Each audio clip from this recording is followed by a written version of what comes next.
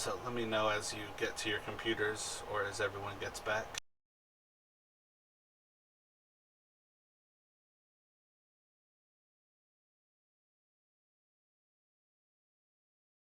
Oh, word. Excellent. I feel like we're just kind of waiting for Vib here, but we'll probably have a little bit of a slower start as we do have a few little like housekeeping style of things happening. So we'll basically get started right about now. Do a little bit of a recap for Key over the last few days / sessions. We would have had a few encounters with the orcs, the guardians of the Savage Eclipse, and those of Eclipse Skull Hold. A few different interactions between the players and them. I believe the last thing you were there for would have been... have you met those orcs at all, Key? Was Raziel there the first time you all scoped out the hold? I feel like you were not there. So I think it was investigated around when Soren first joined the group was when you,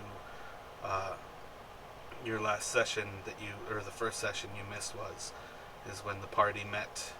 Yeah, that's what it was. So the last thing you were around for is when everybody was talking to the town master, Harbin, inside of Phandalin.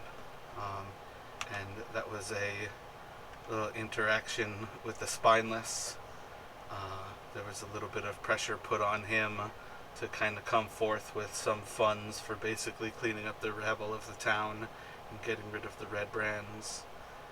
He offered a little bit of payment out of his pocket, which was eventually turned down, and the group kind of went off on a few like side missions looking to find either the druids of Yorich Braithrechas or the orcs that were in a long-lost hold between the Sword Mountains and the... gotta look for the name of the forest.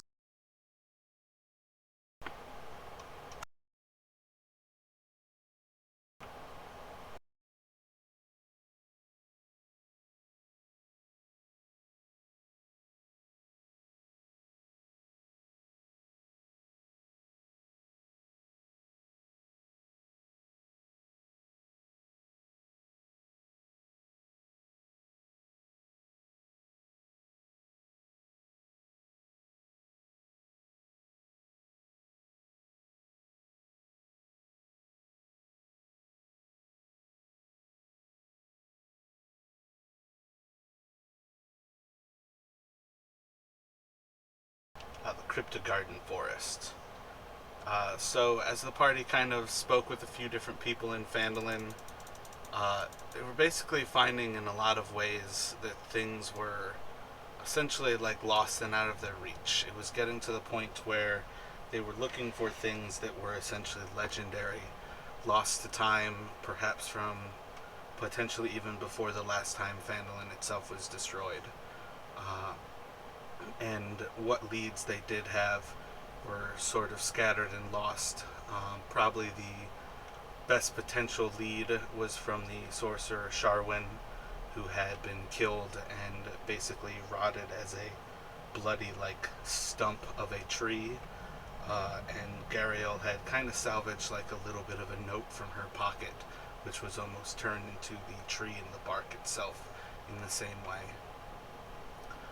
As the party went through town now, they were able to gather a few different things that gave them clues.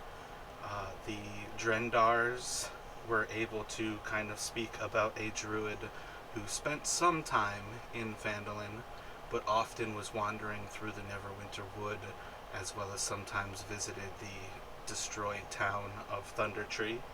And they basically gave the clue that Raydroth might be a potential ally who might know anything about that party of orcs, as well as Toblin Stonehill eventually had a rough-drawn map, having been a miner himself and failed in many ways.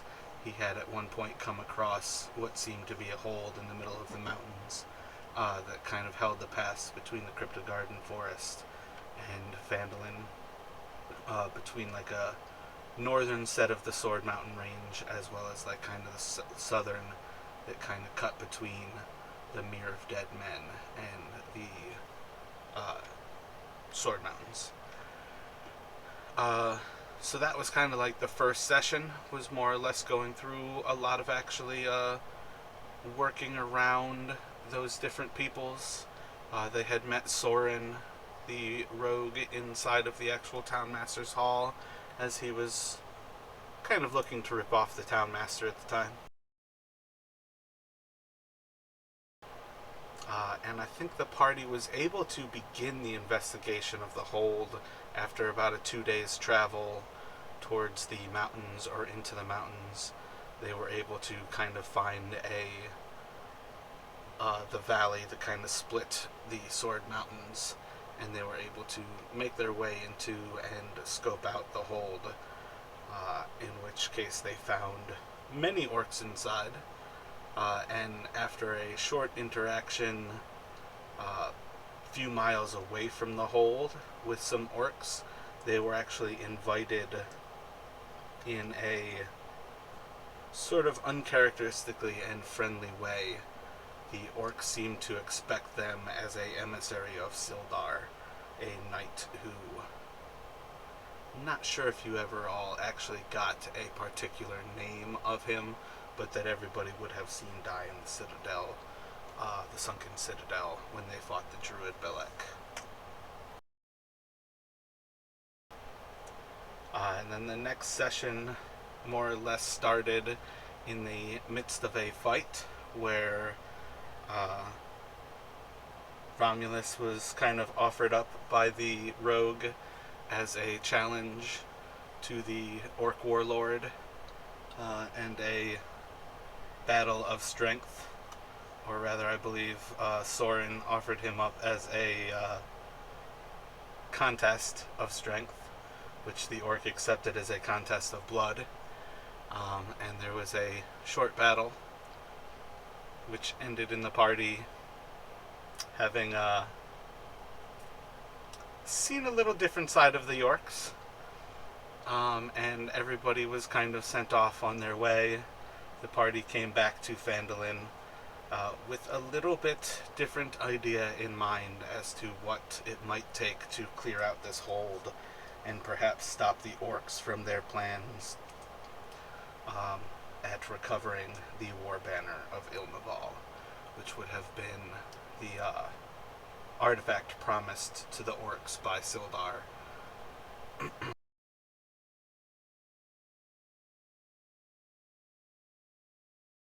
So, arriving back in Phandalin, everybody took a little bit of time to try to figure out kind of what direction things would go from there, and I think they had pretty much a short night's rest before heading back off to the north to try to find the druids off in the Neverwinter Wood, whether they were looking for Raedroth or the actual druidic circle of Ulrich Brithrachas.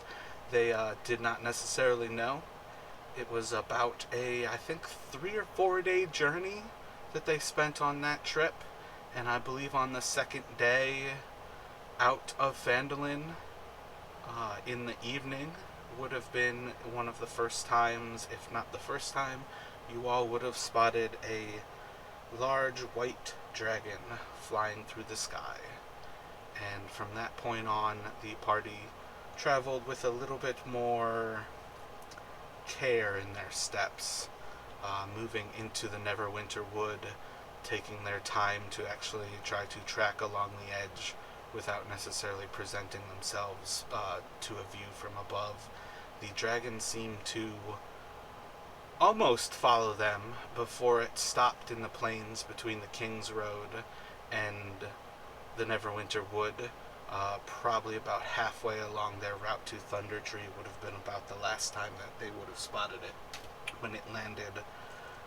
And as they kind of passed on, they eventually met someone who appeared to be following them in a bear form, and it ended up being one of the druids of Ulrich Brithrachas, who brought them to a different plane that seemed to be kind of removed from this world, in which the druids held a ritual that seemed to give them access to different worlds. And as they spoke about the war banner, they presented options but warned against the folly of actually giving or finding the war banner for what the orcs might bring upon the world at large. So more or less, we are rejoining the party at that point. It's going to be an interesting one because essentially we have gone from two different secret places where Raziel would not really know where to go to. So you will be somewhat removed at first from the actual party, but I wanted to give it up to anybody if they did have any other questions for the Druidic Order before they left that area, and we would progress on from there, but just to see if anybody else had any thoughts for the Druids before heading on.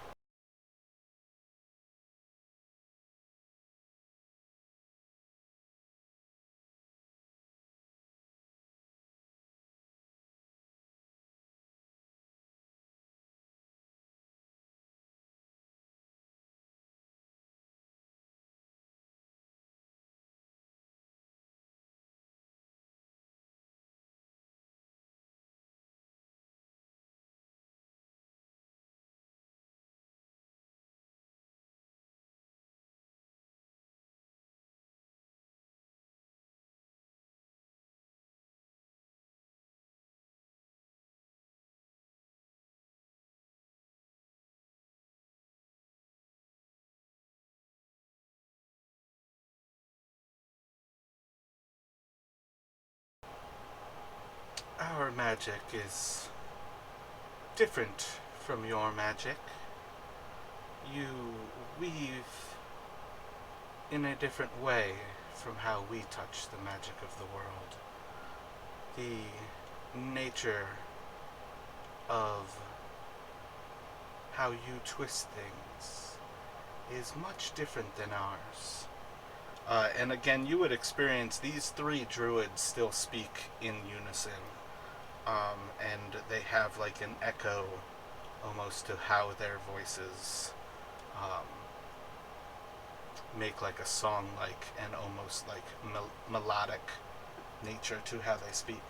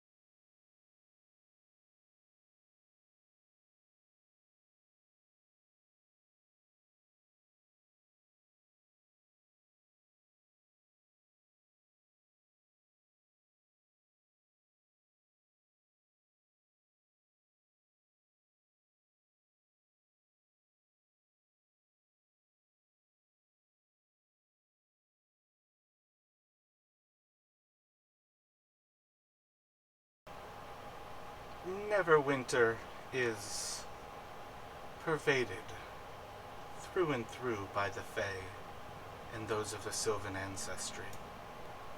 You would have been in just as much danger from the creatures about as you were protected by those as well. Rest assured that while there is natural magic about, you could tap into it, but it would be different than the way that you currently weave your magics.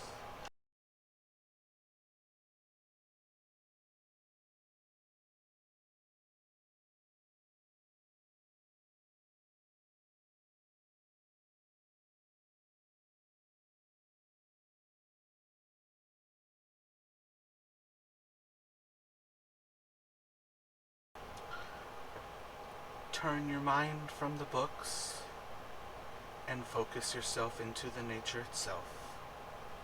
And with the blessings about, you surely can learn different sources of power.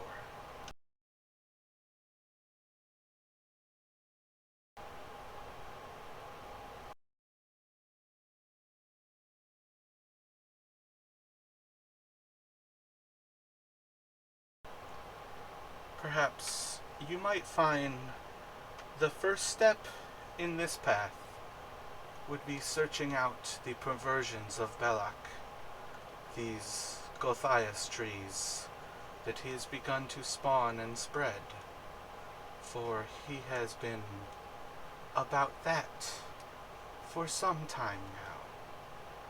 And if you have removed him, a great thing has happened, but there is much more to do to prevent the evil that he began. And this path would be the path forward for you and all of your connections with the ground beneath your feet.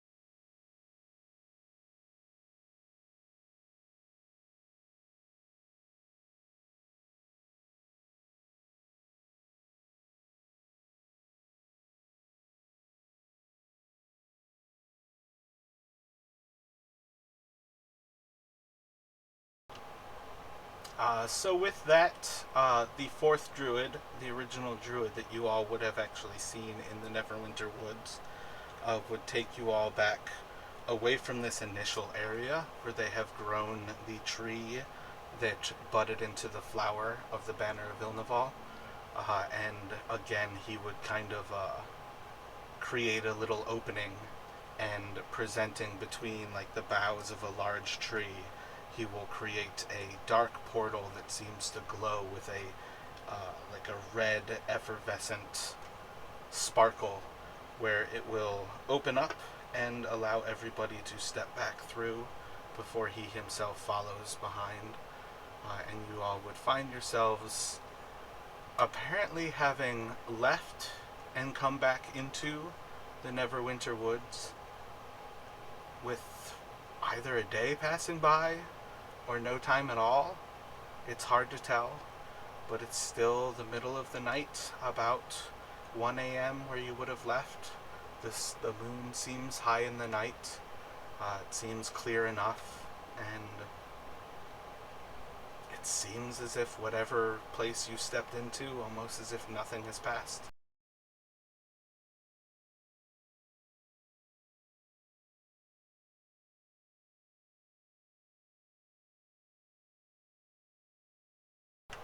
Any thoughts from the party before where you would like to head on to? Are you looking to head back to Phandalin?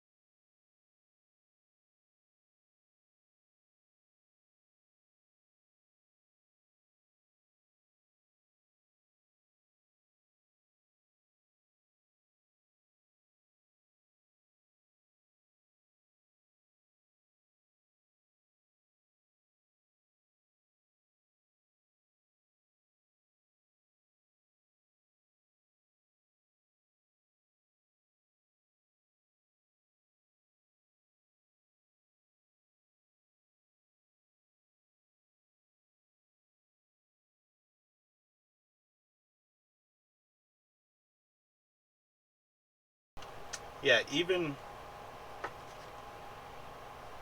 with about, I think it's about 3 days travel time to the area where you are in. Even with that travel time, I think it was 14 days, so you would have just under a week to still plot and plan from there.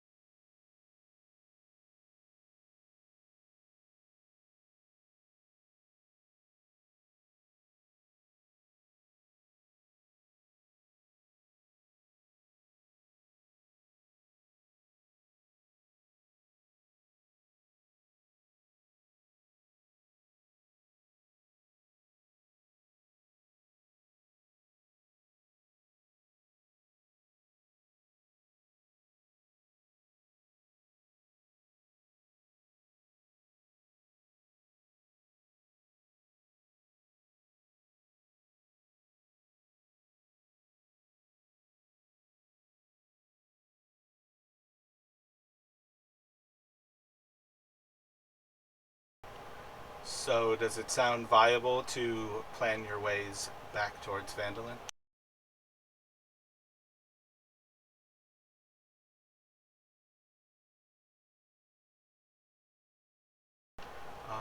Let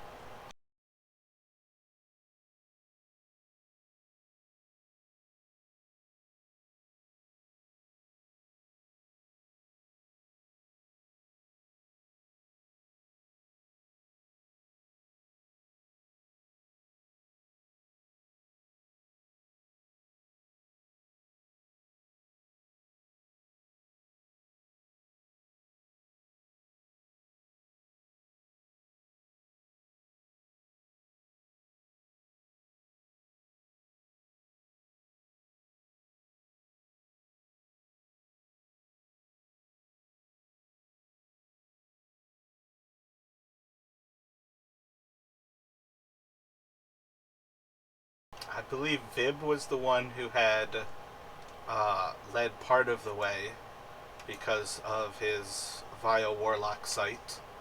Um, Orion, yeah, Orion was the guide because of his familiarity. And then I wouldn't be surprised if part of Gorin being a guide is simply by being a expertise. He might have essentially those extra role abilities.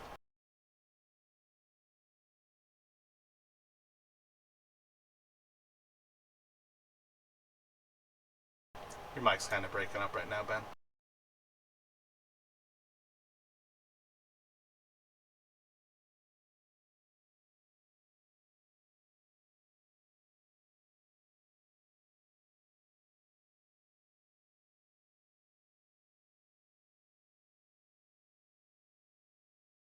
So, rest or push on? What would you all like?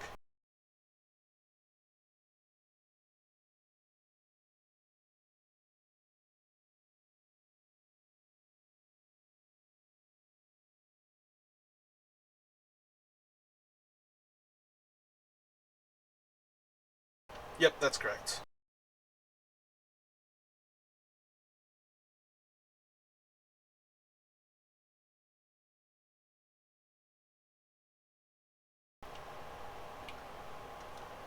So let me just have the three of you make rolls for basically keeping watch through the evening. Again, there'll be a disadvantage for this one, and we'll see what kind of happens.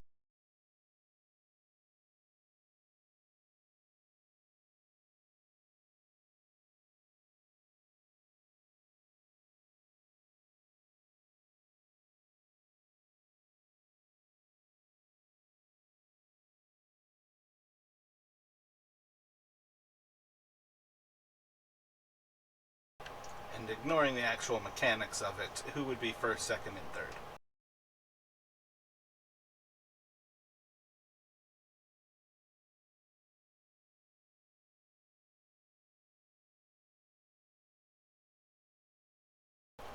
Alright, so the night passes pretty simply without any actual issues.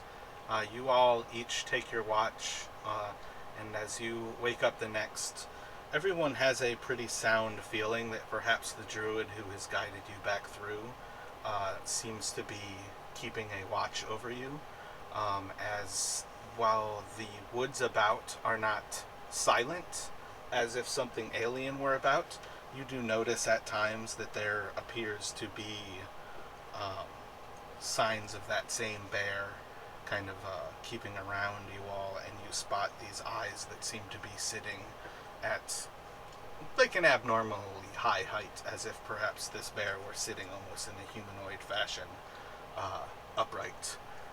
But overall, you have a pretty simple rest. Everybody is able to recover that point of exhaustion, and then you can wake up in the morning. As Magnus wakes everybody, everybody can plan their day back. You are about, I think it was about 3 days out of Phandalin, as far as following the woods. And I think it might be a little bit quicker if you were looking to head to King's Road, but you might just end up traveling quicker to travel much further, and perhaps even stretch it beyond that if things were to go awry. But what would you all like to do as you plan your way back towards Phandalin?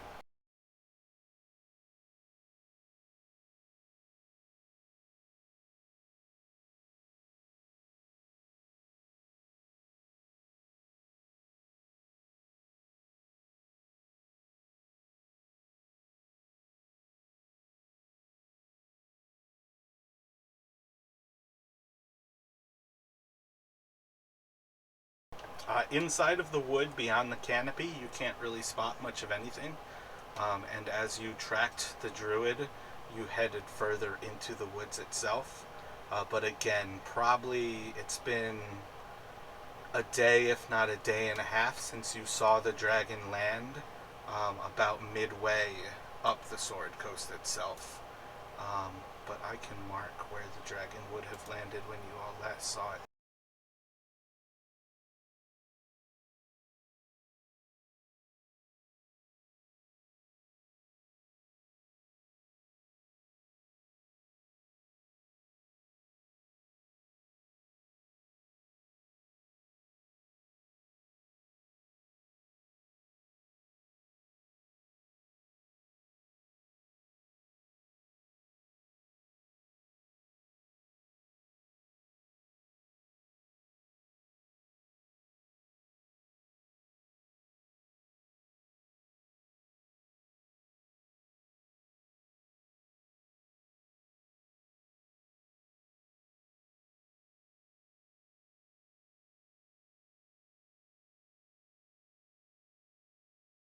Alright, so on that like zoomed in local area map, you all should be able to see that little spot where the dragon would have landed the previous few nights ago.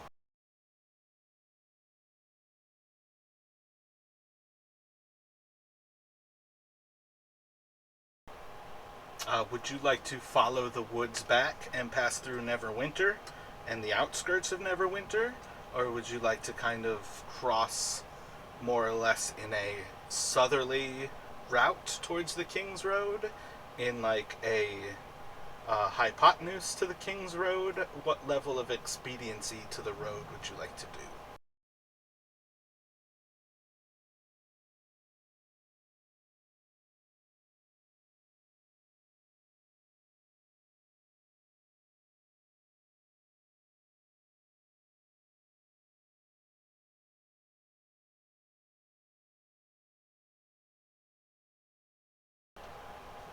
Well, there's a trade off on things. Neverwinter is one of the places where acquiring magic items and potions is not all that difficult.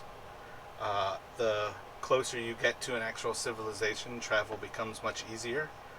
And it would just really, more than anything, add travel time more than we would necessarily spend time on the route, because I'm not exactly looking for you all to have a shopping session so much as if there were things for you to acquire. We would have a quick roll to see if there's a potential to find said things.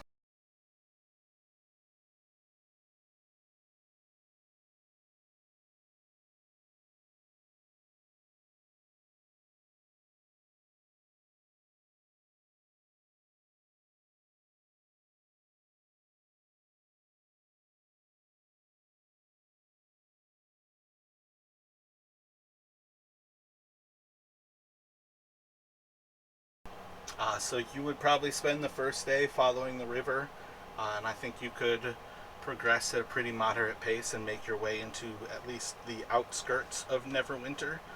What sort of things would you like to try to acquire while you are here?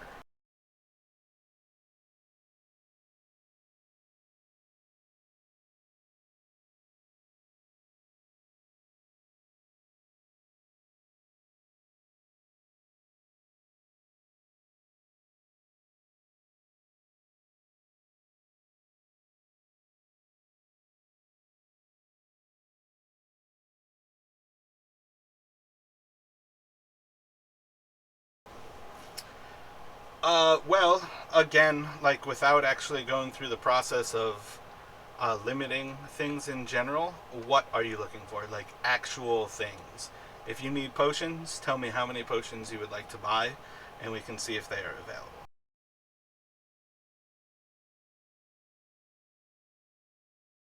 I don't think it would take you much more than a few hours to acquire 4 potions.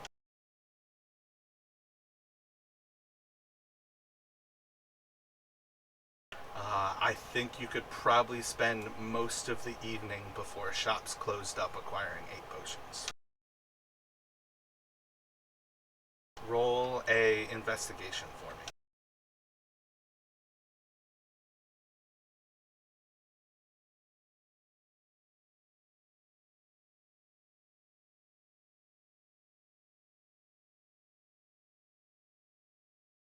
You are able to find a total of 5 potions.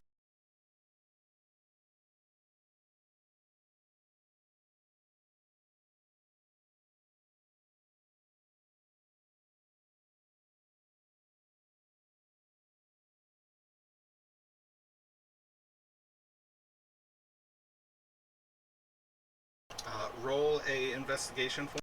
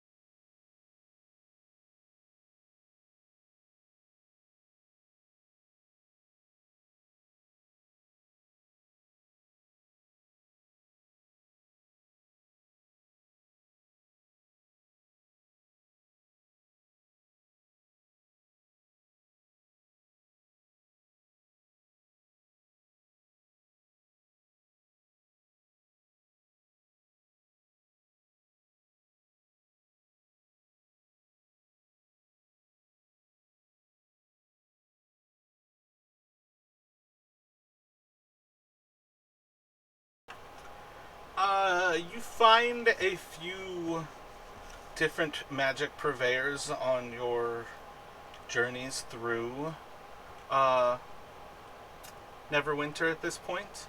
And as you all are kind of passing between these places trying to collect the potions up, people keep telling you things as if they just don't have access themselves, kind of just twisting tales as if they've recently created one or enchanted one themselves, but just don't have it right now. They've sold it off recently. And it seems like people just kind of keep twisting tales and almost telling you as if, like, the person who trained them is at this other shop, and if you just pass to the other side of town, you should be able to find it from them. But again, you guys kind of spend the rest of that evening more or less going around, and everybody seems to not have them at that point in time.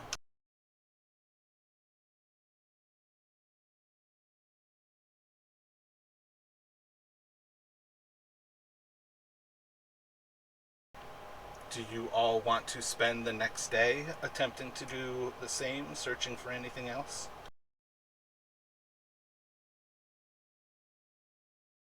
So give me one more investigation with advantage.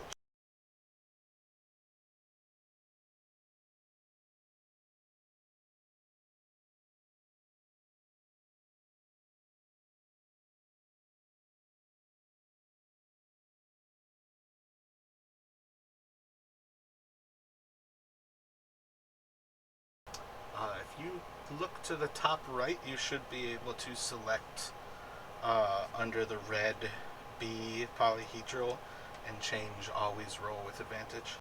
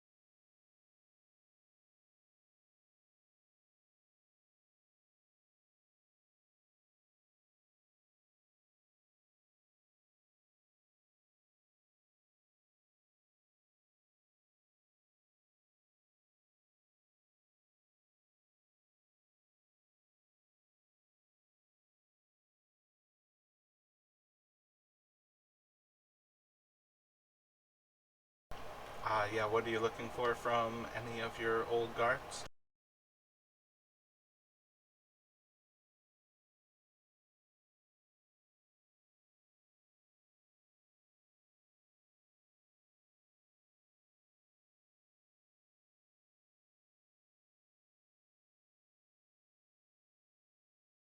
Uh, Throw out a investigation for me.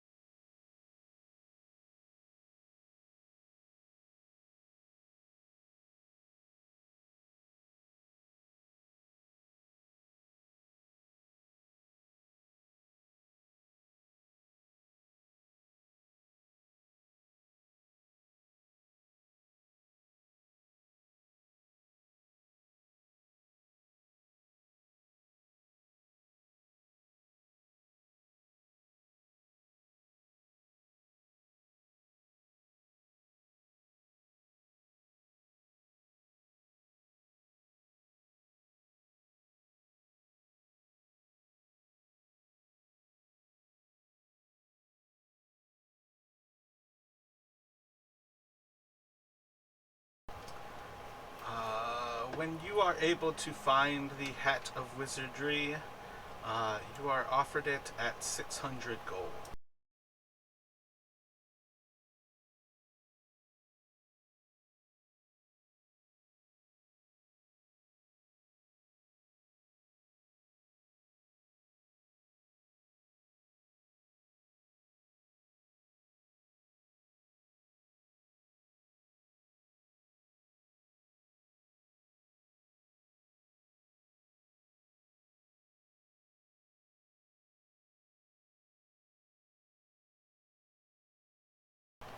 Roll a d100.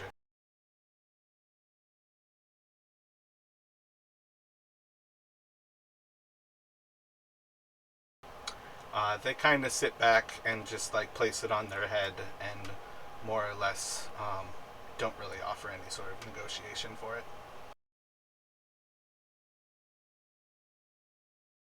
These trying times, never really a difficulty trying to sell something this beautiful and wonderful.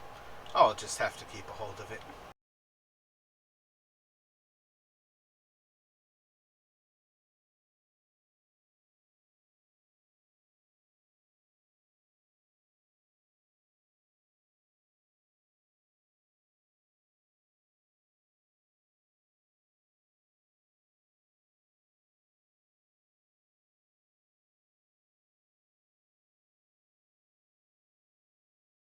Yeah, any common things from the players you can just purchase, no actual effort.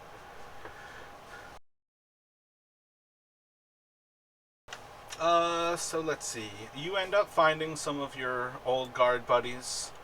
You hear different things from different areas, having some having gone south, some to the east. There's been different rumblings about Hotenau kind of starting to move the earth again as if it were going to explode again. There's a heavy level of fear across the minds of many of the people in the town, and even more so many of the refugees who have come into this area. So there's a lot of kind of talk of that and thoughts that Neverwinter may not be as safe as it once was. A few of them have actually gone south towards the Mere of Dead Men into the town of Leyland, and they were charged by Dagalt to go with some mages and actually destroy the ancient Tower of Thalavar. And a few of them have recently come back from that expedition. And then kind of little bits of things from the east. Apparently there's many different clans of orcs who seem to be raging through Neverwinter. And it kind of seems like there is some large growing force of orcs to the east who seem to be getting a little bit bolder. My bad, raging through Neverwinter wood. I don't know if I threw in that it was the actual wood. And I think those are probably the 3 bits of information that you might be able to get from old guard buddies.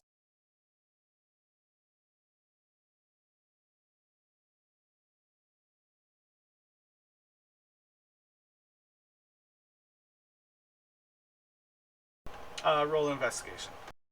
What kind of potions are you looking for?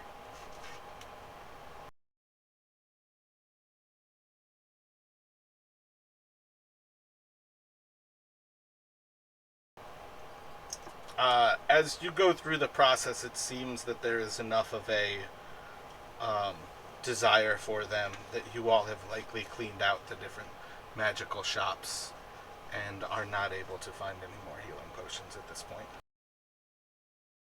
Actually, you know what? Throw it out there. You're able to find a greater healing potion. So for 275 gold, you could buy a greater healing potion. But there doesn't seem to be any more just traditional healing potions.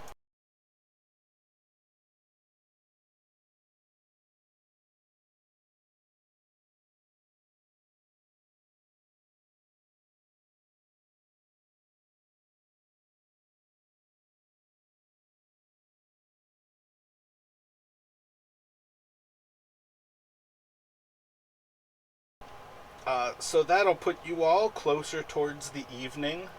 Like that's most of the day spent. But it's still, you're probably on like the waning moon. I feel like it was a full moon while you all were progressing forward through the Neverwinter Wood looking for Thunder Tree. So you would be looking at like a waning moon, but still having kind of plenty of light through the evening. And it would probably be late afternoon, sort of as everyone is stopping on their progressive work. The church bells would probably ring 4 times, so you could guess it is roughly 4 p.m.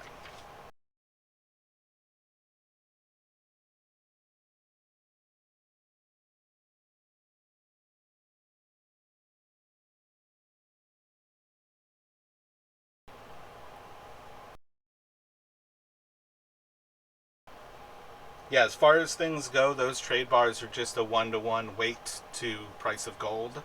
So as far as spending large amounts of gold works, those are just there's nothing special about them. Like they're not any lighter or any heavier than just carrying a gold coin.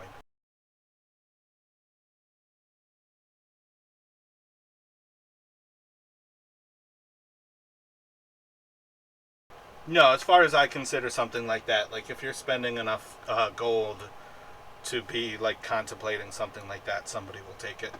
Um, as far as things go, most of the time, if you're spending from a trade bar, you can just as easily actually chop off a chunk of it with your knife and basically like give the weight of however many coins in exchange for goods. And it like basically just kind of cuts down on the weight until you kind of have to have somebody cast them into coins. But by and large, just again, I'm not really looking to nitpick over prices on things like that. Like, it's purely just exchange value. It's almost like a different kind of platinum, basically.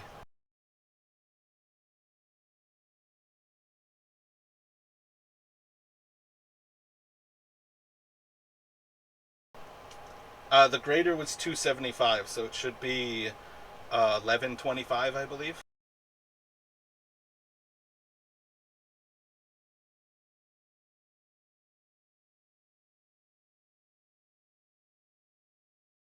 $600.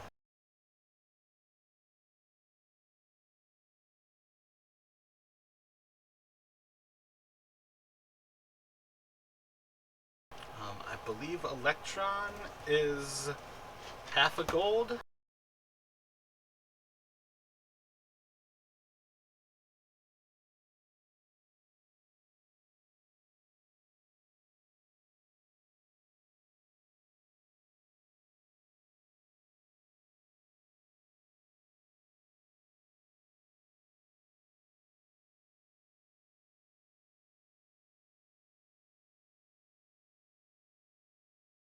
Yes, you cannot produce an infinite gold hack.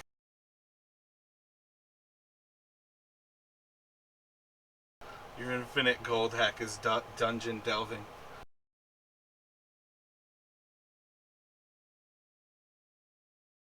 Yeah, Electrum is half a gold.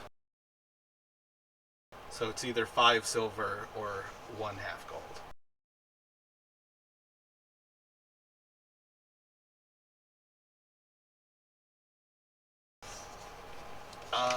And as well, Magnus, in your time going about looking for a few extra potions, you are able to price out the service of essentially trying to get between towns. You can do, uh, let's see, let me actually do some calculation. I'll get back to you on that.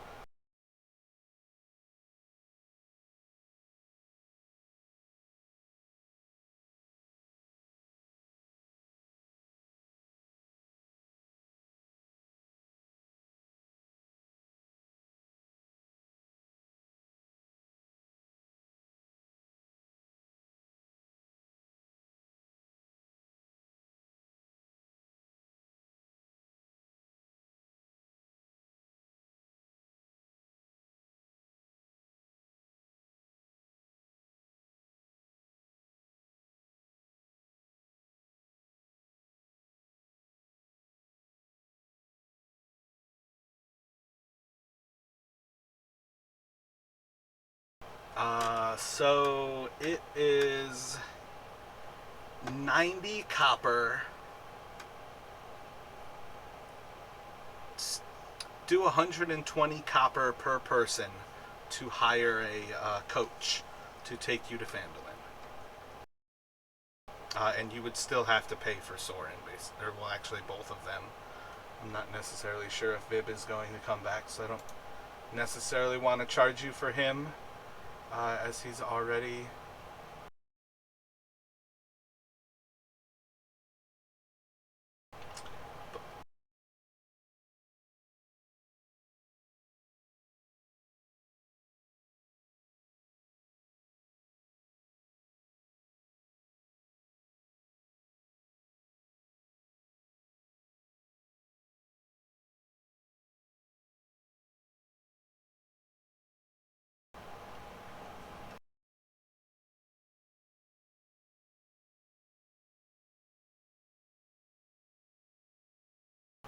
Yeah, you'd be kind of a little short. It depends a little bit on what everybody has as far as their own gold sources.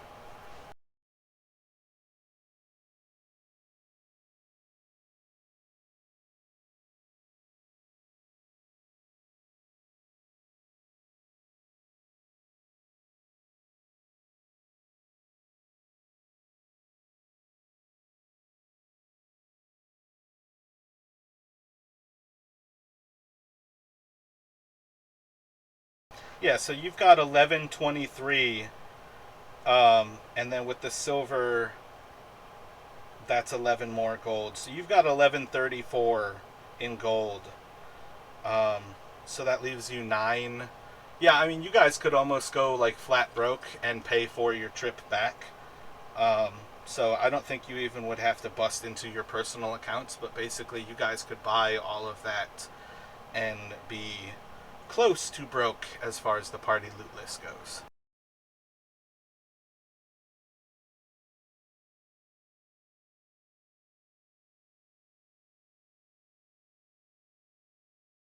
Yeah, so you're looking at 1131 to basically buy all of those things and then hire a coach to head back to Phandalin. And that would leave you basically 3 gold and 3.93 gold, basically. So 3 gold. Yeah, it ends up being like 1.2 copper, and there's 5 of you up there. So it ends up being 6 gold.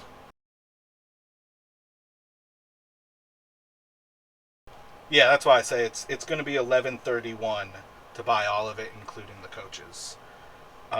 So it would put you at 3 gold, 9 silver, and 3 copper as you all kind of pay off everything.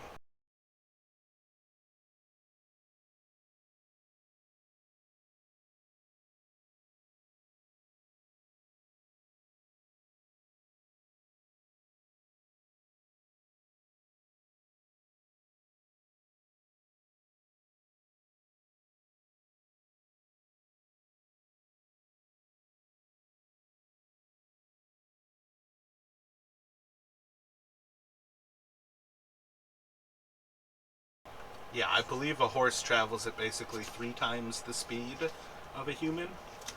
So you would be looking at a matter of like a day or two travel as you all just kind of like relax on your way there rather than making an effort to actually like walk and watch your way.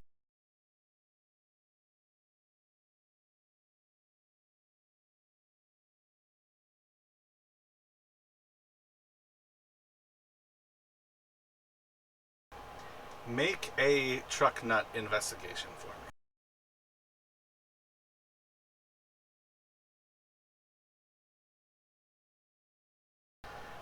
You are able to find one that seems to have dog nuts hanging from it. You can save 1 gold. People seem not to hire him because he's got the dog nuts. So you guys can have 4 gold remaining.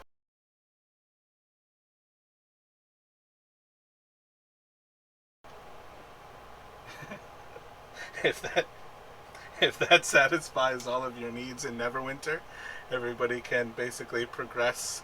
Uh,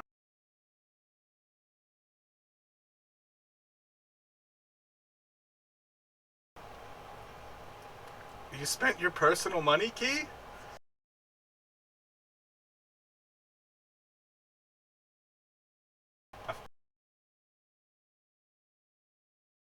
Oh, you're super quiet. I feel like at some point you probably had a little, but I wouldn't be surprised if you spent it before the party really started forming the loot list.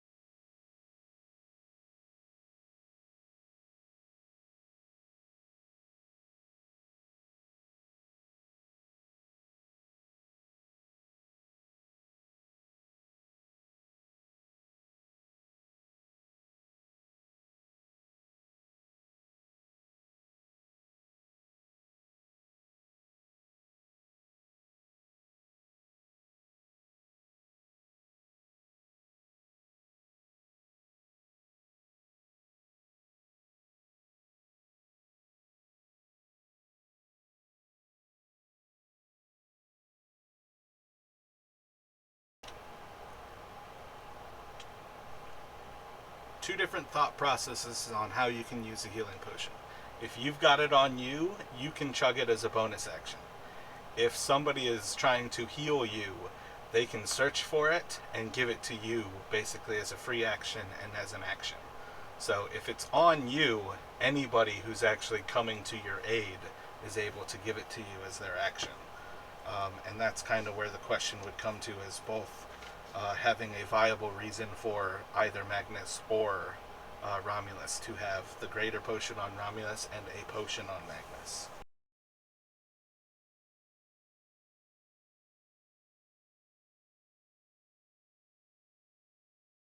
Yeah, if you've got the potion on you, all it basically saves you is an item interaction to give him the greater potion. It's always an action to give someone else a potion.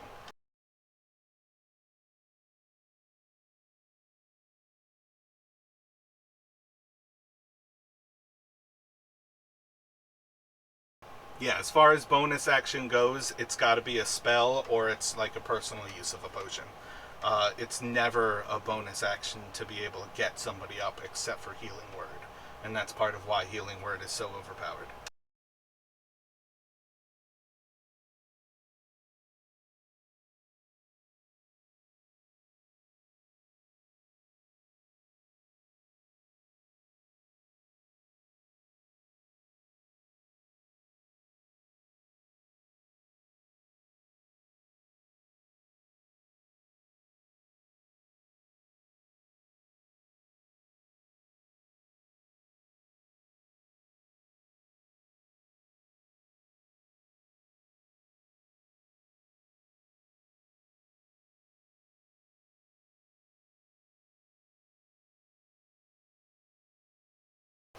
Uh,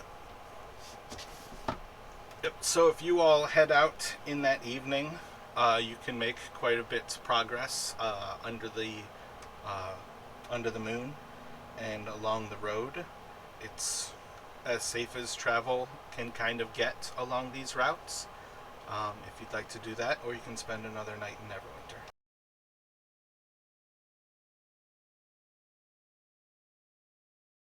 So let me just have another roll from the three of you as you do like a night's watch.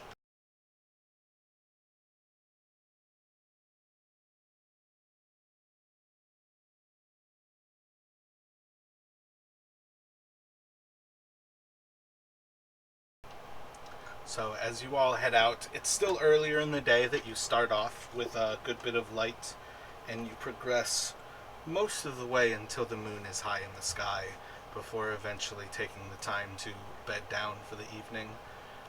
It's a pretty similar situation, as there are a lot of people who appear. Well, I guess this is only. None of you really did this trek before. So all of you are kind of experiencing. Neverwinter seems to have a large amount of refugees who are heading north along the King's Road. There are very few people who are actually heading south. You are almost the only people who are actually making this trek at this point, as you see the vast number of people are heading south along the road. And overall people are destitute, and you just see like a level of like pain and suffering in their eyes that just tells you over and over again that these people are fleeing something that is far worse than pretty much anything that you can imagine. Though you all have kind of been through the ringers yourselves, as you kind of really think about what Phandalin has gone through, it might not be localized to this region, or to Phandalin in particular, that shit is hitting the fan on the Sword Coast. But as you all bed down for the evening, everybody takes their time on watch, and you have a pretty eventful evening. And again, kind of just go on through the night. Nothing really seems to occur before we'll go for it as Orion is the last person on watch. He starts to wake everybody. You're able to have your breakfasts and get back on the road with fresh horses. You are probably be like a long day, maybe stretching into the next day of travel to get back to Phandalin.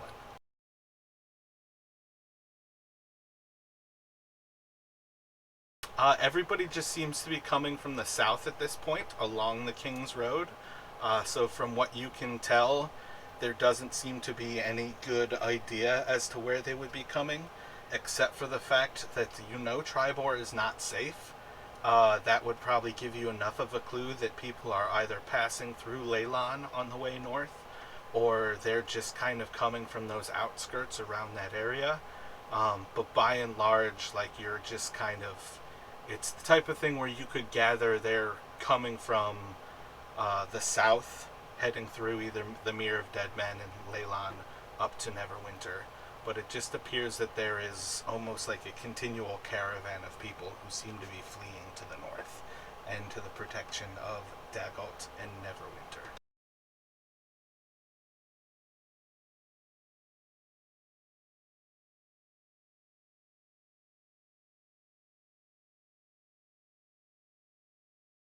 You are able to run laps around the horse as you start your morning exercise.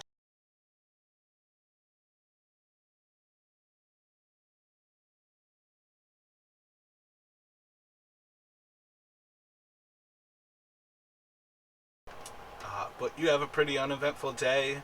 About high noonish, you all stop to let the horse rest for a little bit. And it's shortly after that that you turn off of the King's Road onto the Tribor and start to progress towards the east. You all are basically able to make it nearly to Phandalin before you take the time to rest. And we can basically bring in Key at that point. Just kind of randomly on the road, you all would see a apparently mage of sorts riding a horse towards Phandalin. And you quickly recognize this to be your friend, who seems to be going east along the Tribor himself. So you all can basically spend the evening kind of catching up between each other, but you would kind of know that your horse would be in great danger, and the actual carriage rider doesn't care to risk his livelihood over pushing on the last few miles into Phandalin.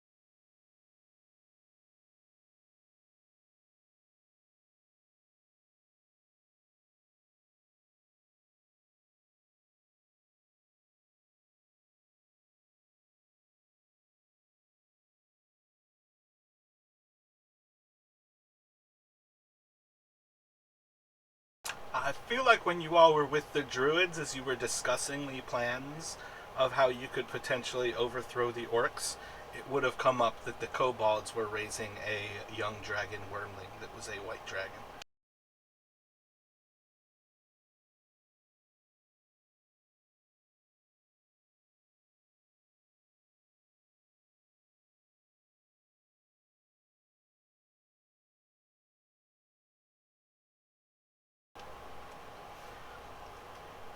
I'm not sure how good of a view you all would have gotten of the dragon flying overhead, but I think it would be easy enough to know that the dragon was even either flying extremely close to you and or was much older and much further away.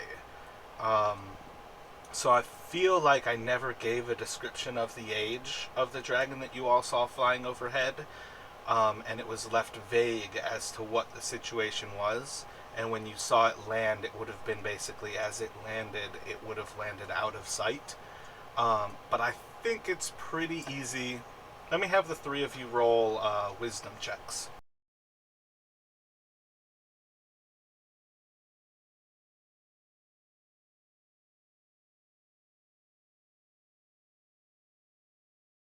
No, you didn't see the dragon at this situation. I think you guys could piece it together enough. That's fucking amazing that the wisdom guy failed so horribly. But I think you guys could pretty successfully put it together that it is likely that this dragon is not the same dragon that the kobolds would be raising, as a wormling would be many years off of being that large. Uh, in the best of circumstances, this thing would be a little bit larger than a horse, maybe the size of a war horse. And for the thing that you saw flying overhead to be that size, it would have been much closer, and you would have heard nearly just as much as you saw. So I think it's pretty easy for at least Orion and Romulus to plug in that it is likely that this is an adult, if not older, dragon that you all last saw, and then it's likely that the kobolds still have the dragon inside of the citadel.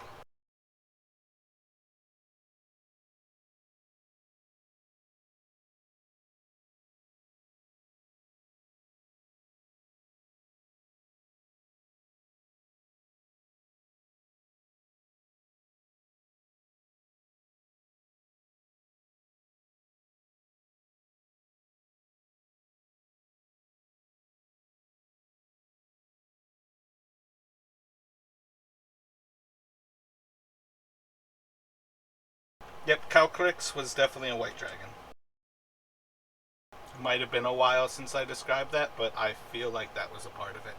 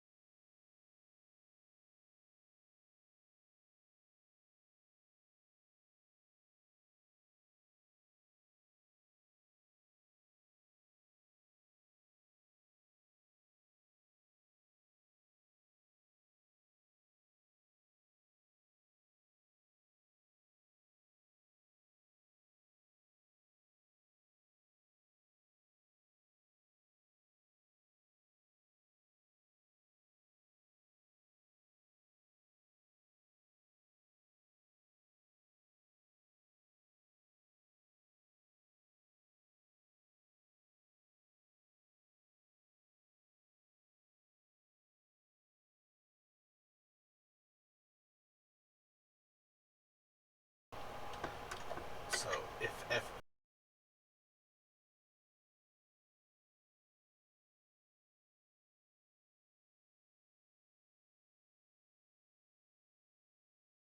kind of broke up at the start of that, can you say that again for me, Key?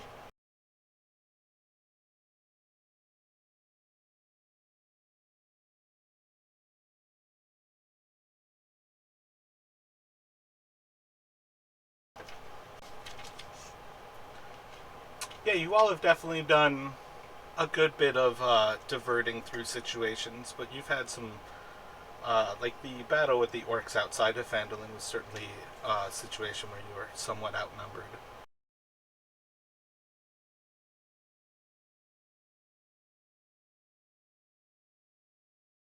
You've had no problem killing actual humans.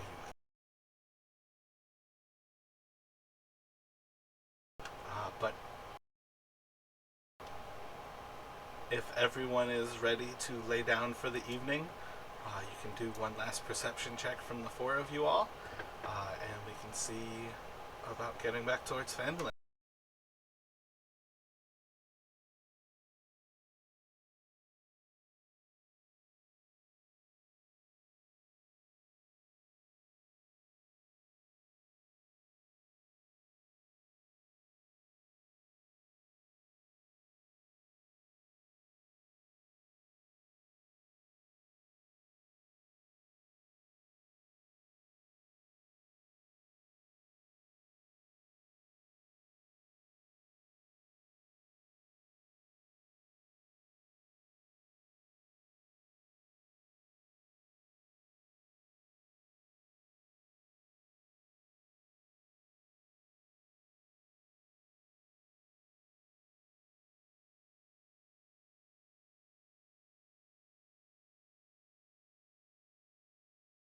Oh, shit is about to hit the fan. Uh, so let's see. What order of watch are you all doing? Oh, let me also have. Was that 22 the start? Was that yours? Did you start it, Romulus? So we're just doing that order of Romulus, Orion, Magnus, and then Raziel?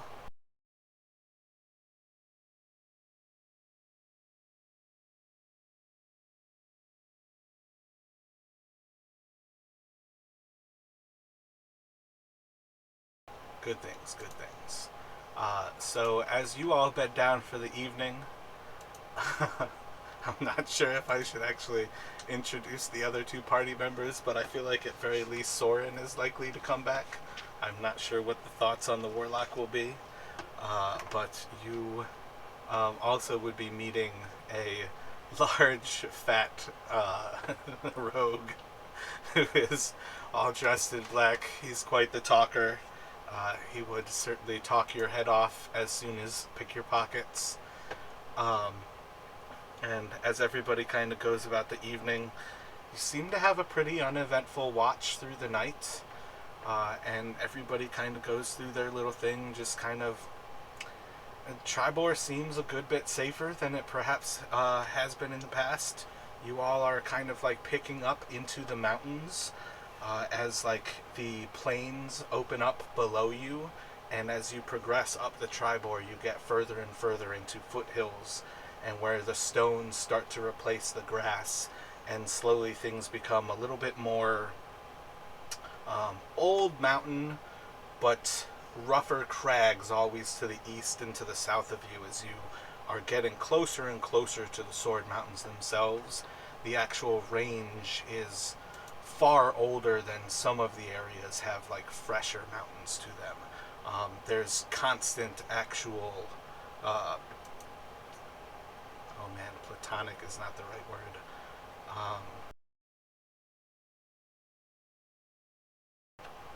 Teutonic? Damn, I can't think of the fucking word. But the actual like plates of the earth are like crunching together in this region. So where these old mountains are, like the fresh mountains of the Sword Coast, are just to the south of you. So you're in like a better position to almost watch over this whole area.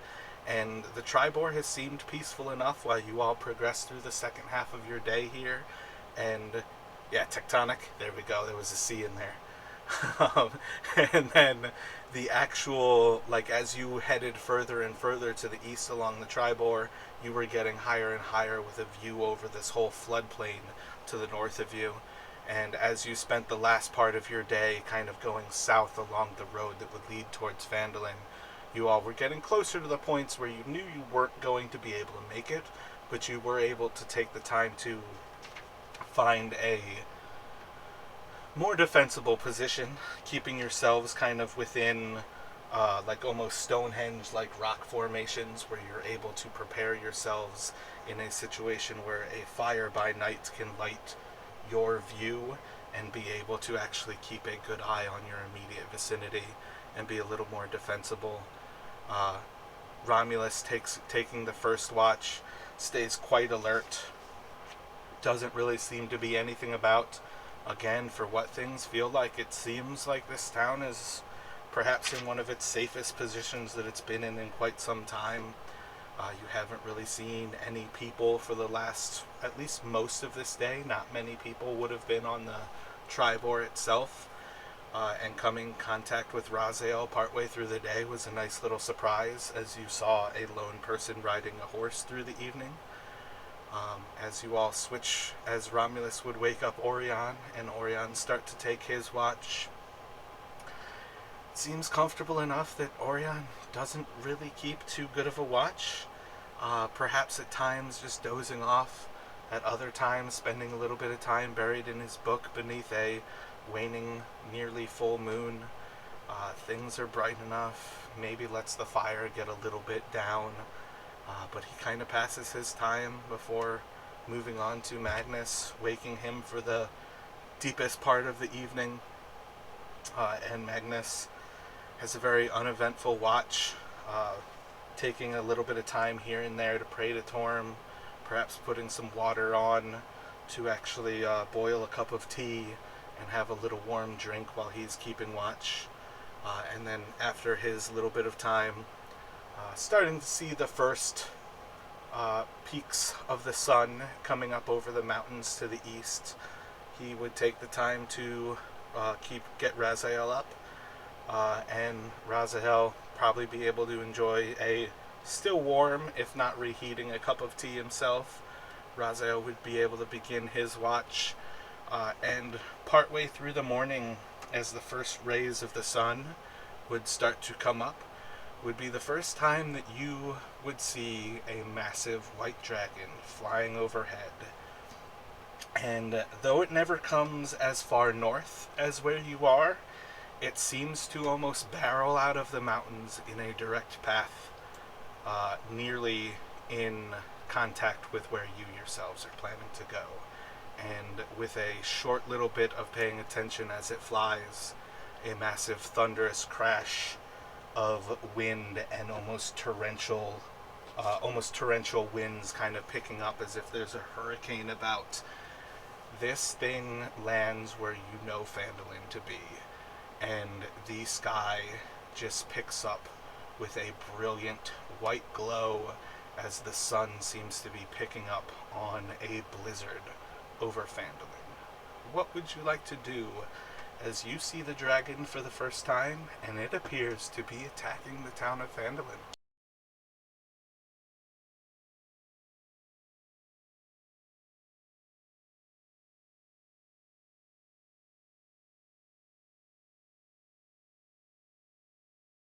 So mechanically, if people actually go about waking up at this point and getting prepared for a day and leaving or doing pretty much anything at all, you all will take a level of exhaustion. You have not completed a long rest. It would be in about the 7th hour of your sleep. As Raziel wakes people up, you would all still feel uh, exhausted, and your bodies would still be looking for that sleep. But it's not out of the ordinary to be woken up. There is a dragon probably within 10 miles of you all.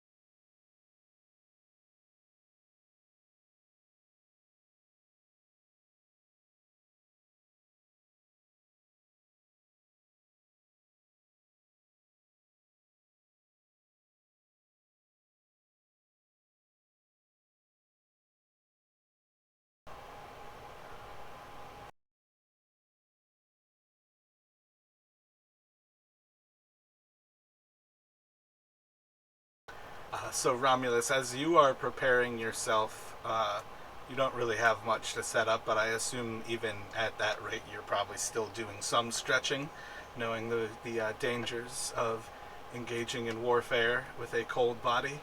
Uh, and this is like at the peak of fall, where things are starting to get a little chill, as well as the fact that there is a white dragon bringing chill to the town. You would notice that the actual carriage and horse, the gentleman is preparing to leave and is basically setting everything and is heading out of town as fast as he can. He is trying to head to the north.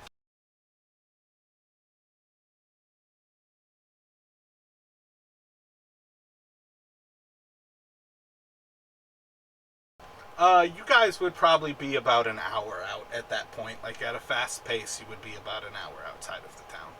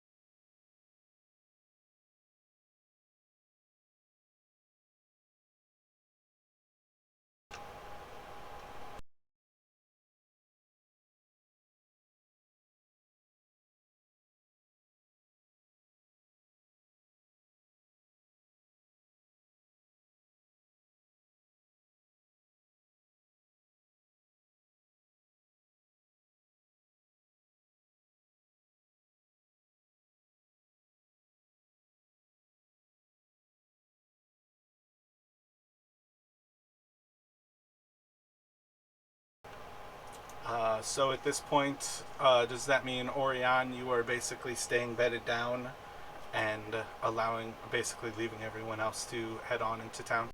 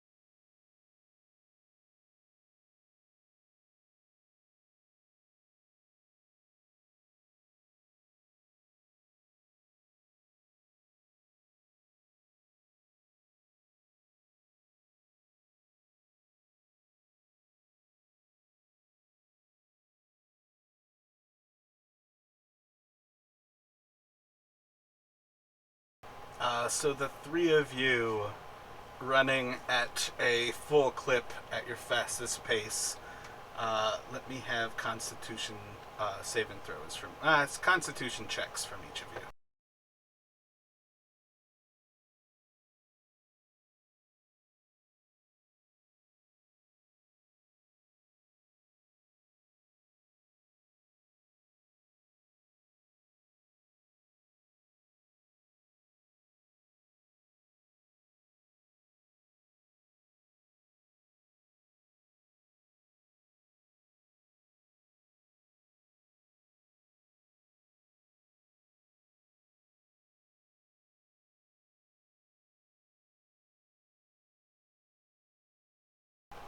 Oh, I can't let you get away with rolling in that one, even if it is the wrong check.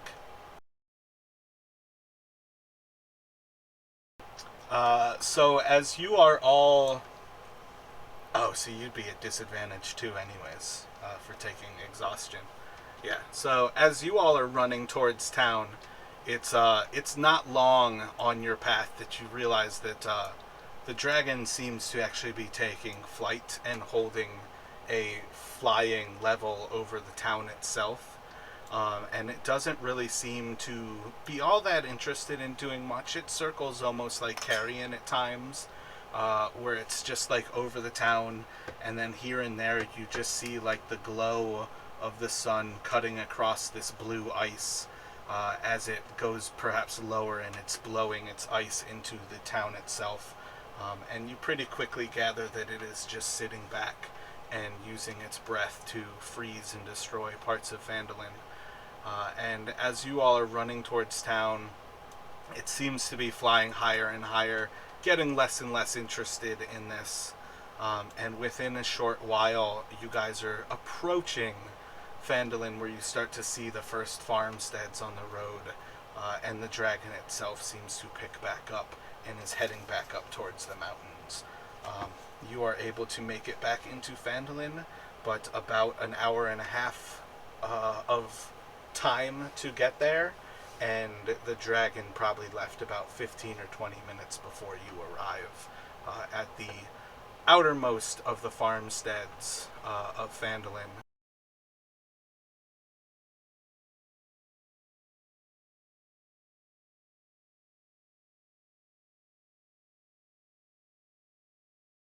So probably it would be about 4 hours ahead of when Orion would arrive. But as you all head into town, you see different signs of buildings that seem to be almost frozen. I'm not sure if anybody's seen like the photos of like the Arctic Circle when like Russia gets blasted by storms from the north, where there's like icicles reaching out like a foot to the side, absolutely horizontal to the earth.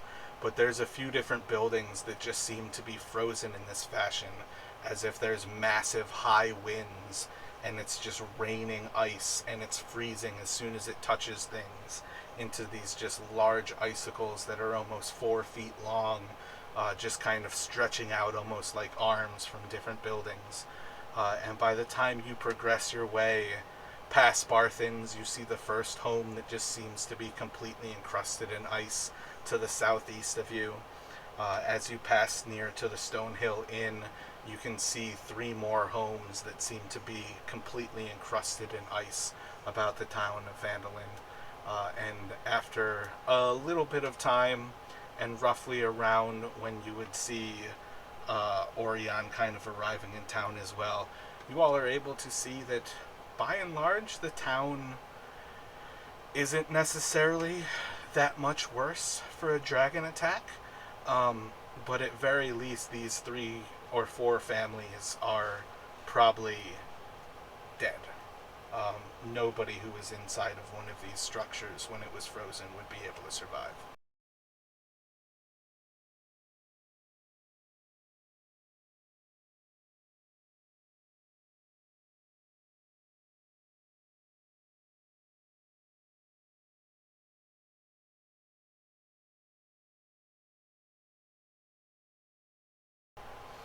You see a lot of the different people of the town actually out and about helping each other.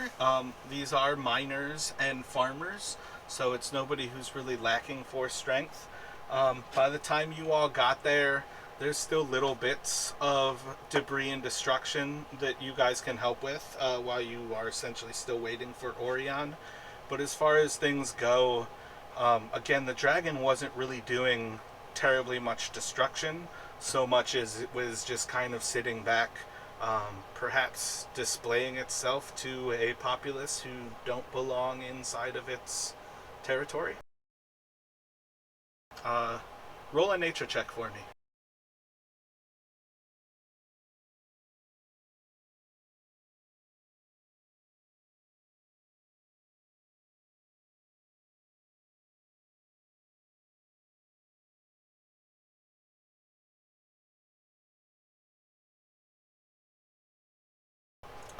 The twins,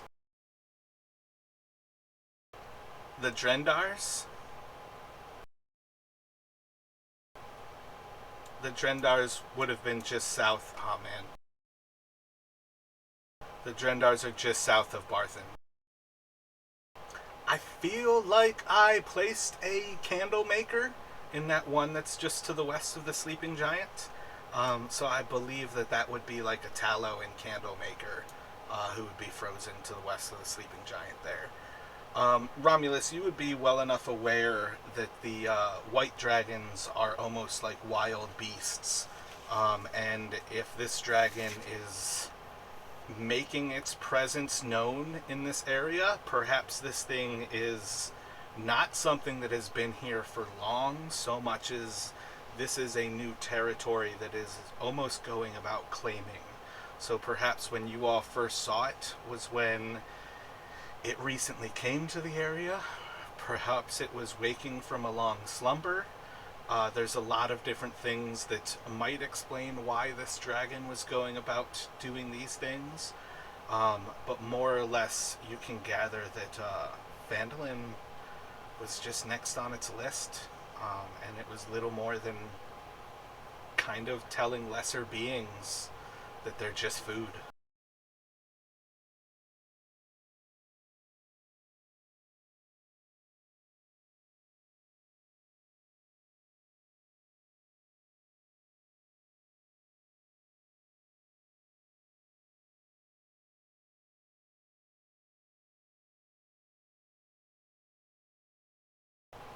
Yeah, there's kind of no shortage of like help that you all can like lend to people, but from what you can tell, a lot of what would have been the destruction that's kind of lasting from this is actually from the panic of the people who started to flee the presence of the dragon more than actually recognizing um,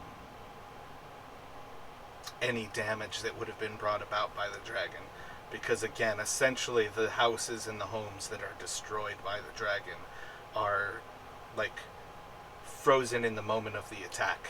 There's nothing actually destroyed about these homes. In many ways, like the stone that is below them will one day, it'll like essentially kind of thaw back and the stone will still last.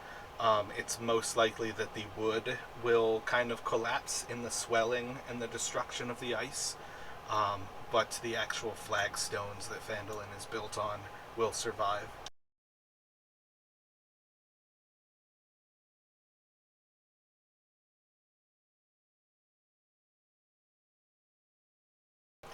So, as Orion arrives, it would probably be roughly about 9 or so in the morning. Like, it's still, the sun's still like creeping up over the mountains, but it is, the heat of the day is starting to actually kind of be a feeling that you can sense. Um, there would be no shortage of like small injuries that like Lady Gariel is helping people in the Temple of Torm. There are little things like that about the city. It's not like there was no destruction here, but again, a lot of the injuries would almost be like self-made from panic of people who are running and fleeing, in the same way as like when somebody yells fire in a crowded area.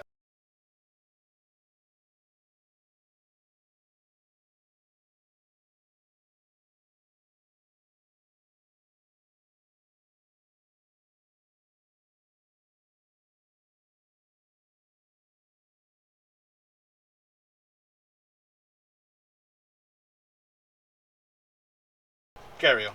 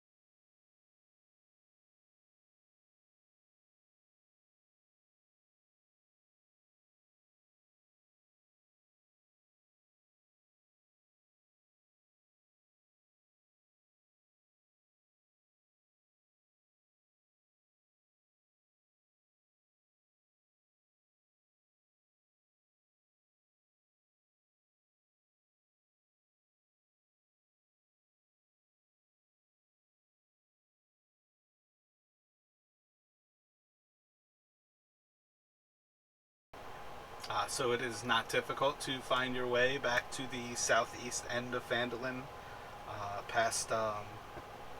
Damn, not Ettermath. One second, let me grab the name. The Alderleaf Farms.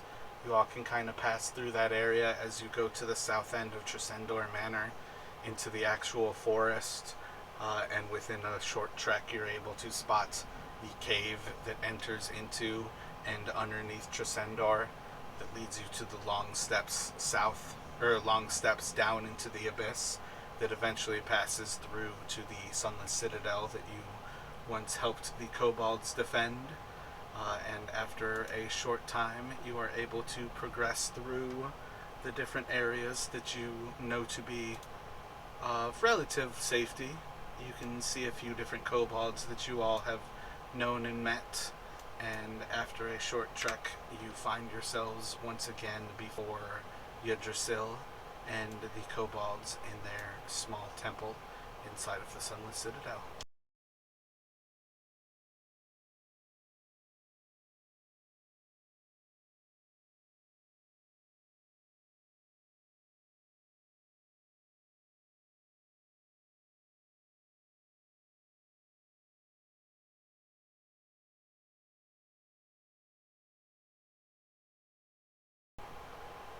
Welcome, welcome. What can the great kobolds do for you, surface walkers?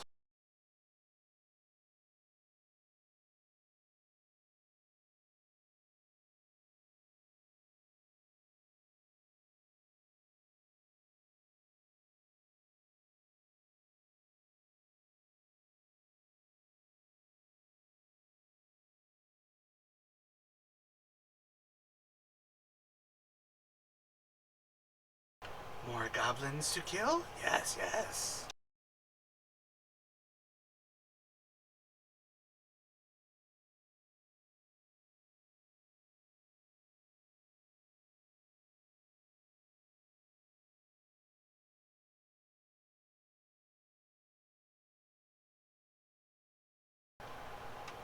Calcrix is young. He's perhaps not ready for war.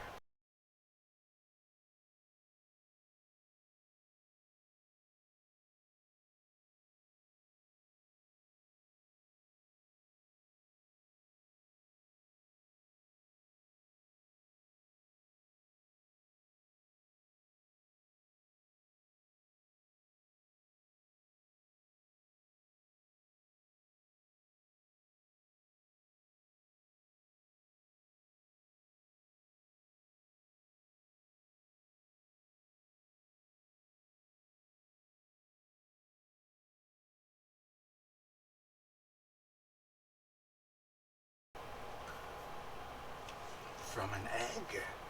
And Yggdrasil kind of like shows the shape of a egg, and basically shows this sign that this thing was about as large as Yggdrasil herself.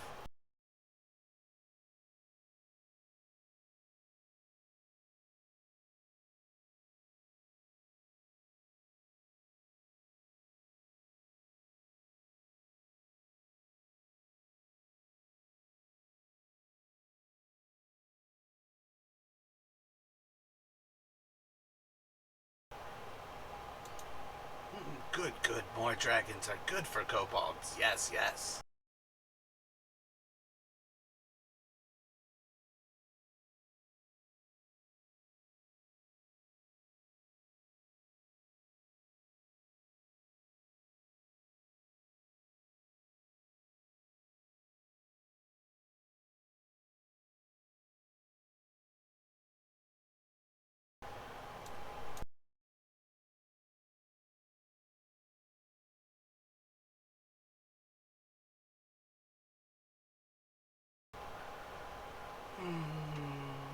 Kobolds are fast and young, but there are many things about the surface ones that we perhaps have less to gain from fighting orcs.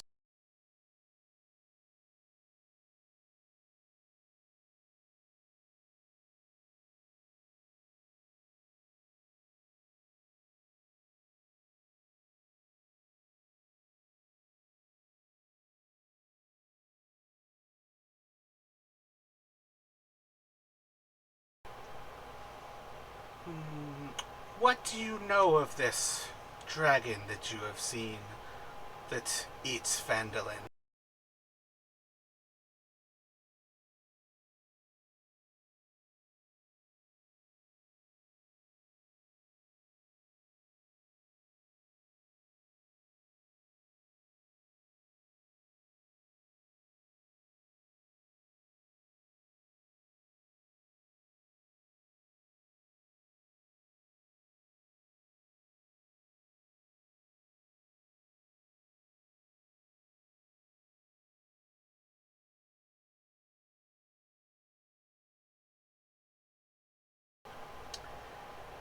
If there is an ancient white dragon here, your people will not be safe.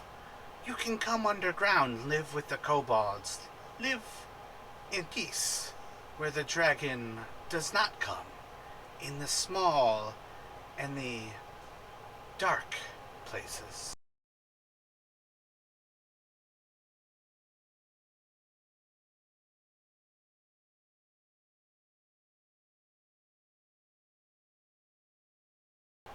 Yes, yes, you all can come underground, kill the drow, and with the drow gone, you can take their lands.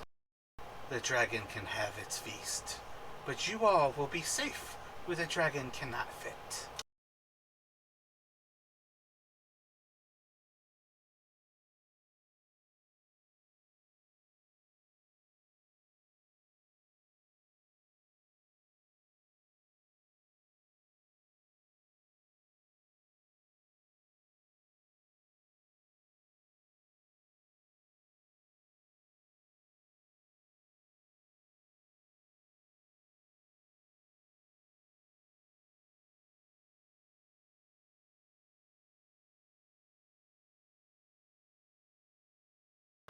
Hmm. Well, you already know of two entrances into the Underdark. Yggdrasil and the Kobolds guard one directly to the north of Yggdrasil's throne. You all would have initially gone down that way the last time you were here.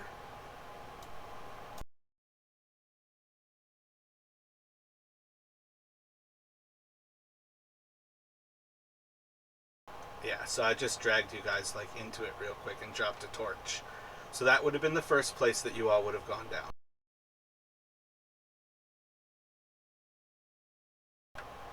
And then the other one is from the next layer down that goes into the Underdark, and that's where you came out when you had Magnus.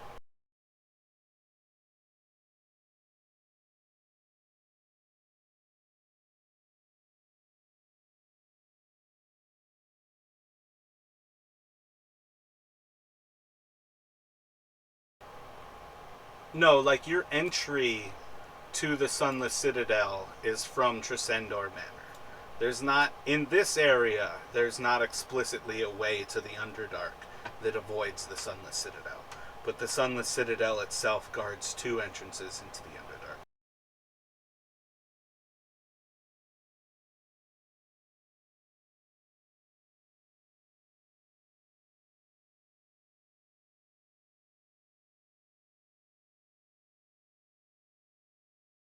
So this is the other map that to the north, in the north, oh wait, you've got two counters on this one right now, give me a second. I was just like unarchiving these. In the northwest position of this map, I dropped a torch up there again. I think I copied some kobolds too on accident, but that was the other entrance into the Underdark that you all would know about. Um,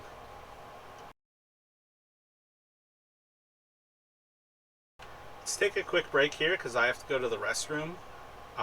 But we will rejoin in like 10 or 15 minutes here, depending on when everybody gets back. And we can kind of go over these different plots here. But again, at present, as far as everybody takes some time to think about what you'd like to do, these are the two entrances. There are plenty of entrances to the Underdarks, to the Underdark. You might be able to get it more information. I'll have to see what the kobolds know as far as what I might be able to present to you from them versus having to investigate and find them yourselves.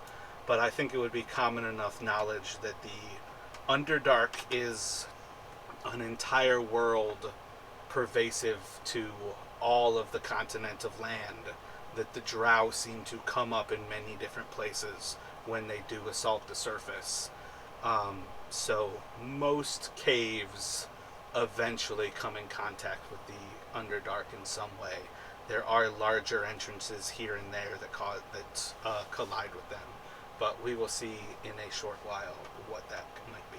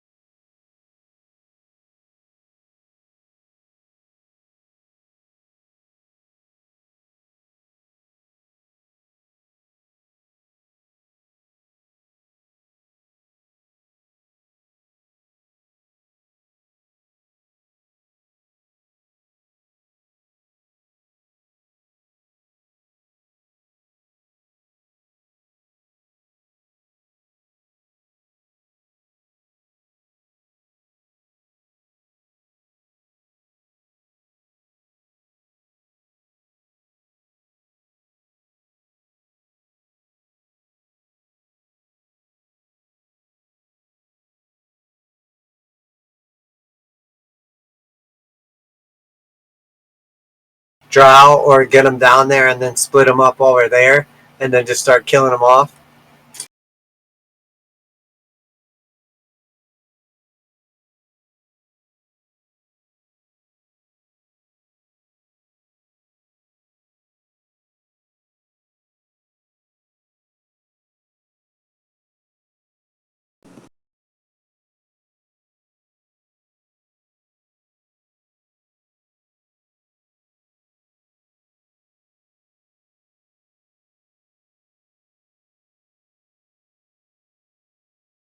Yeah, I remember seeing it, but when we saw it, we were like playing with the kobolds, weren't we? Oh no, wait, that was we were playing with ourselves.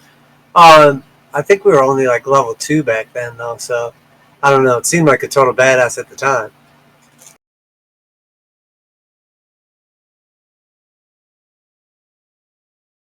I'm just thinking, like, I mean, if it's the size of a horse, it could probably fit one of us.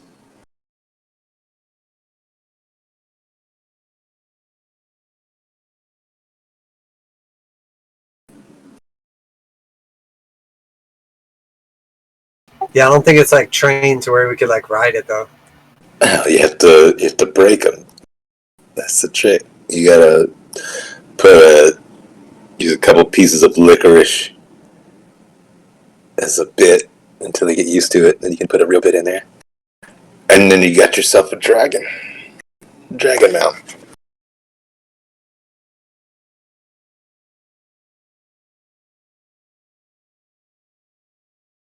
Yeah, I don't know enough about them. I'm just assuming if they live for like 1,000 years, it probably takes a while to break them. Like it's probably not just like a 2 week thing. Like, You're the if you first want ever to, dragon rodeo champion. yeah, if you want to spend the next 250 years training the dragon, I mean, I'm okay with it, but I just don't know how effective the rest of the plan is going to be.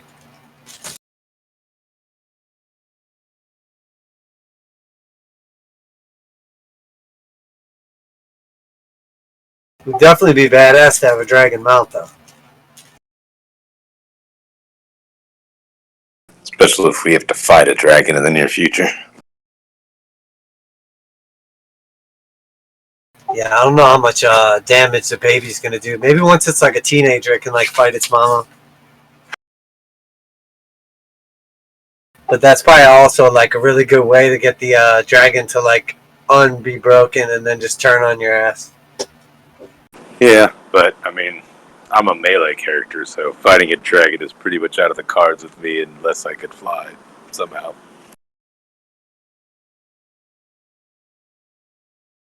And I presume for Magnus as well. I don't know, he's probably got a shot with a crossbow or something. I mean, I have cantrips. I'm pretty sure we're level 4, so fighting a dragon is completely out of the cards for any of us. Fighting a dragon is, we could do that at any level. Surviving is a completely different thing. Well, there's a big difference between fighting and just feeding yourself to a dragon.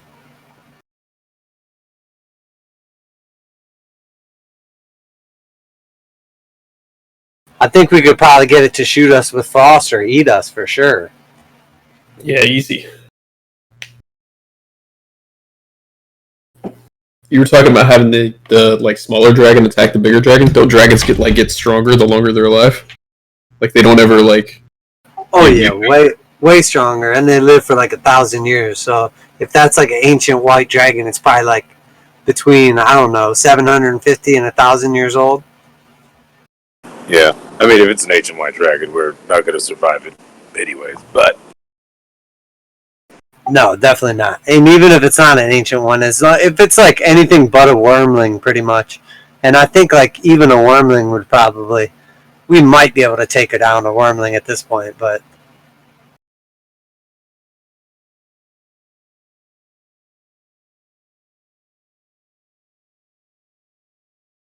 The other thing is we track it down to its lair and then fight it there because it'll be less likely to fly away.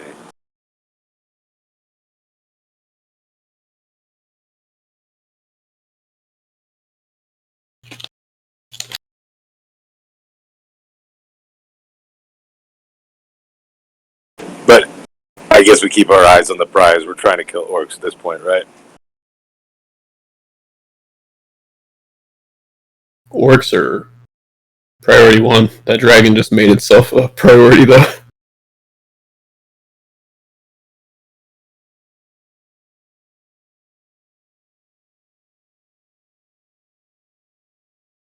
Well, I guess the other thing is just to use the enemy of our enemy to be our friend and send the orcs to help us with fighting the dragon.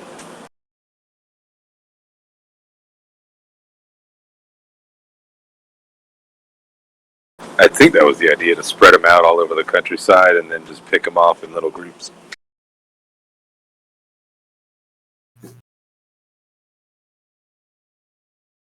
For sure, but now I'm wondering... I don't know. Involving the kobolds probably isn't helpful, necessarily, on the outside. They don't seem to want to... No, but would they happen to know where the lair of this larger dragon might be? They might if they stole the egg. Oh, Not great calling and them thieves. powerful kobolds. Not calling them thieves, but they got that egg somehow.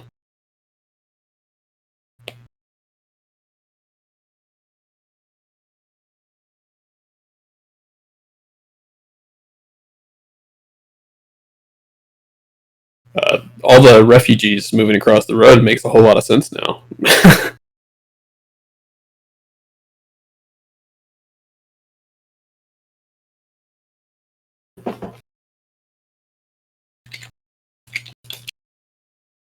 Yeah, the other thing is we could just go and kind of get an idea of like what towns have been attacked and see if we can find a center point within all of them. And that's probably a good indication as to where the lair may be. I mean, it's probably in the mountains, right? Oh, for sure. But that's a pretty big mountain range without, I guess, I would. doing a little bit of trigonometry. Wouldn't the orc stronghold be in the potentially in the radius of this dragon's? They might be getting harassed too. It might not be hard to convince them to go after the dragon.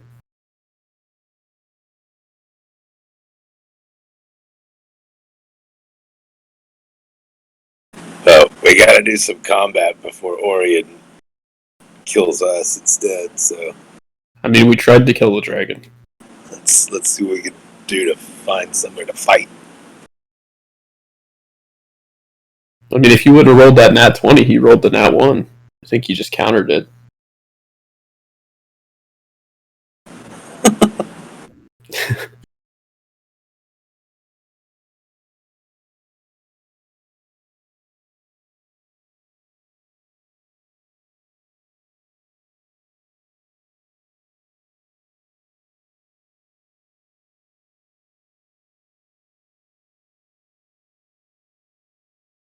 But at the same time, the orcs without the banner are not a larger threat.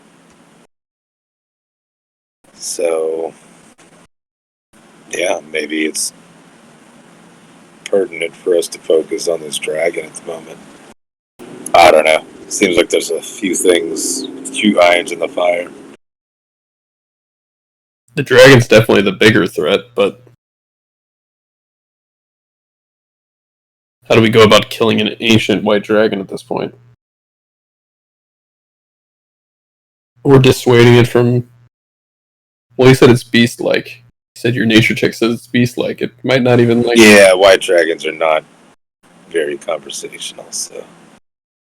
Yeah, I actually watched a video on them. I was watching a bunch of dragon videos. I just didn't want to, like, metagame too much. Yeah, don't metagame.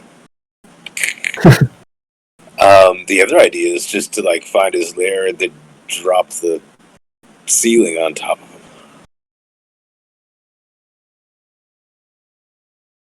Get a bunch of explosives.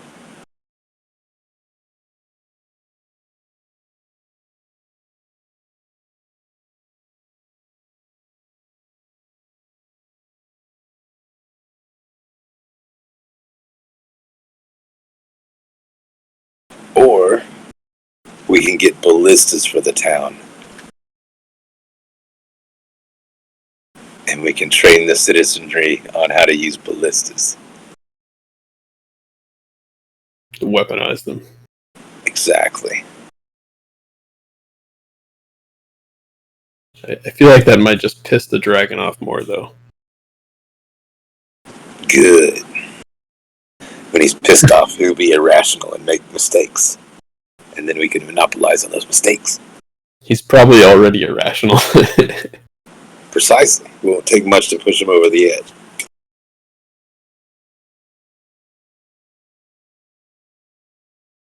Or an ambush of some sort, like prep an area with ballistas that are hidden or something like that, and then draw them to that place. And then use it like a trap. But maybe an ancient white dragon. We haven't seen yet, and those then, before. Something shiny happens. And we get distracted.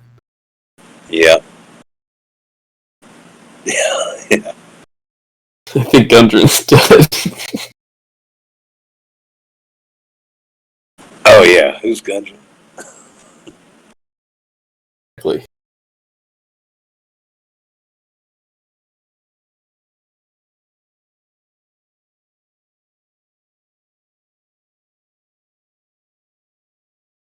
Well, what do you think, Orion? Does your fancy hat telling you anything?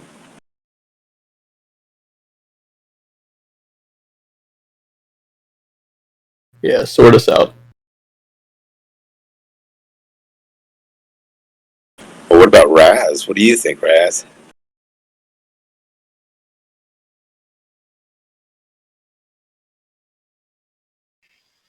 If it was a younger dragon, it'd be easier to deal with, but because it's like an ancient dragon, that's a whole new ballpark.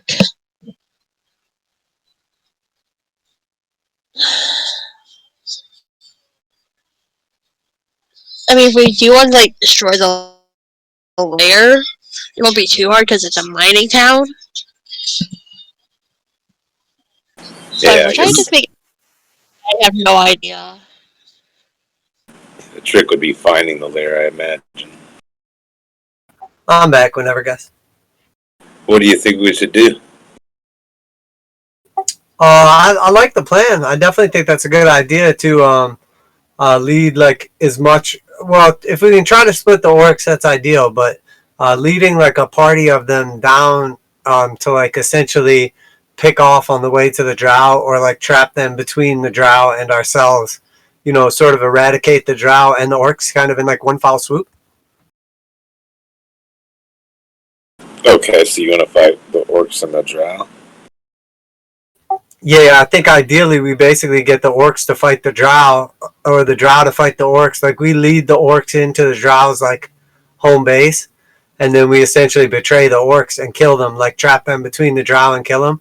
And then we could essentially have the kobolds help us wipe out the drow, or we could help the kobolds wipe out the drow, or maybe the orcs just kick that ass and then we wipe them out.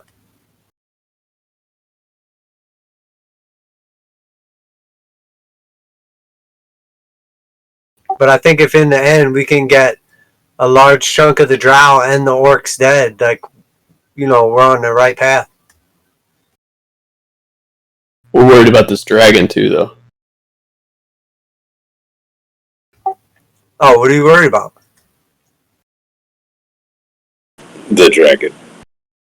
But Like worried that it's going to breathe ice breath on you?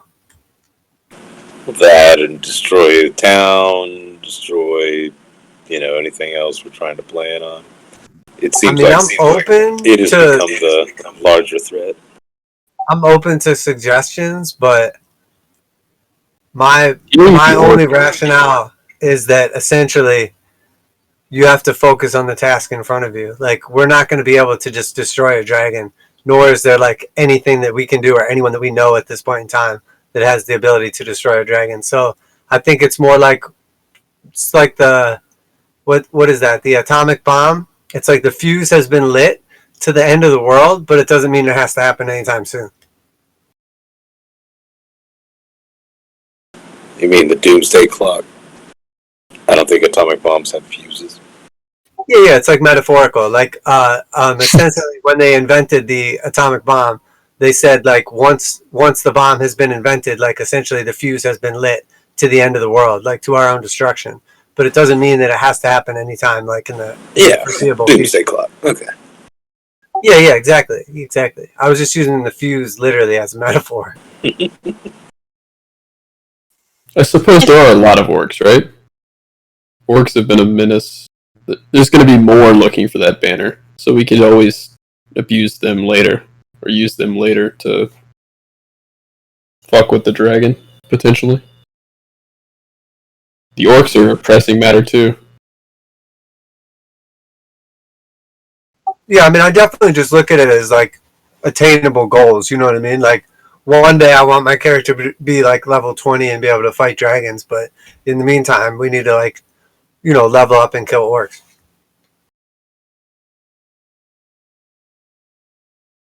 We can get a lot of levels killing an ancient dragon. The likelihood of us surviving fighting Nation Dragon is very slim. By very slim, you mean zero, right? High risk, high reward. More like high risk, low reward. I think our last session we earned like 200 experience, so I'm pretty sure a dragon's worth like 50,000.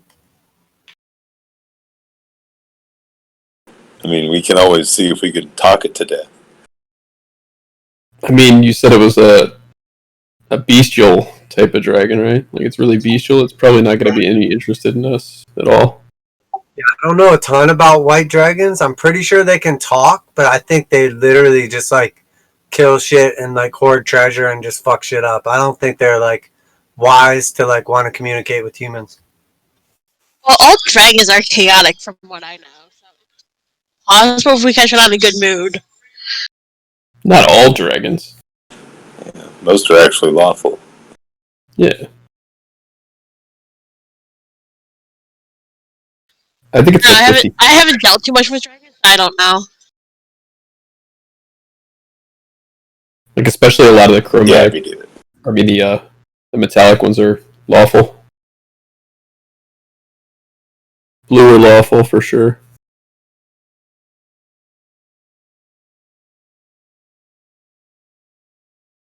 Could be worse. It could be a red dragon, right? Exactly. See, I mean, we dealt with yesterday. Adventure with it, us. what was that again?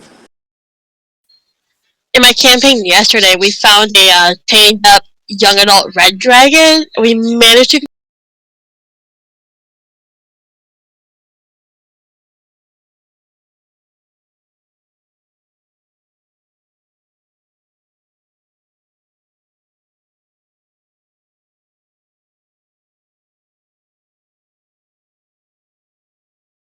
do this thing. We'll help you find your home.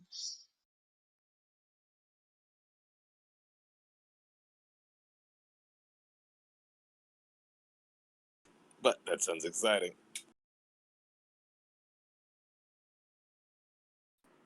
Let's see. At We got least it's not a drow, green black dragon. orcs, Red's probably a little bit more predictable than those. dragons. But I do think at like this point, we should just like worry more about keeping the townspeople safe and just let the dragon do its thing. Yeah, so that was the other idea we were kicking around, was arming the populace with some sort of ballista or something like that to defend themselves. Or I- convincing them to concede the town. Yeah, Or move underground. that's true. Like all those scenarios are like immediate death for the populace. They like move down underneath and get eaten by the kobolds or killed by the drow. They like stay up top and we give them weapons. It just provokes the dragon and then he kills them all. That's I'm thinking refugee might not be the worst idea. Just it's Just the dragon's abandon the town entire now. I don't town. know what you want. He Well, I claimed. mean, I know this is probably not what Orion wants to do, but I mean, we could also maybe ask around in the town, see if there's any other sort of like context or clues we can garner from somebody smarter than us. Well, we're in a mining town, aren't we? It's somewhat of a mining town, but it's also kind of like the Florida for retired adventurers. So- You've met a few adventures. Okay, but we don't really have to set up underground with two of the kobolds. There's probably like other underground mines we can like fortify and have them go there. I don't know if that would be any safer than around the kobolds, right? Necessarily. I mean, they won't get eaten by the kobolds. Yeah, they just might get eaten by something else or killed by drow or Or we could just clear out the kobolds and then the humans can stay here. oh god. What a betrayal. Do you really want to betray the kobolds? I mean, what is the greater good in this situation? Is how many kobolds is a human life worth? They're equal, right? Oh, okay. It's an interesting math. I'm a goblin in my other campaign, so they're equal.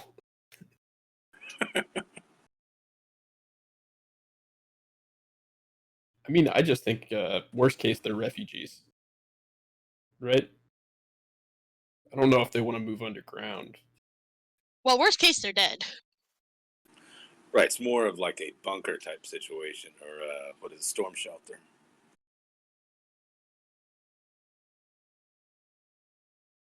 Yeah, I guess they could always just keep a watch, and when the dragon comes, they could have a emergency bunker under town or something.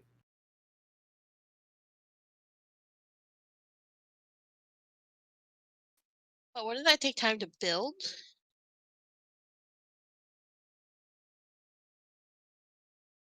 Yeah, you're right. I mean, I guess we could speed up the process and find a building that has a basement or a Hey, this one's got a cellar. basement. This place is nice. Just have to clear out a few of the vermin. Extended Wow. a little bit. Poor kobolds. Will live in peace. I definitely got the feeling like the dragon was just like marking its territory, like running around pissing on trees. That was a warning shot, I think, from the dragon. I think he's just roaming around, fucking telling people to fuck off. Yeah, aren't dragons like No. highly intelligent? Intelligent, yes. This one seems to be a little bit more animalistic in its thought process, though. The other thing is, isn't there like a cult of like dragons? Maybe they might have some insight. Dragons also have more of like a wisdom of ages. Like they gain a lot of wisdom from their parents, more than they're necessarily intelligent creatures.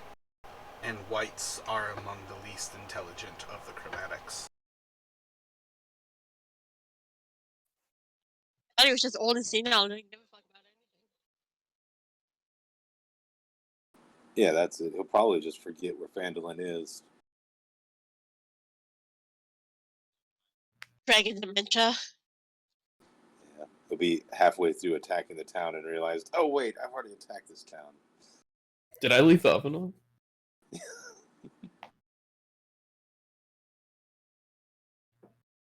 No, I don't think dragons would degrade like that, though.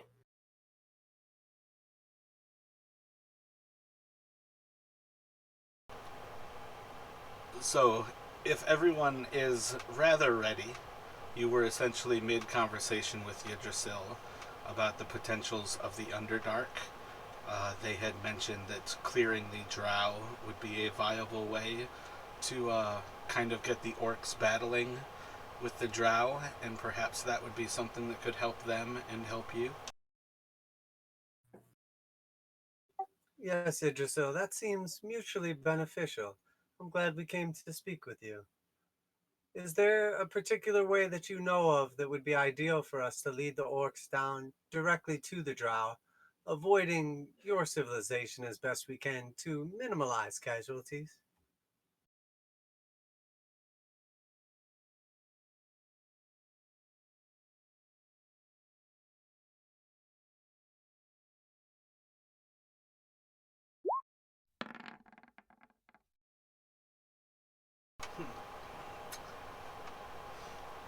Um, Yggdrasil takes a few moments to kind of think and contemplate over things, presenting a few options to you, including like basically moving the kobolds in a planned effort to basically divert most of their like children and like perhaps effectively commoners like away from the area and basically clearing a path for you all to progress through in what would seem like an abandoned underground area, but basically to come through this area.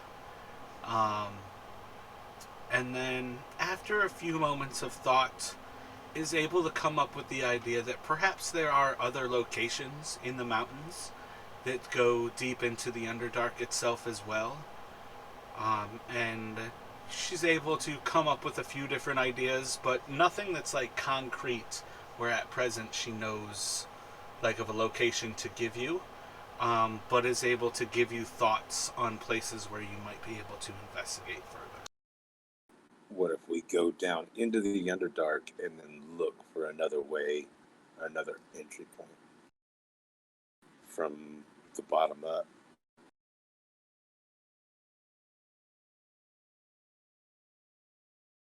Yeah, I think if she'll give us a couple locations that we can go sort of like scope out, that will give us a little time to buy until um oh my gosh. Goran comes back and then we can go meet with the orcs and kind of lead them into the trap.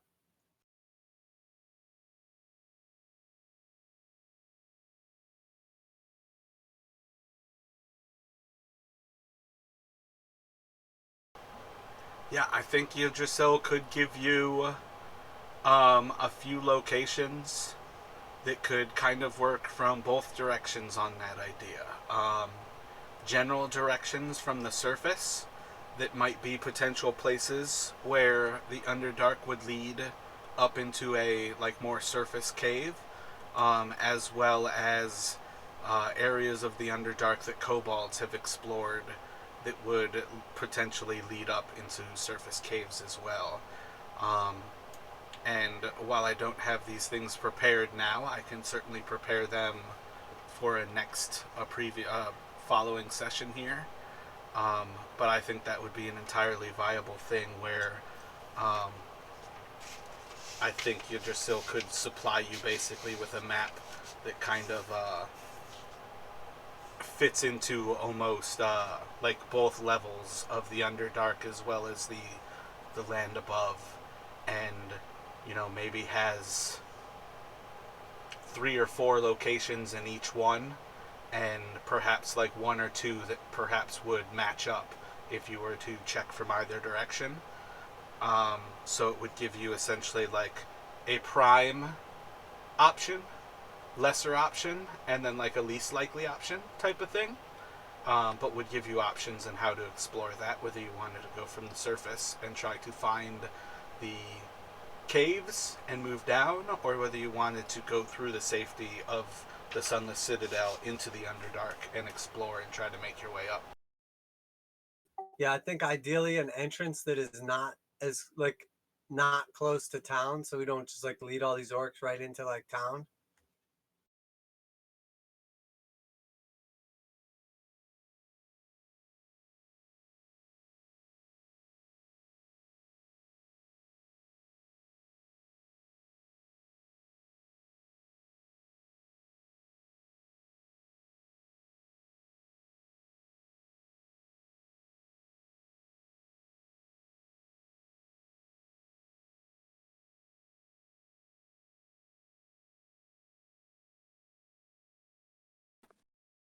But That that's works my for me. opinion.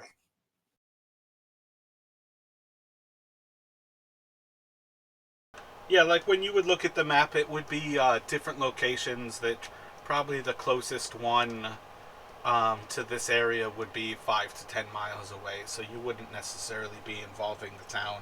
But there are locations that seem to be both like southwest of Phandalin, as well as locations that seem to be like northeast of Phandalin, as the mountain range kind of has that southwest to northeast kind of stretch along the coast.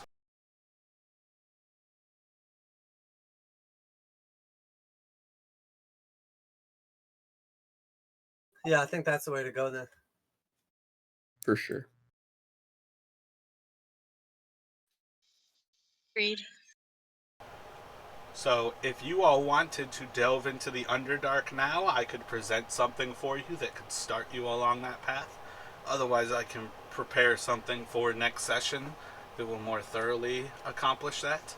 Do you have other things that you would like to do along the surface? I guess we're gonna have to get more light before we go down there. Oh, we got those lanterns. Right. We're probably gonna need more than 3 hours worth of oil. I think we have 13 things of oil right now. Oh, okay. And then we still have I still have 4 torches left myself, I don't know about anybody I else. have Oh no, 9. sorry, 3. I have 3. I've got 20. Oh yeah, we're sitting pretty. I mean, we probably could grab a couple rations in town, but other than that, I'd say we're probably pretty good.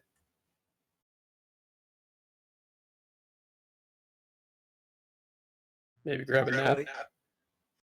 Yeah, I'm definitely down for that though. Go battle in the Underdark a little bit, and then hopefully like find the top where we could pop out away from town, like in the future, and then lay out our plan, like we said.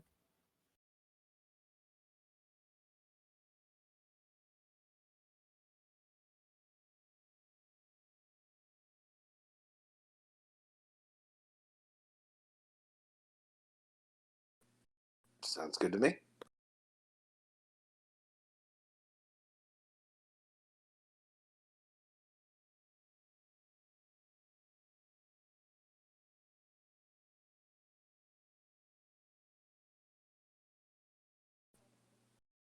Is there anybody else you think we should talk to in town to get some more information?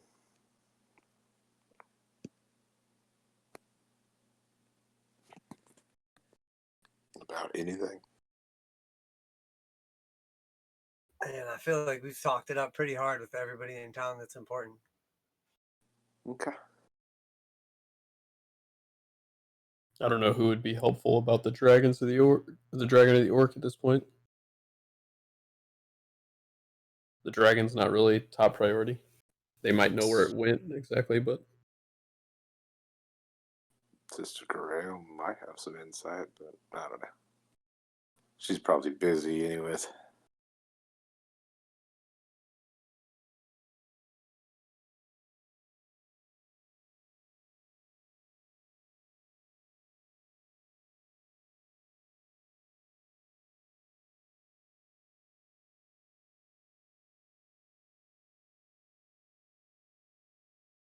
Plus, if Orion has to talk to any more people, he'll probably be fighting us. You could go talk to Halia if you want to do that.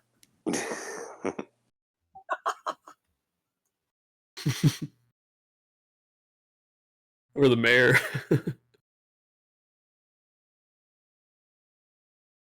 No, everybody made me feel bad, so I spared the mayor's life. Well, I mean, maybe he's not alive anymore. I I wasn't don't going to think we kill him checked anyway. up I on was just going anybody. to take his money, but now he gets to live and he got to keep his money. No, you never Then know. how He you might have, dragon might have got him.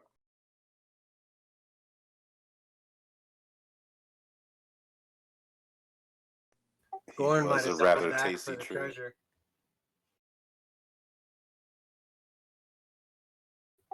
Yeah, he's on a side quest right now. That's why Yeah, he's not.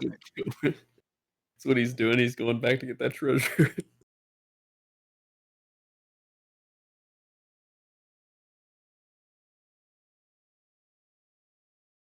Thought he wasn't here. He's just stealthing. Yeah, he rolled natural 20 on his stealth check. None of us are actively looking for him, so pretty much uncontested. Yeah, my passive perception's 9, and I think he's +8. So Yeah, mine's 15, but he's +8, so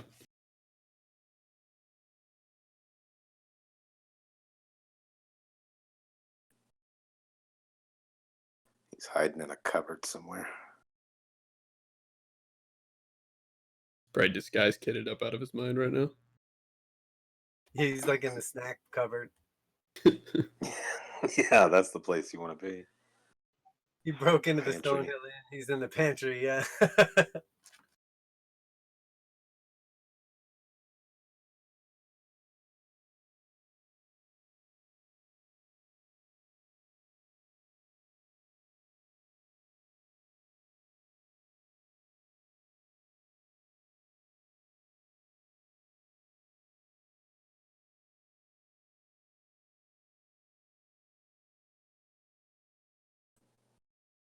Cool. Then I guess off to the Underdark.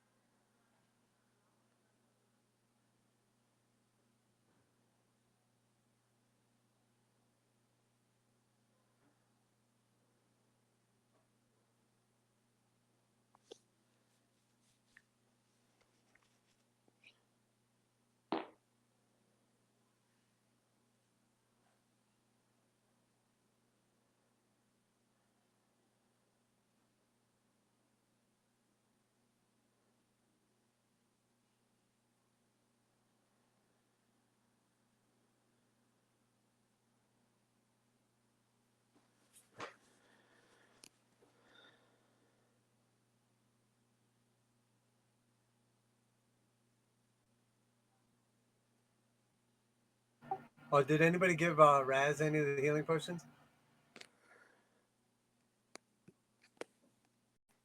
Do you want some healing potions, Raz?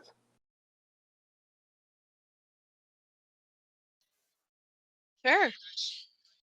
I've got 4. How many do you want?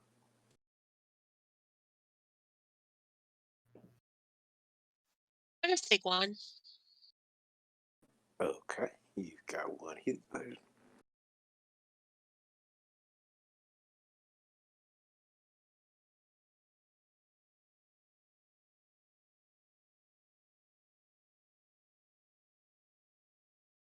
But you have 4 plus the big one, right? Yeah, but I wasn't going to give her the big one. Okay, I was just making sure. She doesn't have to know about the big one. It's fine.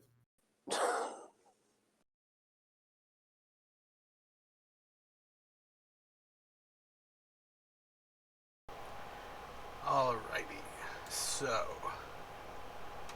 Magnus would be the one who has already progressed through this area, having passed down into the Underdark, or rather come out of the Underdark with the kobolds that he first met. So you are able to progress through the different areas.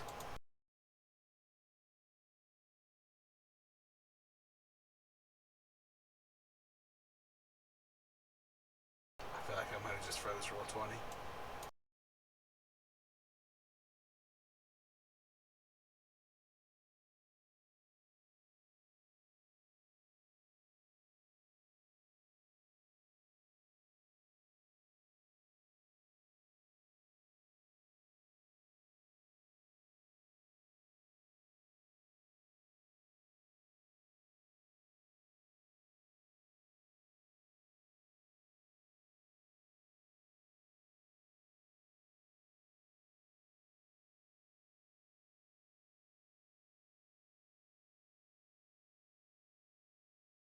I'm still on like the main map. I don't know if you tried changing anything, but I can't see. Nope, that's what I mean, that roll 20 froze for me. So you guys are still meant to be on that one because I can't switch you over yet. Oh yeah, I was letting you know that nothing had changed if you were trying to change something.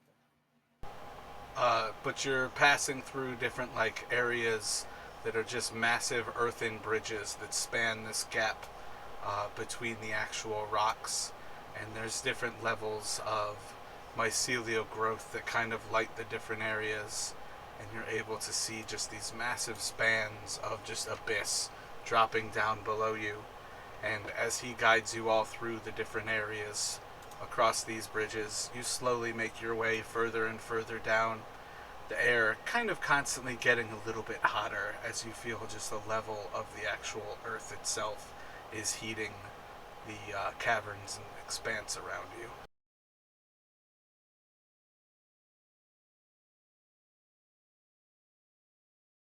And the increased air pressure.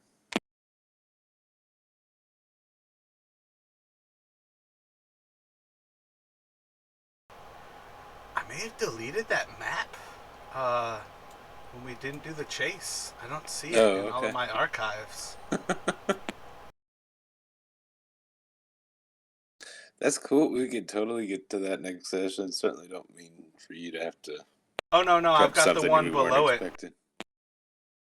I've got the one below it. It's just the actual like passage towards it. The victory lap? Okay, it was set up as 3 maps here, so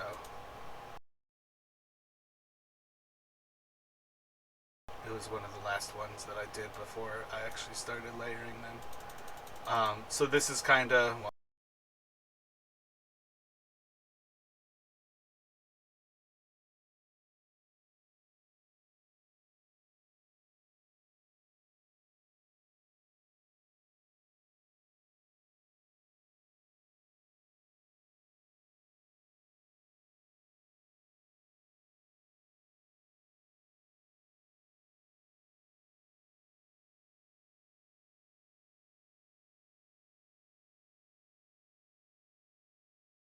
So again, this is more for display purposes than for any actual necessity here. But he would be able to guide you through these passages as you all slowly make your way down deeper and deeper into the earth itself. until eventually you will progress further and further. But Romulus, or not Romulus, my bad, Magnus, you can take a few moments here to kind of let people know what you all are essentially walking into from your memory of when you were last here in the Underdark. This leads directly to a camp that I went through with the kobolds we cleared out. So potentially more drow have filled up down there. Just a little bit further down. Got a nice scenic walk on our way. What's down this way? I'm not sure. I don't think we came up from that way. I think we came from over here. We could take a peek.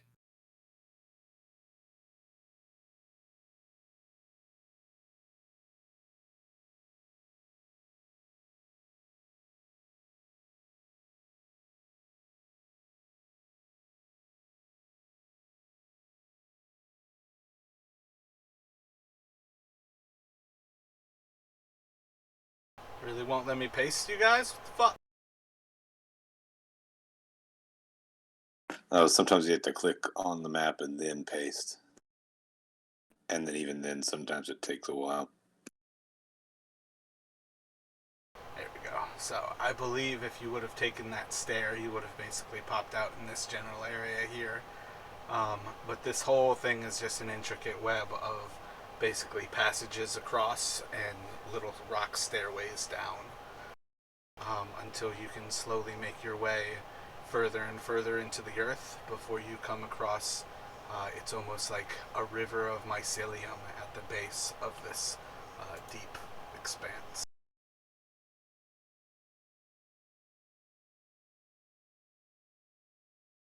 Isn't it beautiful?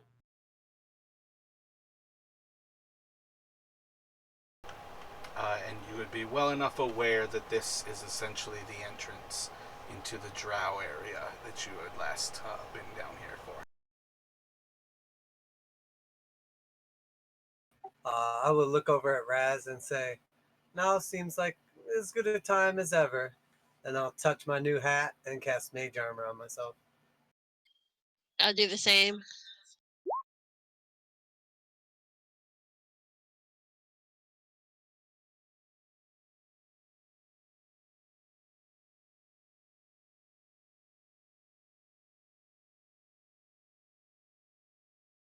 Yeah, I believe the encampment's just this way. Oh no, I pasted you guys next to it. Oh.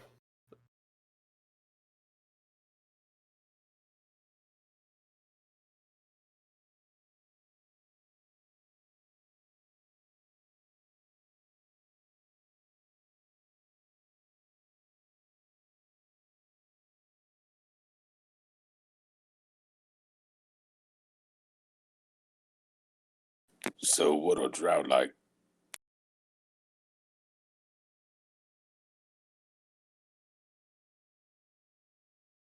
It's a good question. I didn't stop and ask him too much. They're pretty hostile. All right. Sounds like we'll get along nicely. They do have a pretty potent poison. Took quite the nap.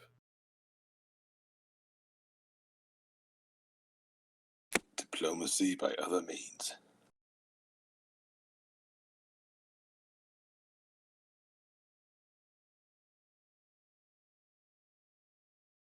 From what I've read, they are rather conniving elves. Formidable in battle and magic users nonetheless. When Spider have writing. you read?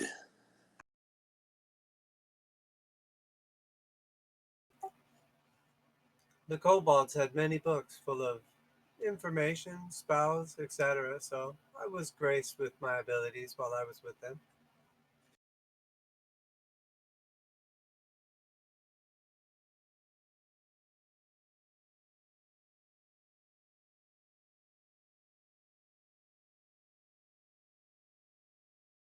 Well then, shall we?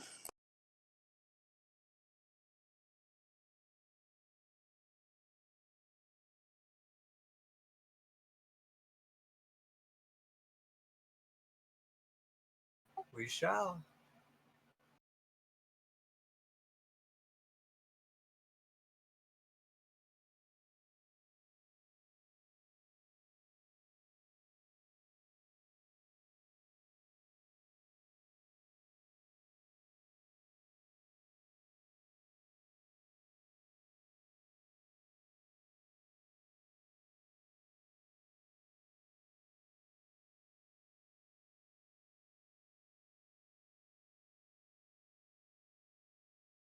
Alright, so you should be in the northeast corner of this map. Don't have dynamic lighting prepared for this one, but you should have the vague area that Romulus would have, or Magnus would have come in contact with on his last trip down here, described out for you in the way that you have a vague understanding of what lies before you and the path ahead.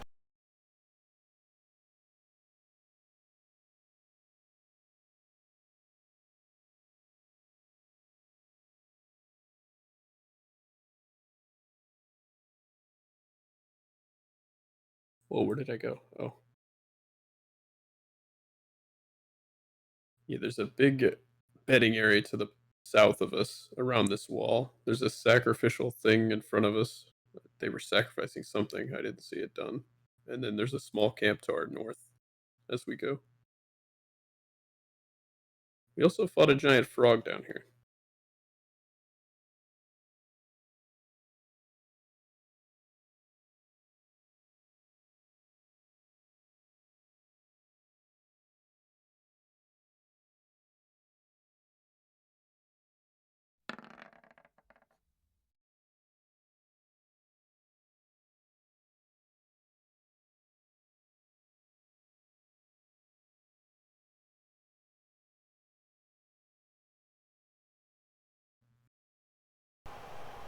So as you all progress past those steps, there is going to be an arrow that flies across your faces here.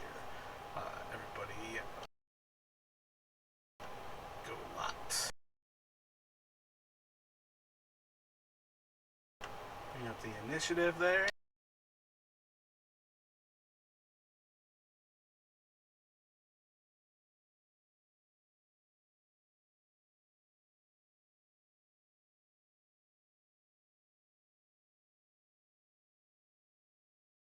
That should be a 12. I don't know why it's rolling with advantage. I'm going to have to change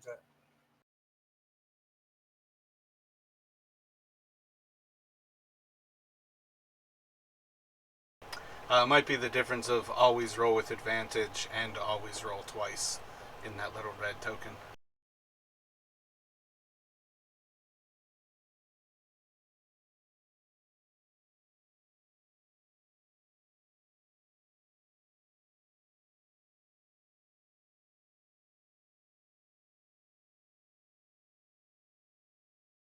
I don't know why my thing isn't rolling on the...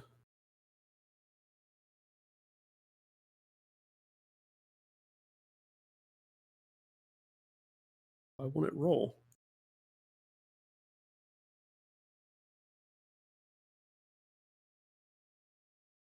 Ah, sweet. I fixed it. Thank you.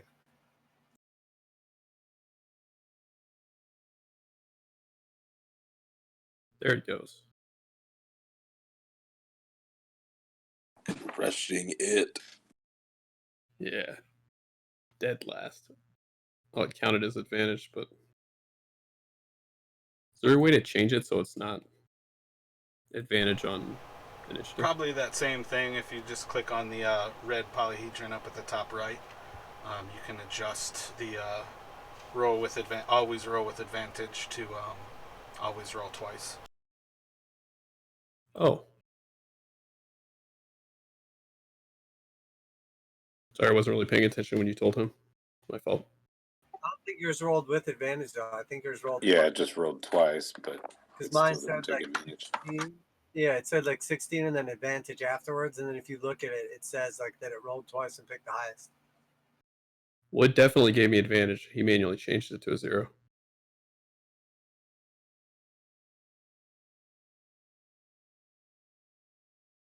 It showed as an 18 originally.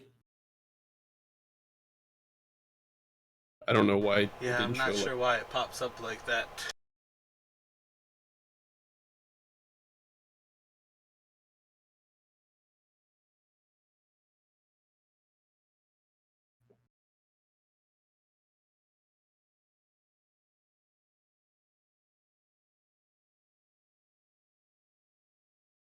There's definitely a weird like calculation before that actual like initiative roll. For some reason, it like is set up basically so it won't accept a 0 initiative.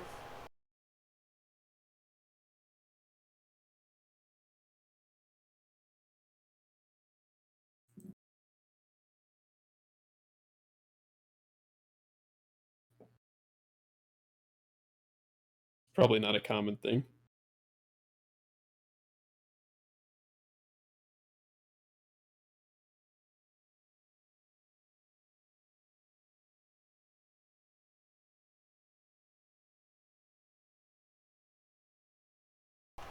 Does anybody speak Undercommon?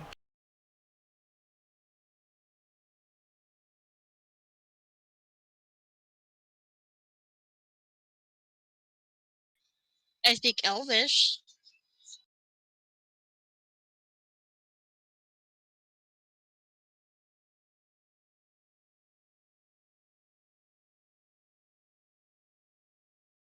I only speak 2 languages, common and bad common.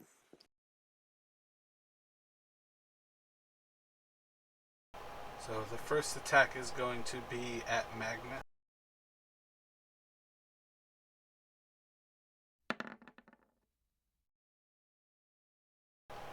19 to hit.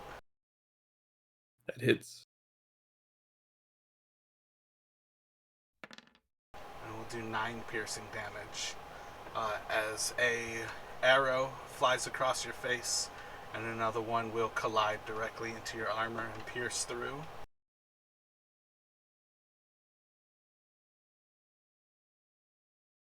Ooh, am I close enough? Can I? Oh, I'm not next to him. Sorry. Nothing I can do for you, Magnus. It's fine.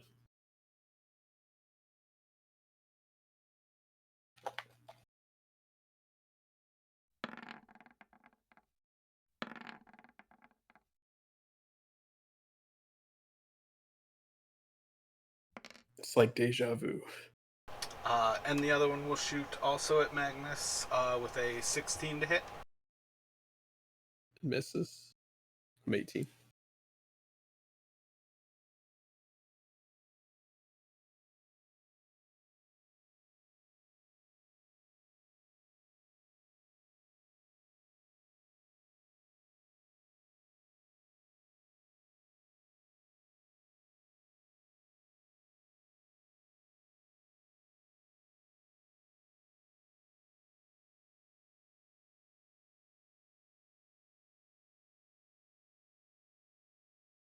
I see. So, okay, here's the thing about how a surprise round or surprise actually works.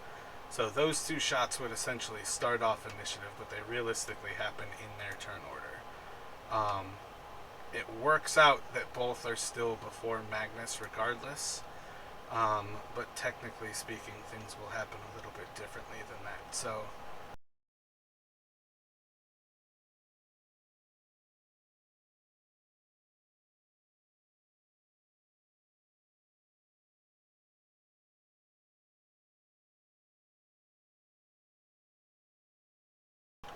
Orion, how would you like to react as the first crossbow bolts kind of fly past your group there?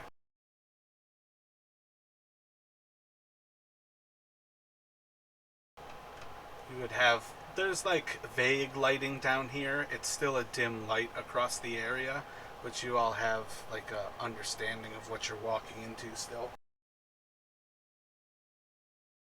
Okay, but I saw where it was coming from, but I can't actually see the guys. Is that what you're saying? Yeah, at present you guys can't see anything.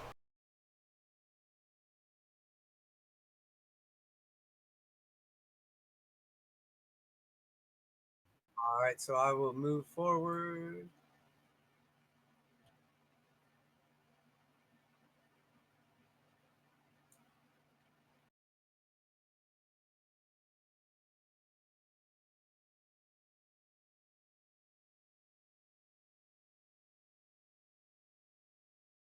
And then I will hold a.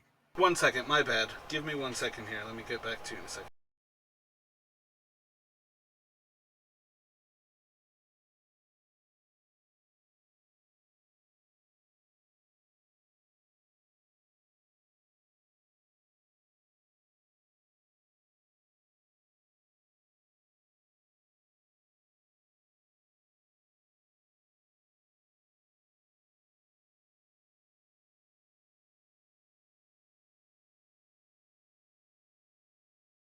All right, yeah, my bad. So, you can't actually move or take an action.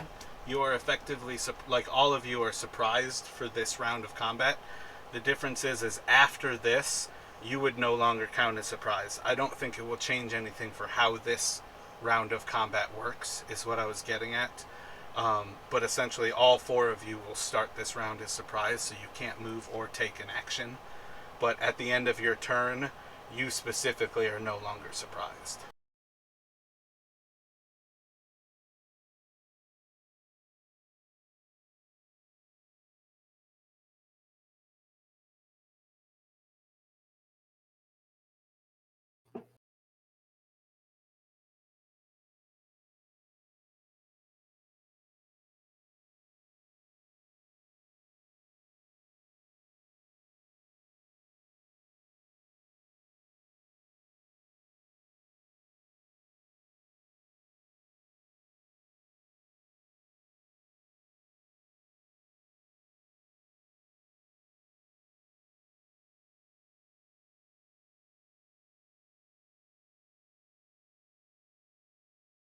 So that would have been the second shot across you from that drop.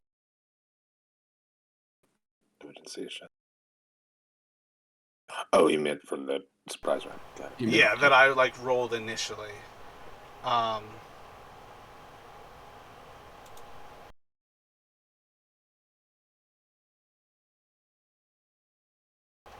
yeah, I was just doing it how I used to run them, and I know better now. I like looked more into how the surprise rounds work. But you kind of see like a little movement, and you hear a little movement ahead of you as those first two shots kind of cross you. And then it would more or less do the same thing where it goes through Romulus, Raziel, and Magnus. All of you just kind of passing through that level of that was the surprise round, where it will go around again.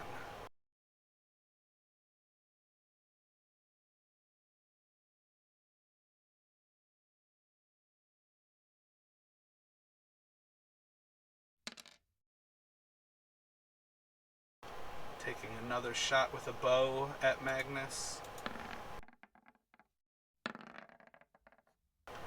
18 will be a 22 to hit It's for 7 more piercing damage. my bloody. Off to a great start. And then to Orion.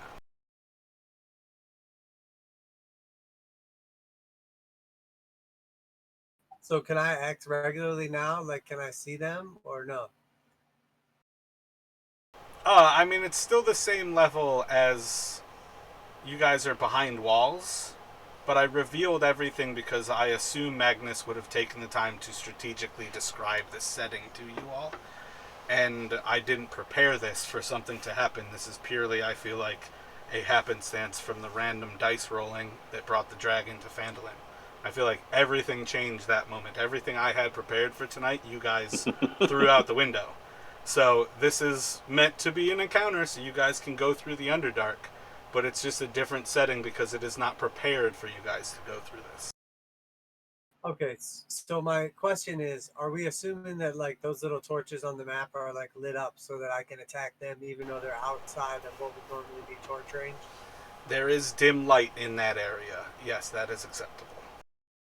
It will still be at disadvantage.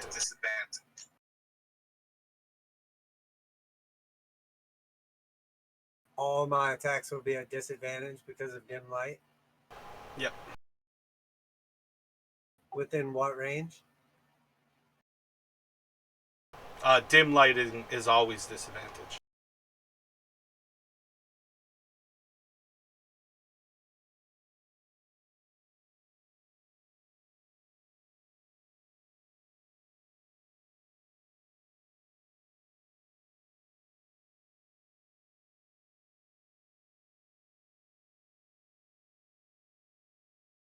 All right, I will move up to here and then I will start to like form some frost in my hands and create an ice ball and hold it until I see a drow.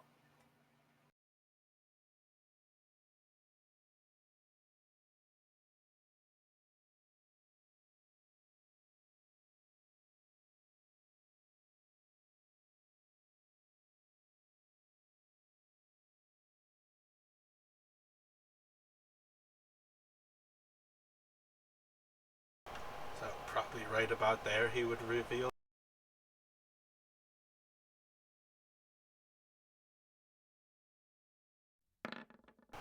9, so he will get hit by. So dim light does not affect like DC save ones.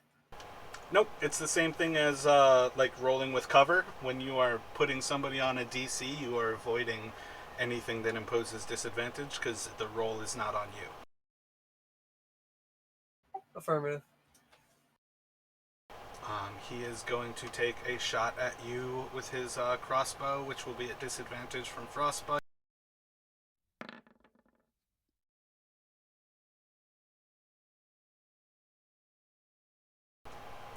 A 5 will miss. It's a 9 total.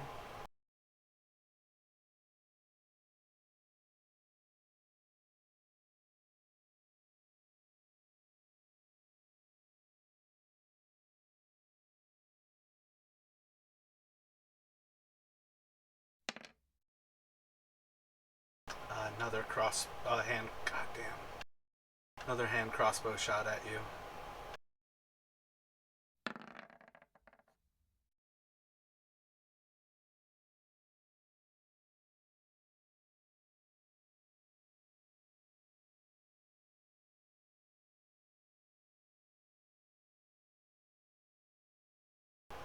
Uh, 22 to hit, and it will do. I'll use the luck point on that.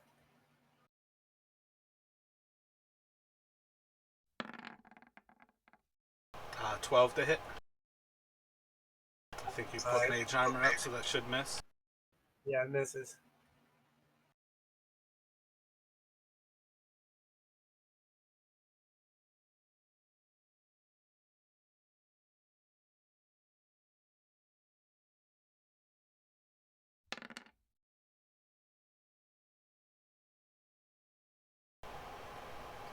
And one more taking the same shot at Orion.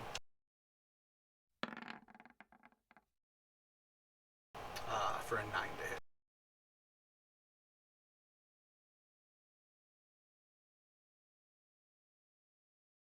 And to Romulus.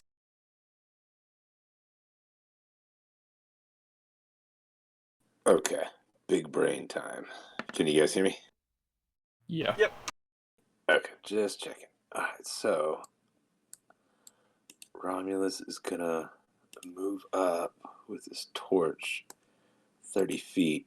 He's gonna throw his torch in here like that to kind of illuminate the room, and then let me know if I'm out of action or whatever. But I wanted to see if I could light the bullseye lantern and set it down next to us, just kind of offset, so if they're shooting into the light, they're not going to hit me or anybody else. But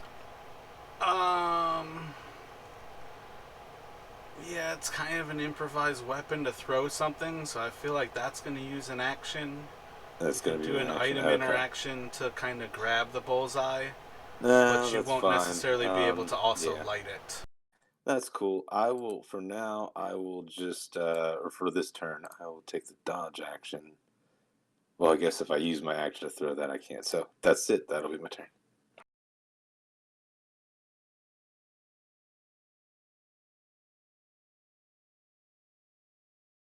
But I that think should you be could do 20 it feet as your dodge action, and you could do a bonus action to toss the torch. Roll a strength check for me, or really just a straight d20.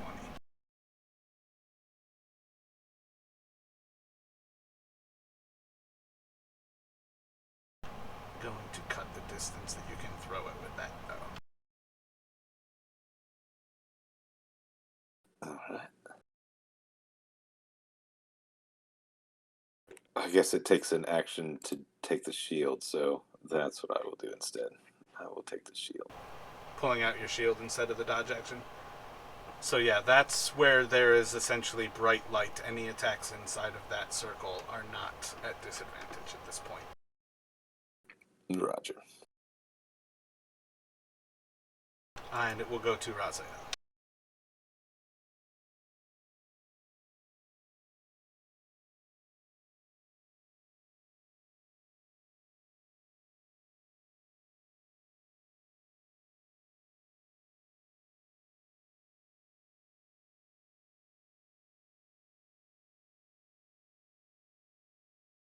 Be next to me. So I'm going to move forward in about this direction. I'm going to use Scorching Ray on the both of them.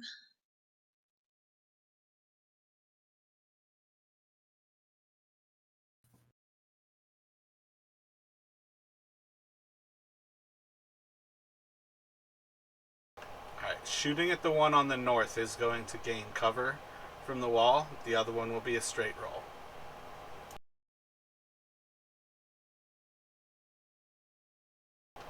So you'll have 3 shots. Which shots are going at which?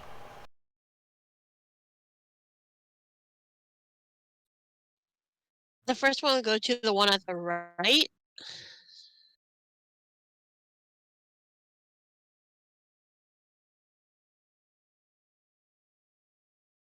You really have to say before you roll.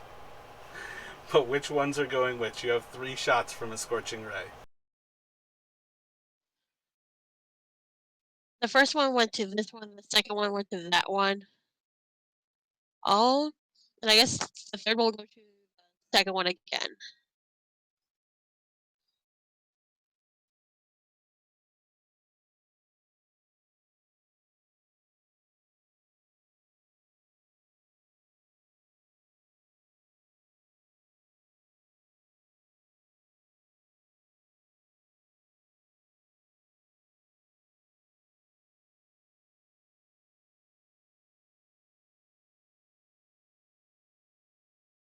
Roll one more.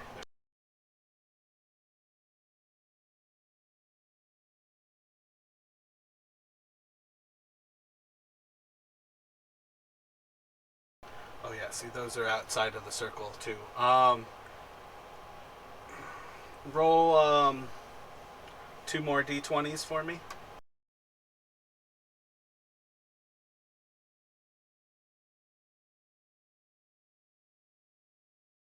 So 21 is just a flat. That one will hit. And the other one is a 19, which will hit. It won't do the crit.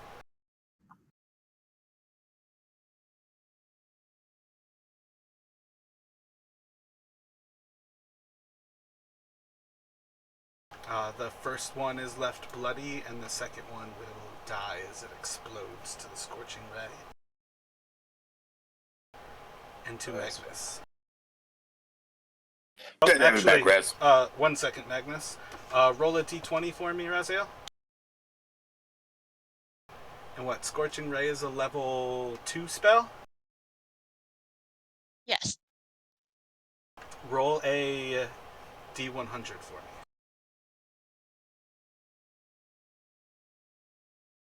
Oh wait, my bad, never mind. It would be a 19 or a 20, not an 18.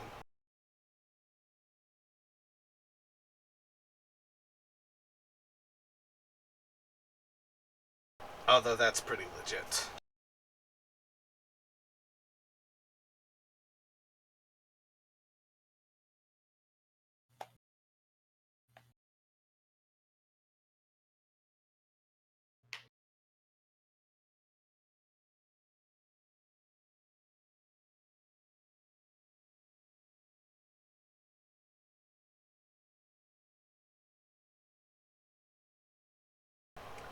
Not sure you would get a sense of this, but as you cast Scorching Ray, you feel a wellspring of warmth inside of your body.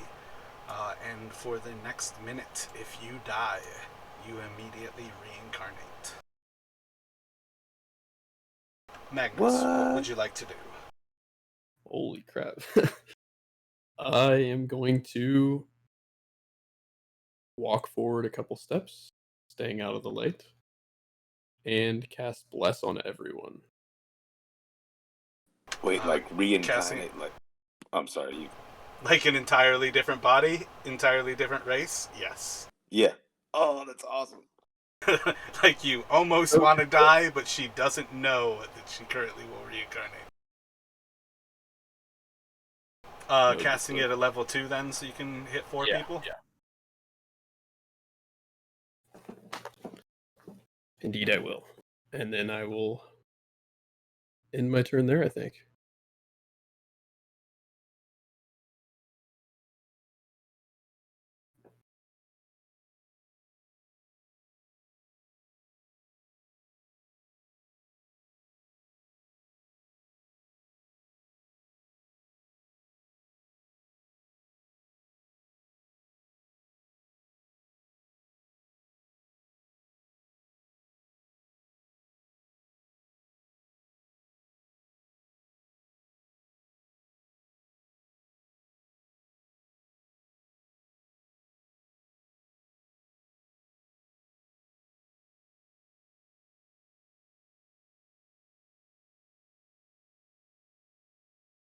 There's a 10% chance you will come back as a Dragonborn, Raz. Just saying.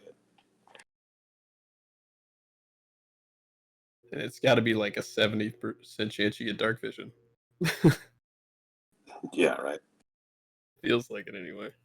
That's if I die in a minute. Do you feel lucky, punk? Do you?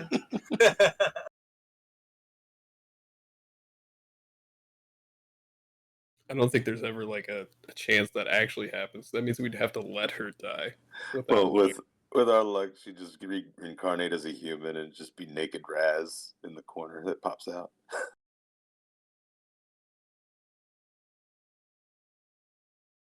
Oh no.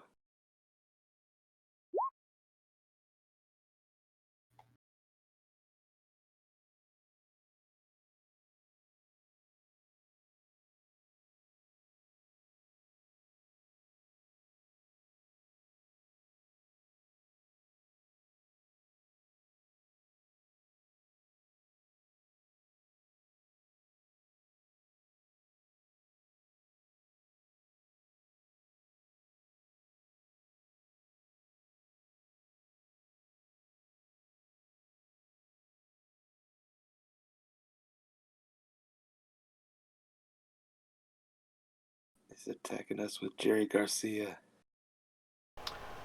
Everybody make a dexterity saving throw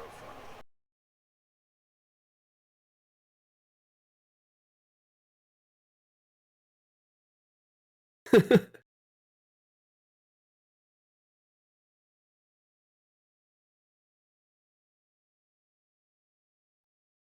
What is the likelihood of Romulus running doubles game?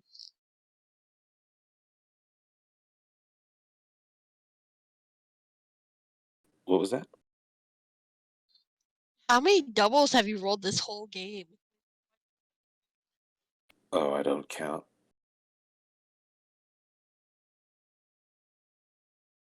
and that one dexterity rolls. Actually hilarious.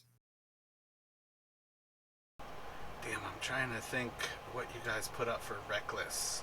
That's the one with like the outside around you, the aura. Oh, that one's dodge. I usually use that for dodge, but reckless is the one with the little lightning bolt going through the brick. At least that's what I put.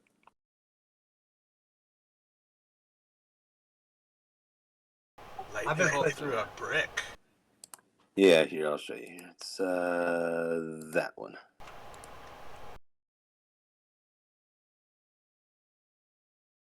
Oh, okay, the like 50.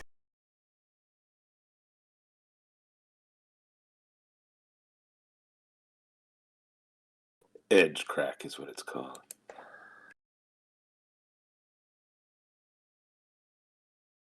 What is it? You've got the angel wings for bless.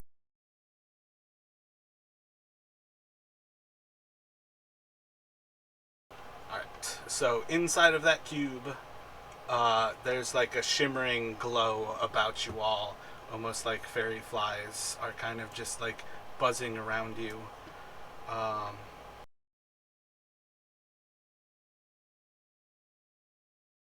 Into Orion.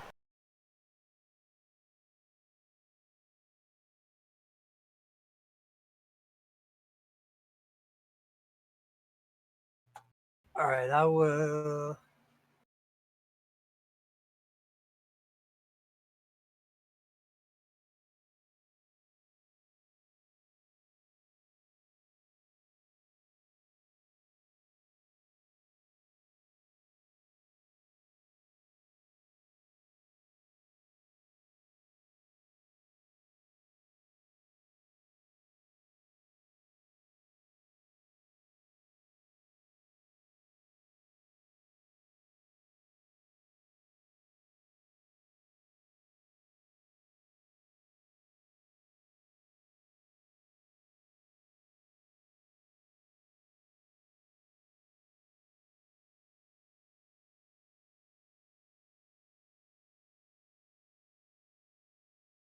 I don't know. Is there a way that I can hit both of them where I'm at, or do I have to move one over?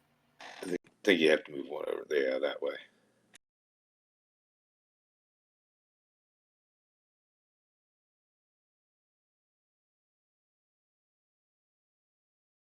Holy shit, I did it.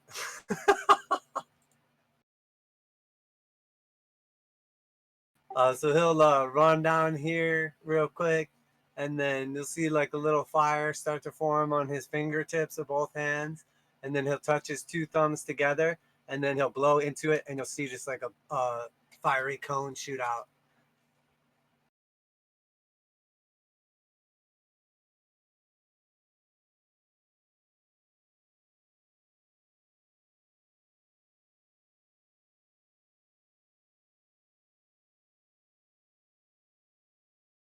And I will cast Burning Hands. And if I knew there was a third guy, I might have done it at a second level, but I didn't. Wait till you see how dexterous a drow is. Alright, so the back two are both going to dodge it, and they'll take half damage.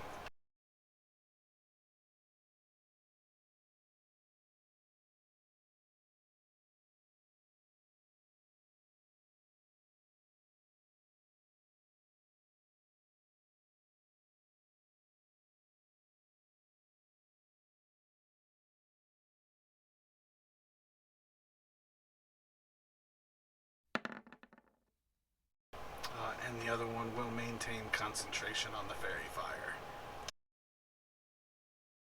That ends your turn? Yeah, that's it for him.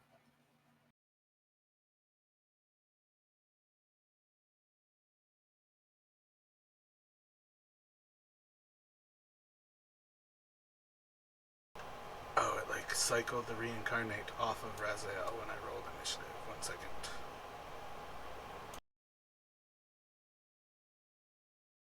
Gosh, if only I had a powered gaming half orc with a halberd.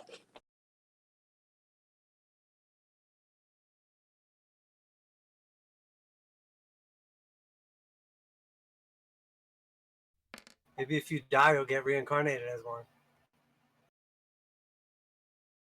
Just need to find a halberd. No, if I die, I just die. It's Raziel that gets reincarnated. I mean, are you sure? Yeah, how could you be so sure? There is only one way to find out.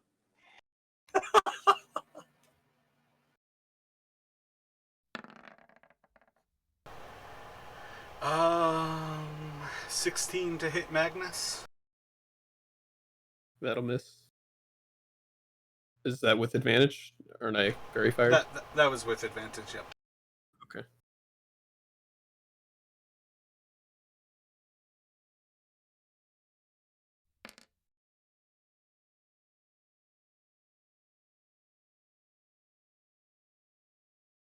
Magnus is having flashbacks of being a pincushion.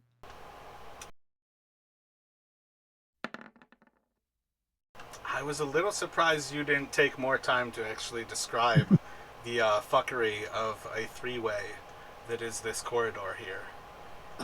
But it was definitely impressive that you kind of ignored my opportunity to do that. A 19 to hit Romulus. A 19 will hit Romulus. For 4 damage, and then make a Constitution saving throw for me. And this guy, well, realistically, both of these guys basically ran across into view of you all. That will pass. I think if you pass, there's no effect from it. Yep. So both of these guys kind of like ran across with their hand crossbows, taking a fire at the group at large as they closed in on Orion and pull short swords. And it will go to Romulus. Right. Romulus is moving in. Move right here. And he will take a shot at Drow 2.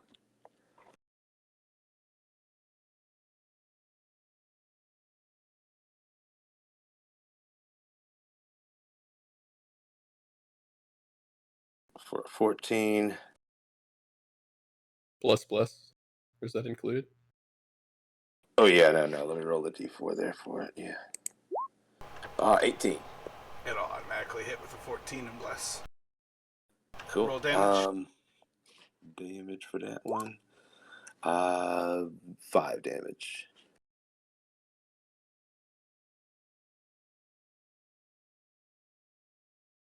And then I will bonus action the back end. 20 to That hit. will kill.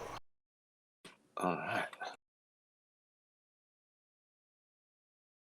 And then I will turn to face the drow to the south and just form up spear on top of shield. Oh! And that'll be my turn.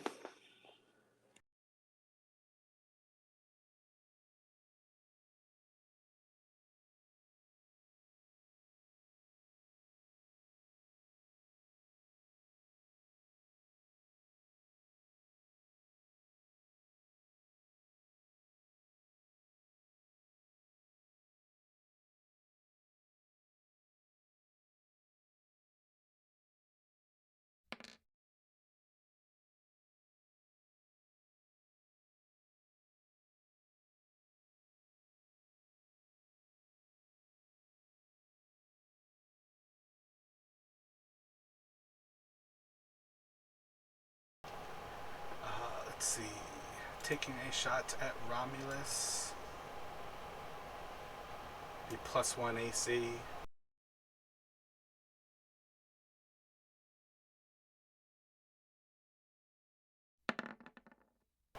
7 to hit. Oh wait, this one's got 2 shots though.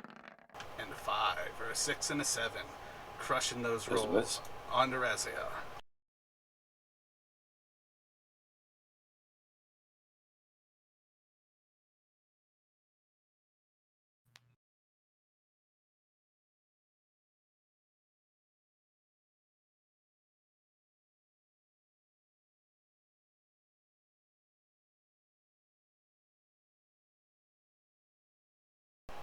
Are you there right now, Key?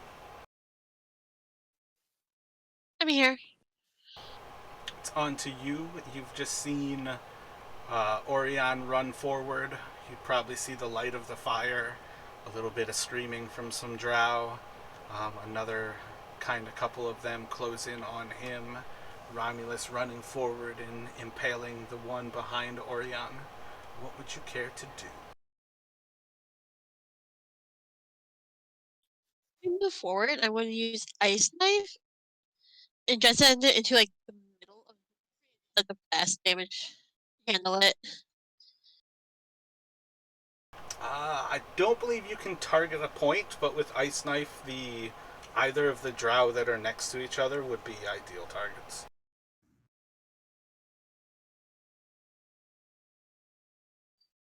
I'll go that route.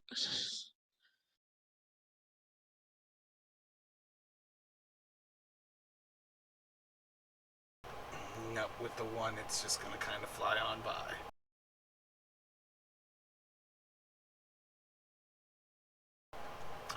What level spell is that? Level 1? Yes. Roll a d20 for me.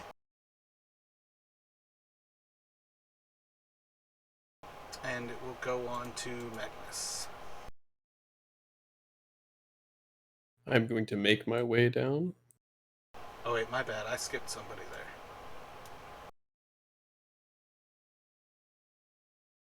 I'm going to make my way back to where I was. Don't think so. That was reincarnate. I think. Yeah, there's no one below. No, my bad. I double clicked over a guy who was entering initiative. Oh, no worries there.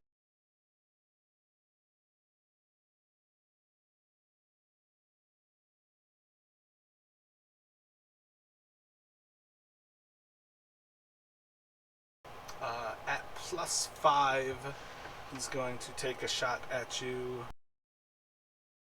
Or 2 shots, actually. Both with advantage, but +5 AC for you. 15 will miss. And 14 will miss. So as you are preparing to move forward and join up with everyone, you will see as 2 arrows come across your face from the right to the left and kind of ping off of the wall to your left, Magnus, to the southeast of you. We didn't check our corners. Shit. All right, I'm gonna, as I move my way, I'm gonna cast Healing Word as a bonus action on myself.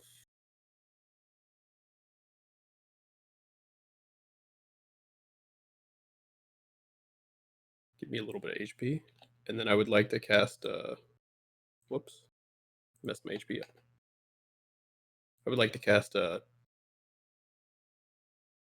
Toll the Dead on him as well. It's dim. Is that dimly lit or no? Yeah, it's dimly lit. Or not lit at all. Really. Yeah, that area there is really not lit at all.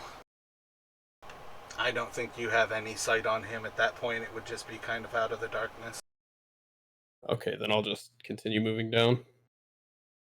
That was 1, 2, 3. Let's see, 10 feet. Yeah, he's just outside of the dim light of the fairy fire as well. Okay, I'm just gonna warn everybody. 4, 5, and 6. Whoops, not the torch. Oh no. Just move the torch and then move yourself. Okay. And I'm gonna yell out, they're coming from above us as well, like I had warned the passage above. And then I'm going to cast on this drow instead. I'm gonna cast Hold the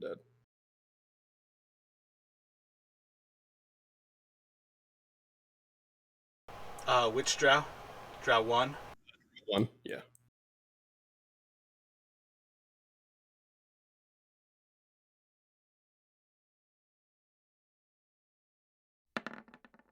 Uh, 15 will save, no damage. Okay, that's all I've got.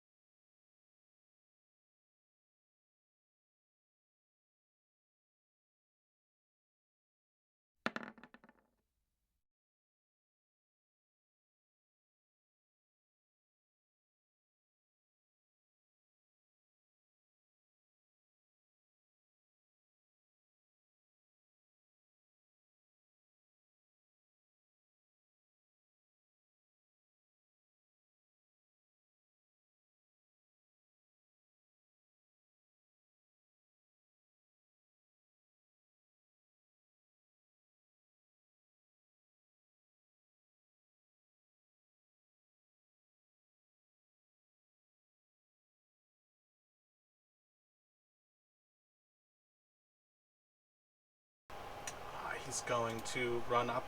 Damn it. As he draws his sword. And he is going to swing.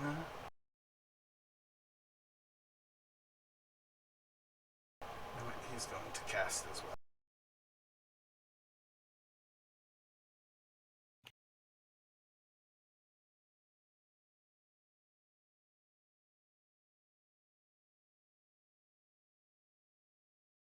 We have the 3 of you. Realistically, Raziel does not have to. Orion and Romulus, please make a dexterity saving throw.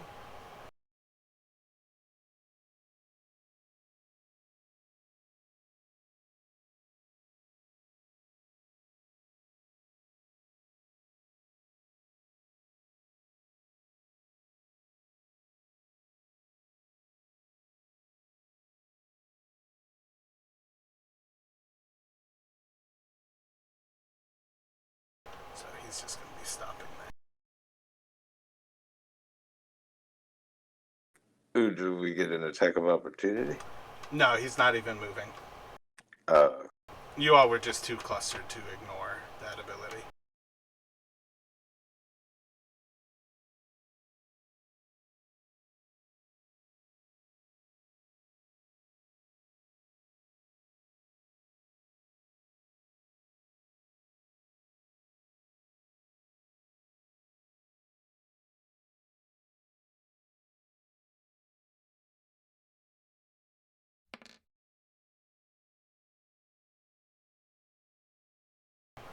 taking 2 swings at Orion with his short sword.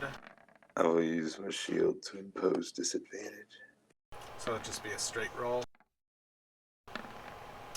And then a 22 to hit with the second attack. And it will do 6 damage. What was the first one? I missed it. First one was a 1, so a 5 to hit.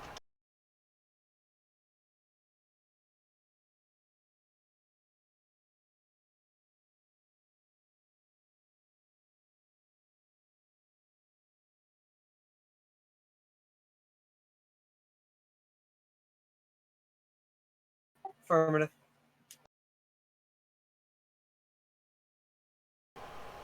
Shooting a straight shot from disadvantage to advantage, a crossbow bolt at Orion. Will be another 22 to hit. Make a Constitution save for me. I'm gonna do a luck point on that one.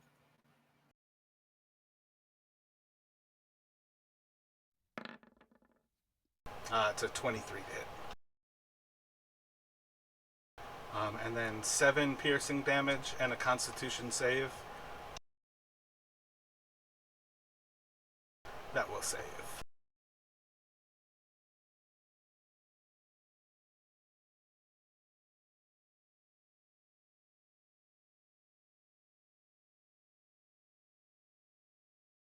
Making those saves, though. I mean, Yeah, pretty nice roll so far. Why do I feel like the fairy fire is counting wrong? I put that one in wrong. it started counting at 1, and then it started going down from there.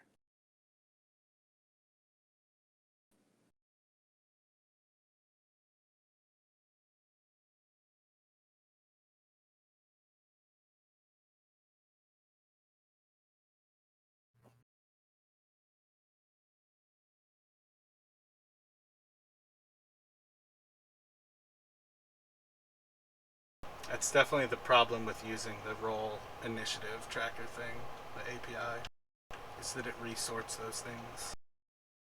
Yeah, definitely.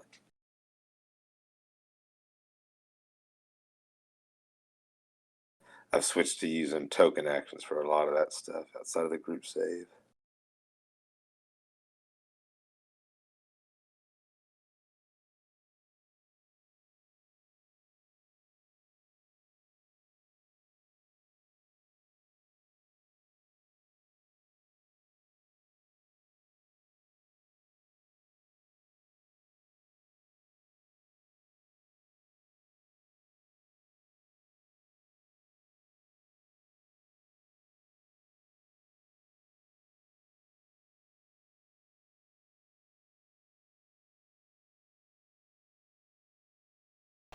And then this one's going to put an arrow into first one at Orion, and the second one will be at Raziel.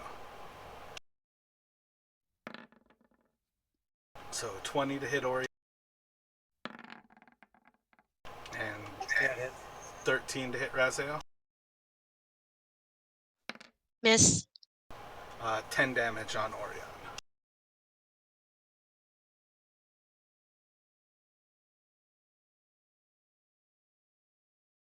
I assume Orion's bloody.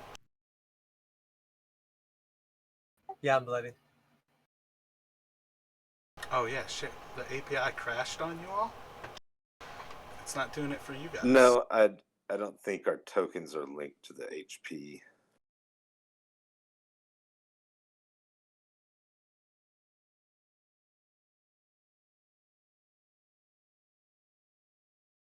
There we go. Is 39 your max hit point with Romulus? It is max hit points, but I was at -4. What's your max hit point on Orion? 30 to start with.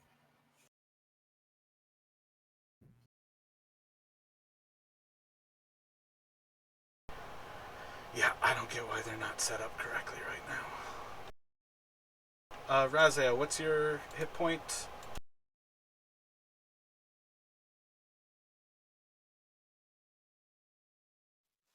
2. Are you still at max hit point 2? Yes.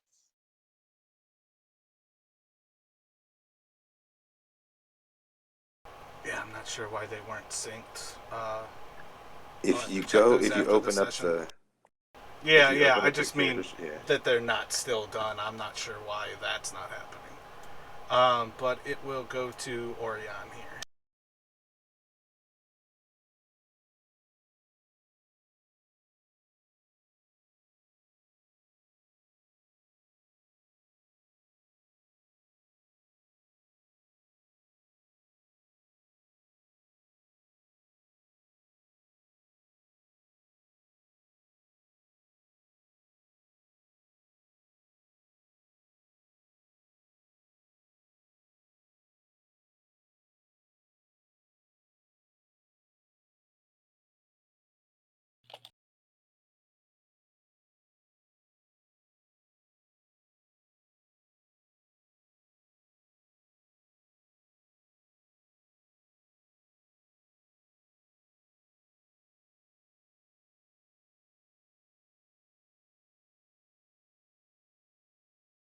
Is that asleep? Yeah, is that the right size? I don't feel like that's right. No, one of the problems is the shit definitely doesn't change across the different like pixel distances. What's the radius on sleep? 20-foot radius.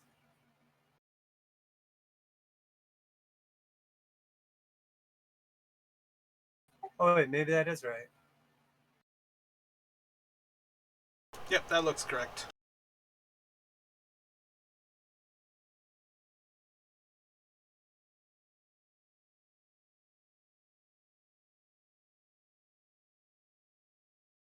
Is that what you're going for?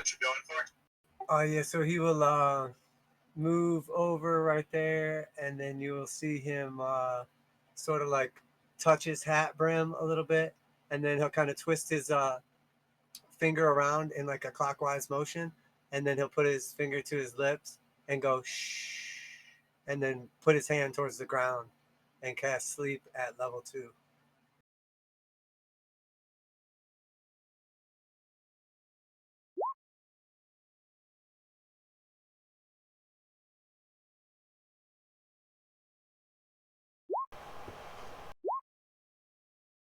For 27 total. Wait, 28? Oh yeah, my bad. 28 total.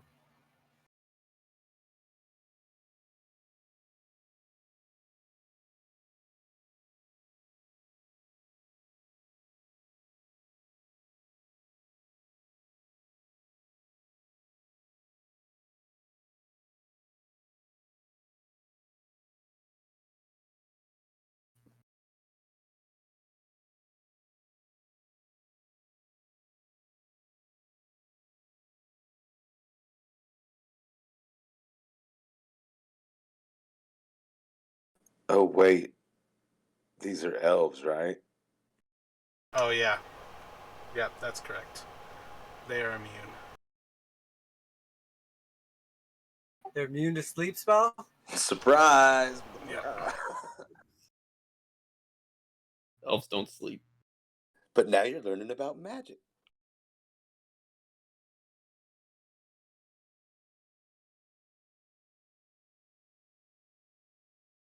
Yeah, like their special ability or something. Yeah, Yep, since they don't it's- sleep, they just go into that reverie. They can't be put to sleep by magical means. There's also a lot of charm effects that elves are immune to. It's part of why I absolutely hate people who are like, oh yeah, I don't play anything without dark vision. It's like, yeah, there's a lot of other reasons that you like to play elves. It's nothing a rag and a bottle of chloroform can't fix. They just remove a lot of the actual magic of the game from play. Roll intelligence check for me. If you can be at a DC 15, you can pull that back.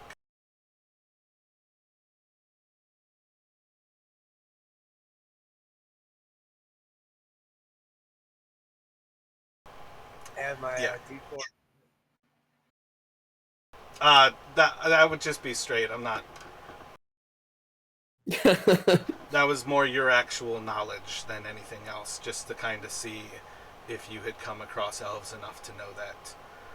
So you weave it, and as the spell starts to like drop across the drow, it seems to just like have those like almost like falling ember like effect, and it just like glows on their skin and seems to have no effect.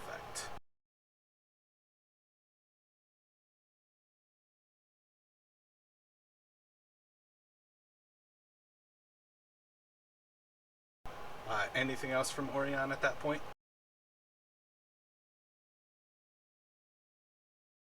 Yeah, I'll move back here, and he can proc an opportunity attack on me then. 8 to hit with his sword should miss.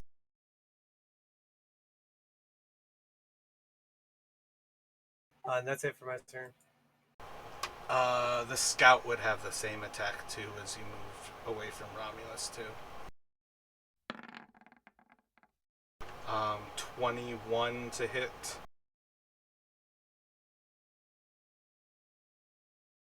I'll just proc my other luck point on him. For a 6.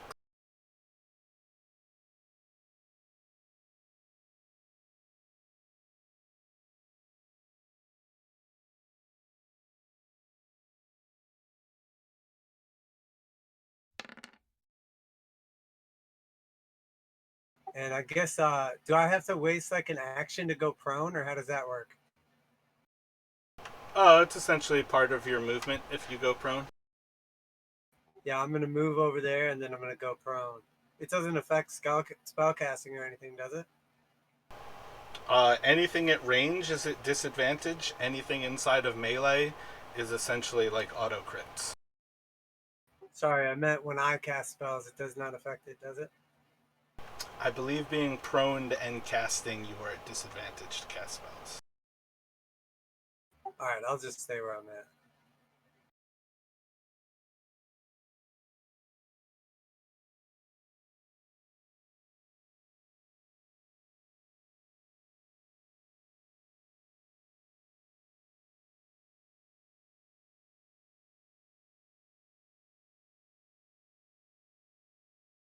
It doesn't say anything offhand, so yeah, you can go prone if you wanted to continue to cast.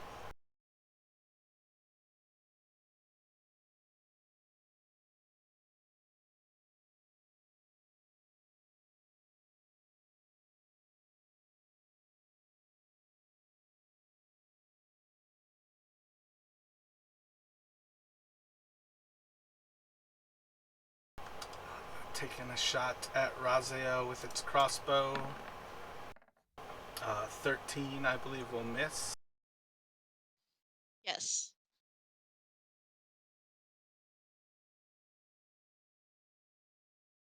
Just imagine him laying on the ground throwing snowballs like grenades. And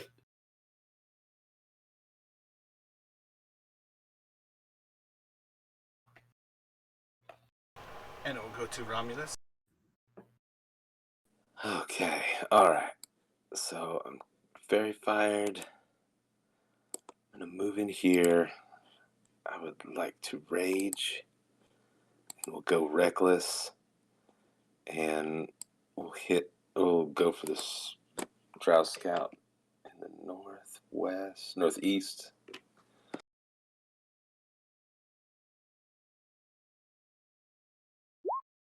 Spear attack 20 or 19 will hit. for 6 damage. And then I will action surge. Oh, I still don't get the bonus action, do I? Even if I action surge. Oh, screw it. Let's action surge. And we will go for the one. Not that you need to hear this, Ben, but whenever the action economy is against you, it is never a bad idea to start to go Nova and start to put the action economy back at least in your favor or closer to in your favor.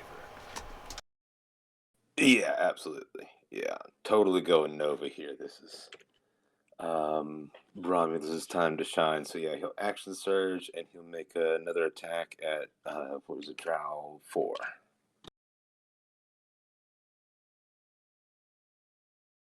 And 19 to hit. Oh, that does actually remind me. 19 will hit. Raziel, make a dexterity save for me. And it's a 7 for the drawfall.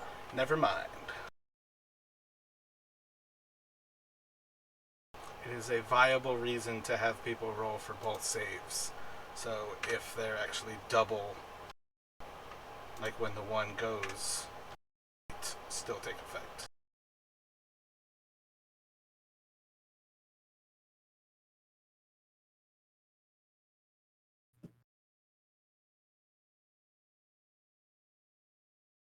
And that will be my turn.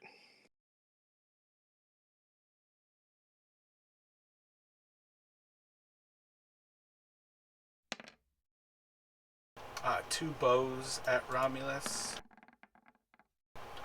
14 and a 19 to hit. 19 will hit. For 3 damage. And it will go to Raziel.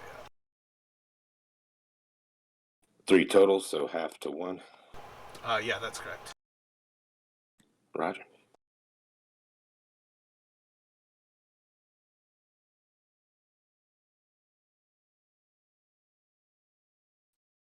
There's just one left.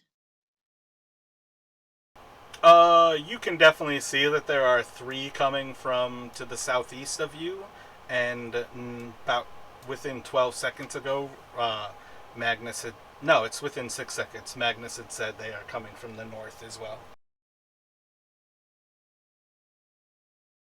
But there is just one left about 10 feet south of you.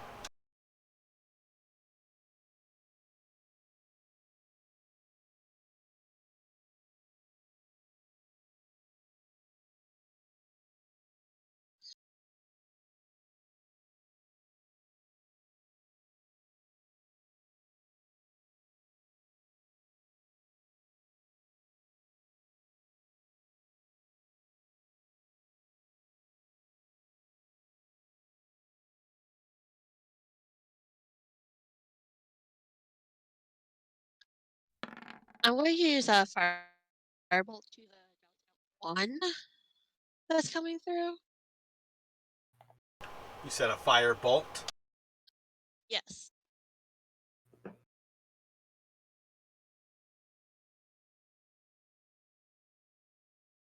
Uh, 17 will...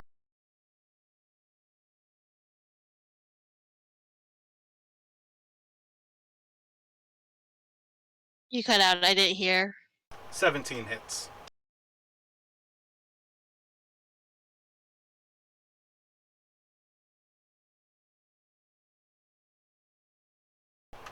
Anything else from you, Raziel?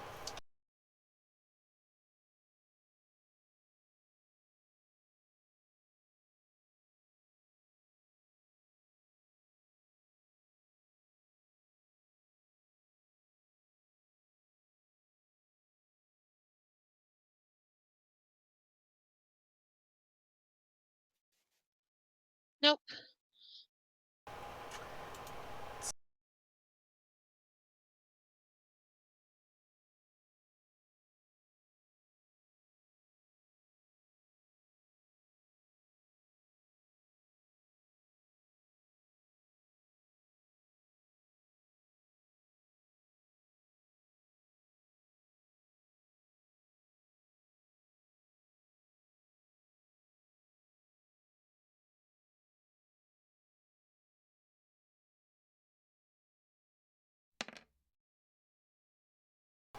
Two arrows at Rod.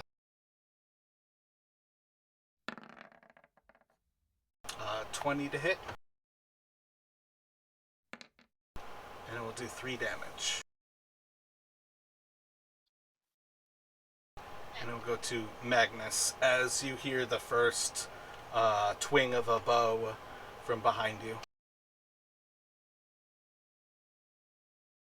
Oh, my bad. I didn't realize when I put that torch on the map layer that it got rid of the actual bright light symbol. I think I touched it, actually. No, when you touched it, I put it on the map layer so it wouldn't get in your way.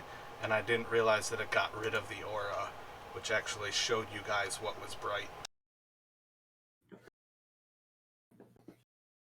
I was trying to get it out of the way so it wouldn't be a problem. Was the arrow for me or Romulus? All I heard was Ra. Oh, it was at Raziel. It was at you. But it would have missed. Oh wait, no, my bad. It was a 20 to hit, so it should have hit you, Raziel, and it did 3 damage.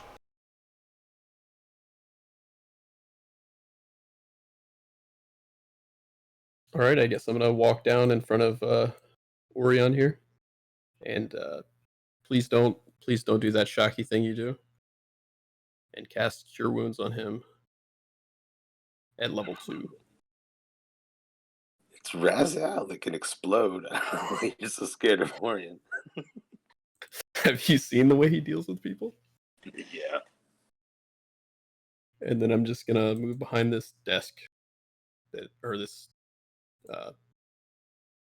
thing that was such good cover before, and that's all I've got. Got that wild wizard.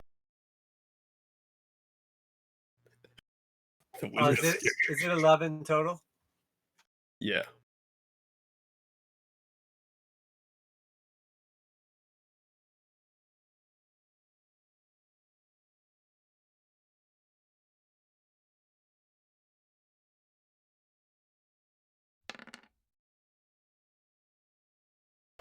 Crossbow bolt at Romulus. 11 should miss. It has advantage. Oh, you went reckless word.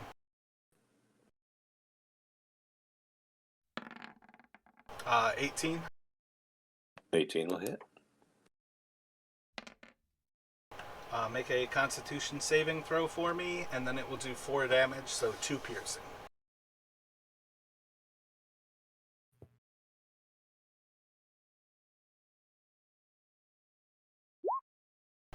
You will go unconscious, and you are poisoned for an hour.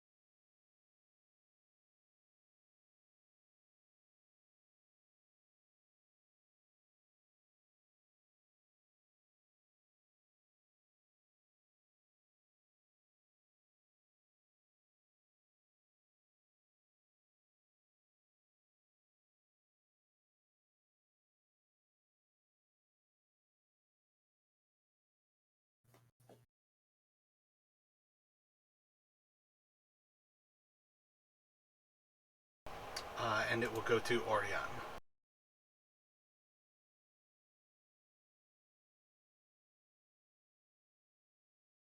Oh wait, my bad. That was from the drow who's back.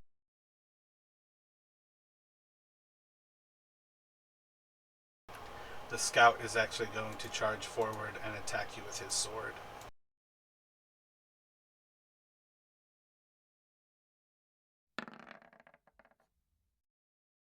He should auto crit if I'm unconscious. Yep. Which I also rolled an actual crit with him. So it's going to be 2 crits with a 24 and a 22 to hit. Yes, this is it. And it will do 7 and 9, so 16 total damage. No. And then it would go to Orion. You would all see as a single crossbow bolt sinks into Romulus, and it seems like he goes green as his body seems to go limp and he falls unconscious in the same moment as these 2 drow close in on him, and the ones that you all would recognize as like the slightly stronger bow-wielding scouts moves forward and with 2 strikes of his sword cuts Romulus with 2 stabs towards his chest, and we'll go to Orion.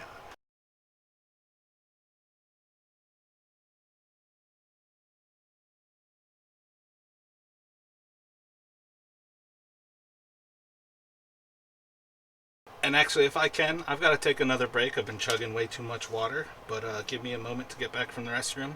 Otherwise, I'll be right back.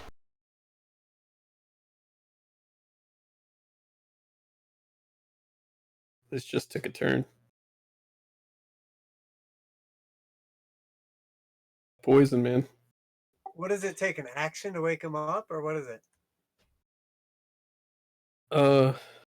I don't know. I think it's restoration. Yeah, Unless I could. restoration. I feel like this happened before with Magnus. He like went unconscious, and then I thought he lost all his hit points when he went unconscious, though. But it might have just been a combination of the two. I don't think I lost my hit. 5E. Let's see. The poison condition. Someone kicked me and woke me up. That's what it was.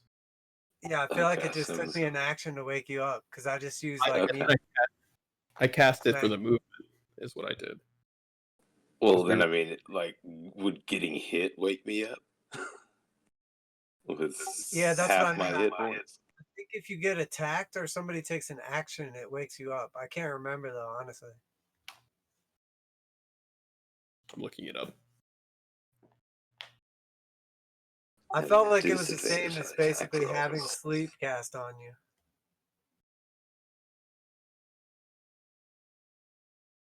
The creature wakes up if it takes damage or if another creature takes an action to shake it awake. Yeah, okay, that's what I thought. So yeah, I think you're awake. Yeah, it's the same as being asleep, just regular. But you'll still have half your movement or whatever. Well, it's not half movement. It is disadvantage on attacks. Oh, is that what it was? That's poisoned. Yeah, but that doesn't matter for you. Well, I guess it does. It'll just be regular straight attacks now that you're reckless, right? I mean, I'm not going reckless in front of these guys anymore. I need all the AC I can get. It's only useful really if they cast like Fairy Fire on you, so they already have advantage. Doesn't he have Fairy Fire on him still? I killed those guys. Oh.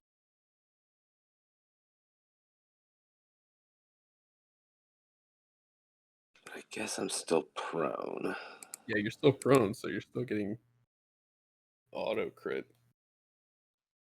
And you're hurt. Nice, fine. Yeah, no. I'll get my turn here in a second. Yeah, so you would have woken up with the 2 sword strikes from the scout. Sounds good.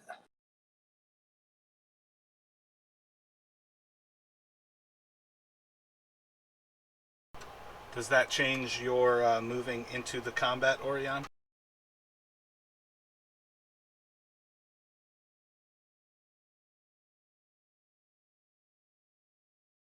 I don't really think so.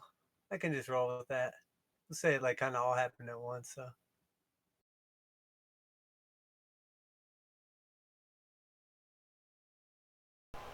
So as you move forward, what would you like to do?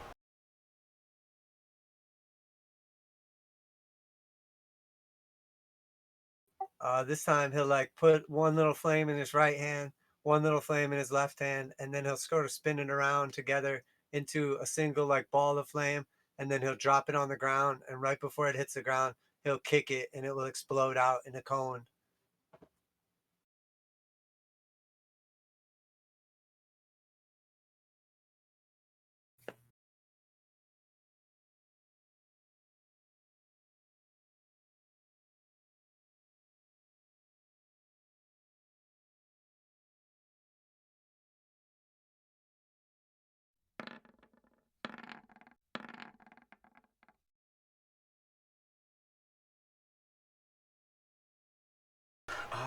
The first 2 save, and the last will fail it for 10.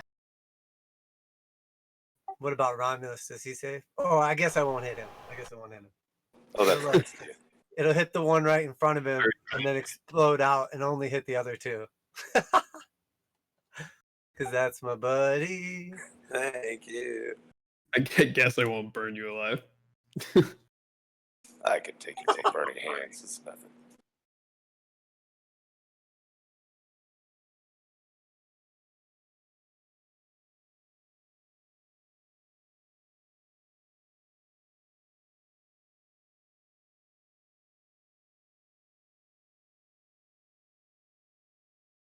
Anything else from you, Orion?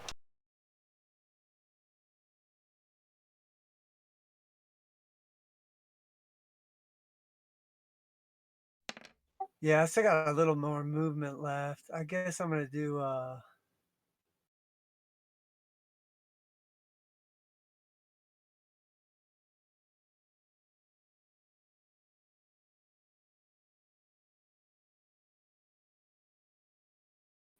I guess I'll just stay where I'm at. That'll work. Maybe move like one south.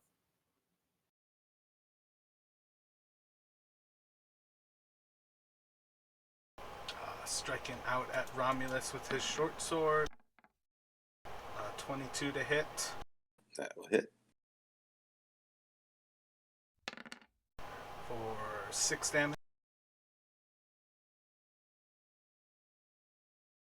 Are you a warcaster? No, I'm not Orion? Warcaster. I will take an attack on him, though. So I believe just your staff.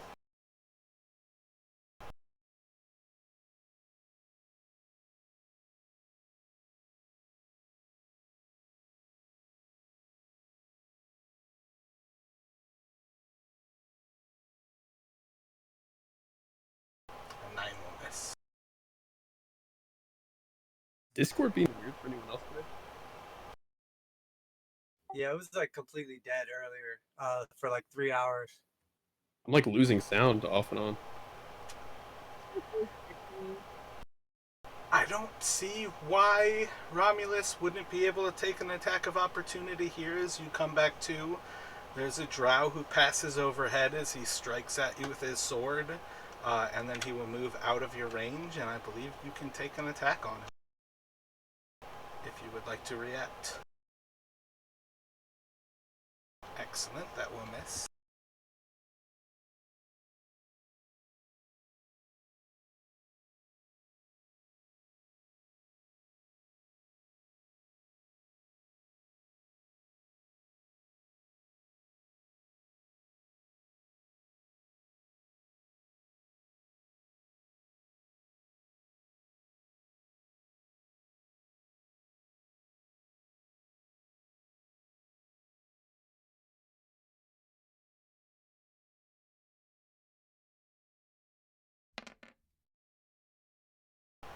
Two bow attacks at Raziel.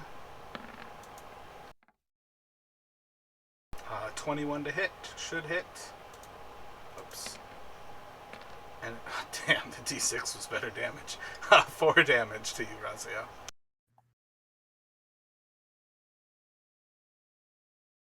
And then to Romulus. You are still poisoned, but you are prone on the ground. You may take your turn. Get up. I am no longer reckless.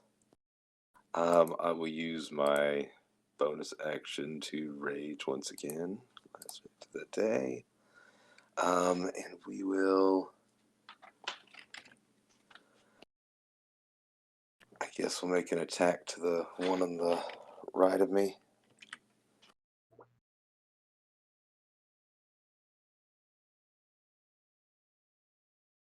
Oh, God. A 1 will miss. And that's my turn.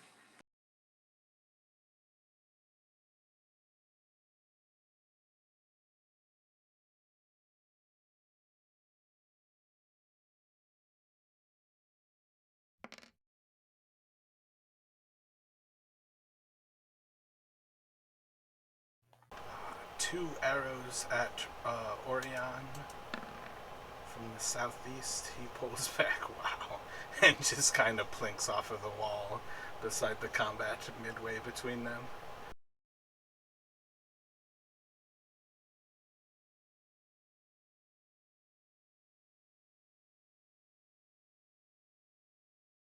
Ooh, can I take my opportunity attack? Ah, yes, you may.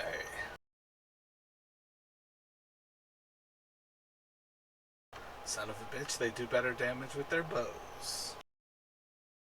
17 to hit. 17 will hit.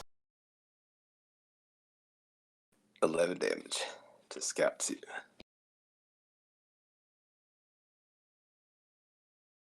And it will go to Raziel.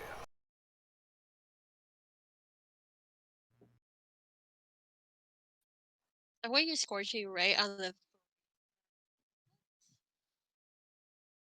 After on the, you cut off.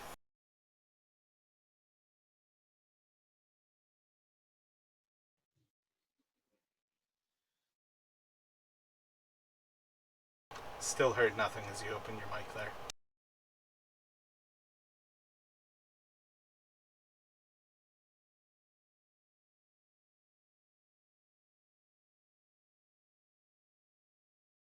I want you scorching right on the 3 droughts around us.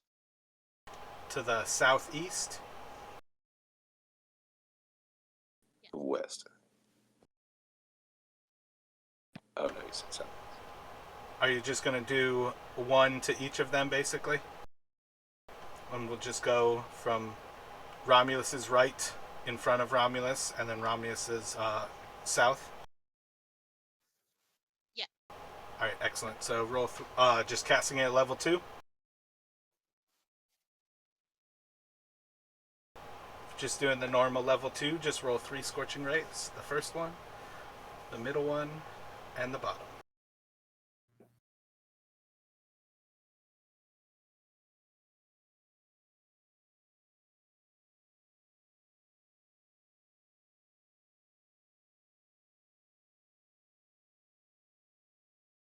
All 3 of those will end up missing. Can you roll a d20 for me, please?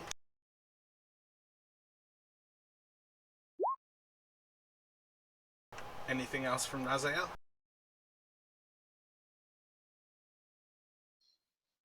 No.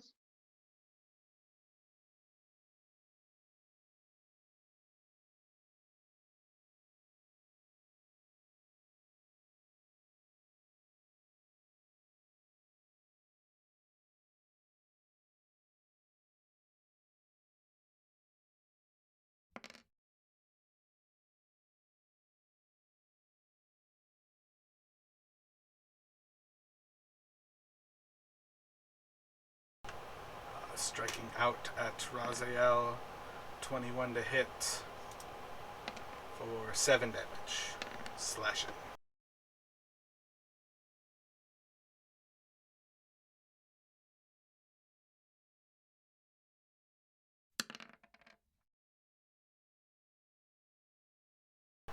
And then the first arrow from the northeast towards Raziel, the second one towards Orion. 17 at Raziel, 15 at Orion. Actually, Orion, you probably have cover on that. I should have checked that beforehand. Give me 1 second. That'd be 5 plus 5 AC, so I think that'll miss. But 17, Yeah. will that hit Raziel? Hmm? 17 to hit you, Raziel, will that hit? Yep. For 3 piercing damage. And it will go to Magnus. Well, crap. That was both in character and out of character. I am going to apologize and try to get some action economy here. I'm going to use my last level 2 slot to cast Spiritual Weapon as a bonus action. And hit this drawback here, if possible. Which one? The one in the back. But it looks like it's going to miss anyway, so. I'm trying to find it. Should be under Arcane Summons. Oh, there it is. Yeah.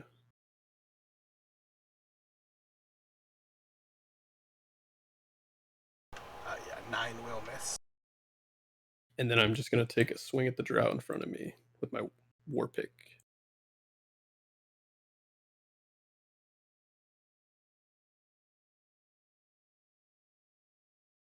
24 will hit.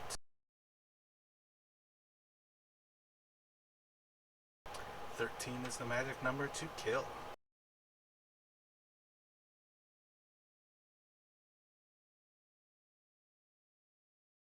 That's all for me.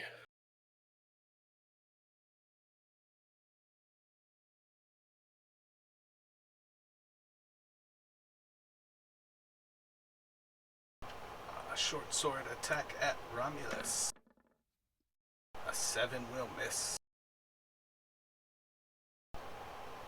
2 short sword attacks at Romulus. 16 and 18 to hit, or 16 and 22 to hit. They will both hit.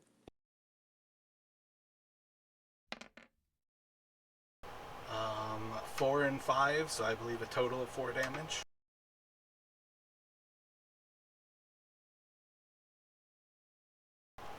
And it will go to Orion. It's just, I don't know how many people are a fan of Shaun of the Dead, but there are currently 3 drow all just striking down at Romulus, and it's straight up that scene out of the pub where they're like playing to, damn, I wish I could think of the song, but they're just beating him down to the beat as they kind of like rotate around him.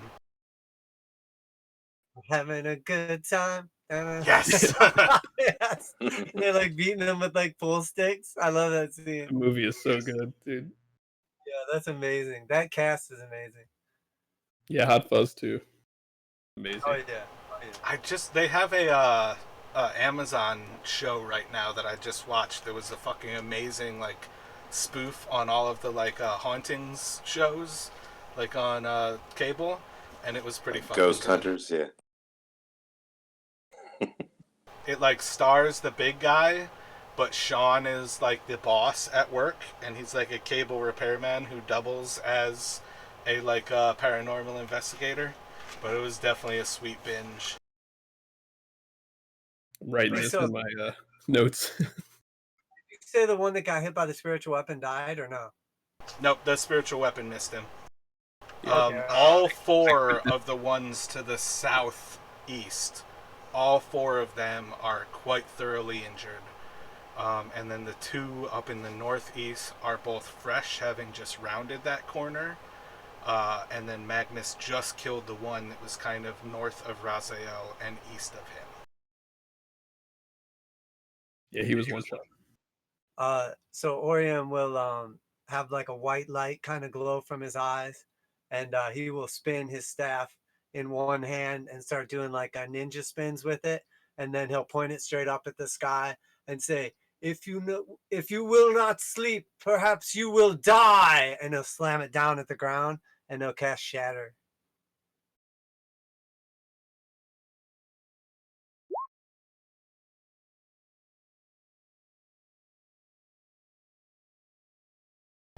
Who are you casting Shatter on?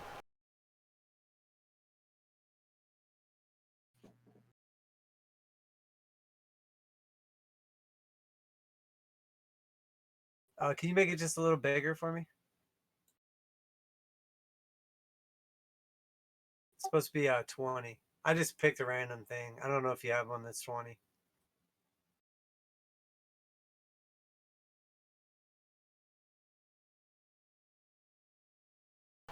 Okay, but the point is that square, so it should be...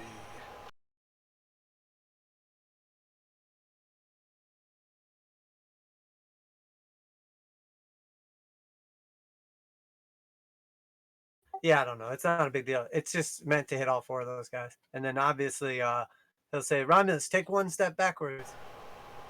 It will hit Romulus, though, in that position. But he's Yeah, but I'm going to is just... it an evocation? Oh, yeah. Is it I'm gonna evocation? Yeah, okay. Yeah, and I'm just going to say, take 1 step backwards. And when he backs up, it just explodes right in front of him.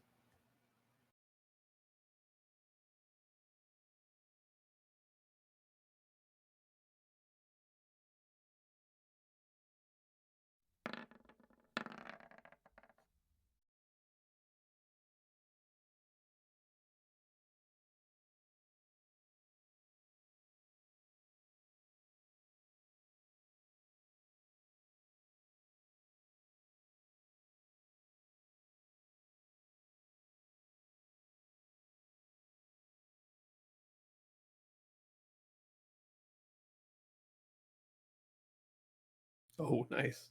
I feel like that is a level of like the fucking bots dying in Austin Powers, where their heads just start to shake and their heads fucking pop. And they'll just say, "You shall not pass." Oh wait, no, that's Gandalf says that. And then I'm gonna use my movement.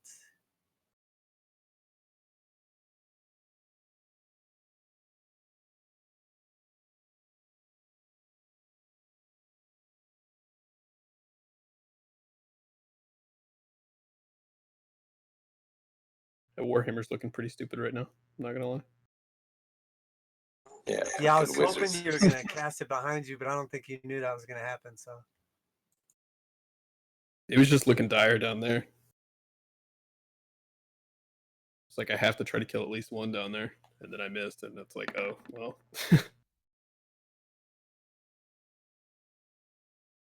Orion's gonna move behind this little like pedestal thing, and then he's gonna duck down.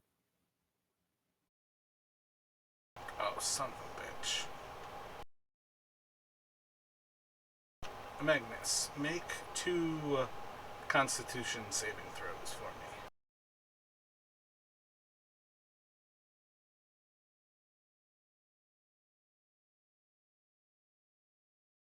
Whoops, that second one didn't roll. Yep. Everybody can drop less there.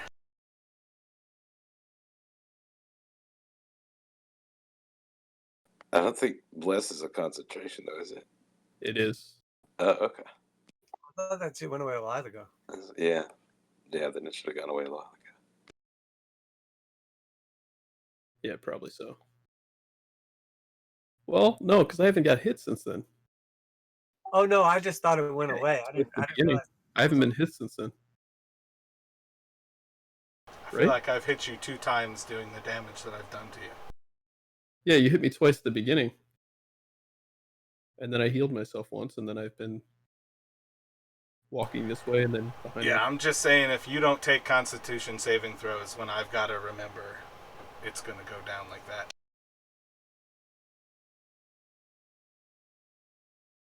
I mean, I really don't care. This fight's pretty much over now. You imagine. I'm just sure I casted it after I got hit, is all I was saying.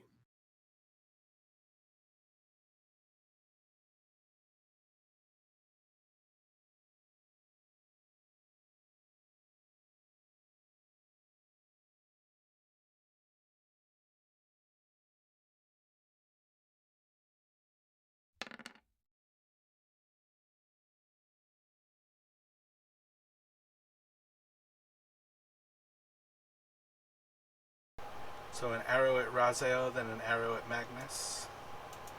I have a question. Yes. Isn't Constitution saving throws 10 to pass? Yeah, but you I have rolled an 8 advantage. and a 5. The 5 isn't a roll. The 5 I double click too fast because I have +5. And I have advantage as well because of Warcaster. The 5 it just Alright, gave me a touche. 0 for some reason. Just fucking remember to take your Constitution saving throws. You guys can still have less.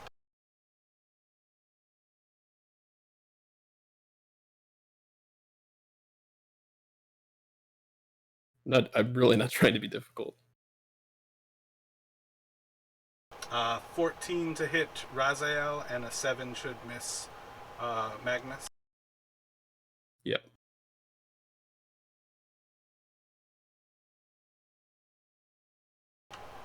I believe your AC is 14, Key? Yeah.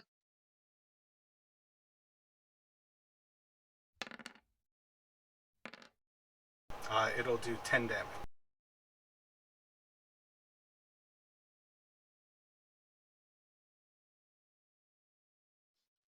My HP is 5. Yep, you'll just go to 0.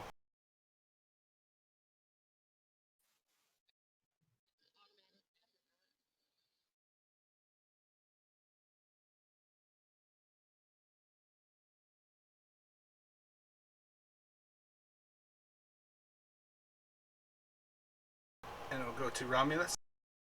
All right. Romulus will move up here. Will. You are still poisoned, so you should be at half movement. Oh, I think it just says poison conditioned is. Oh yeah, my bad. Attack rolls and ability checks. But let's see. Did that roll out? Yeah, ooh, nice. First time I didn't roll a 1.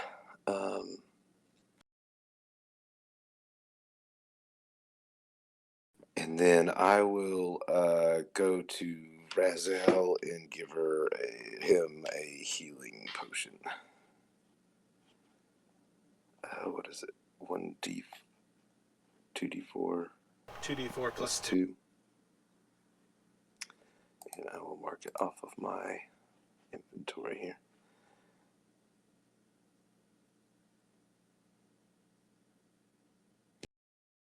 And that will be my turn.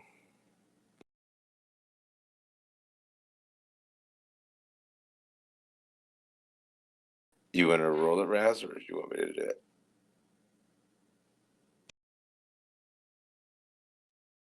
2d4 plus 2.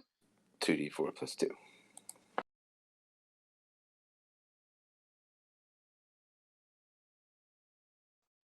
So 7. Awesome.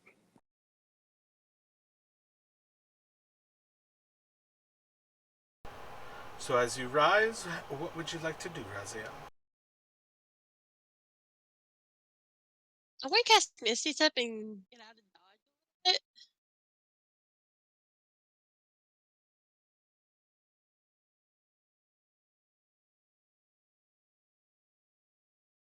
Romulus is going to check the label on his potion that he gave her. Roll a d20 for me. Me? Yes, please.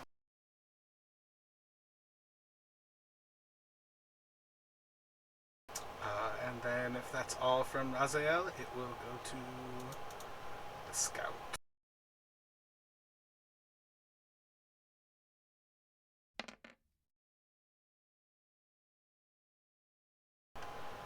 One arrow at Magnus and one at Orion. Oh, come on. What am I, chopped liver? I'm rolling randomly for anybody who's a target at this point. No. Even with increased ACs, 3 for the cover for both of you, it will be a 23 to hit Magnus and 18 to hit Orion. Okay. Both hits. Oh yeah, if you could see me, that'll hit. 10 damage to Magnus and 6 damage to Orion.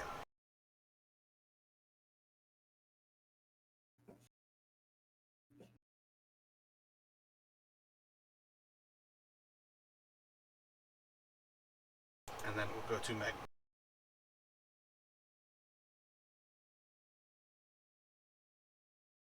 I am going to walk around this way to the corner and cast Lesser Restoration. I believe that's the first level. No, it's not. Never mind. I can't do that. I guess I'll just cast Toll the Dead on the first one right here.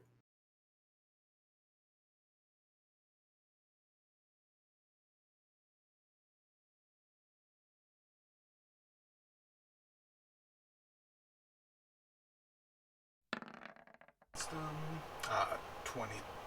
I think just a flat 20. He will pass with no damage. And then I'll take one step further down. I think I have a step left.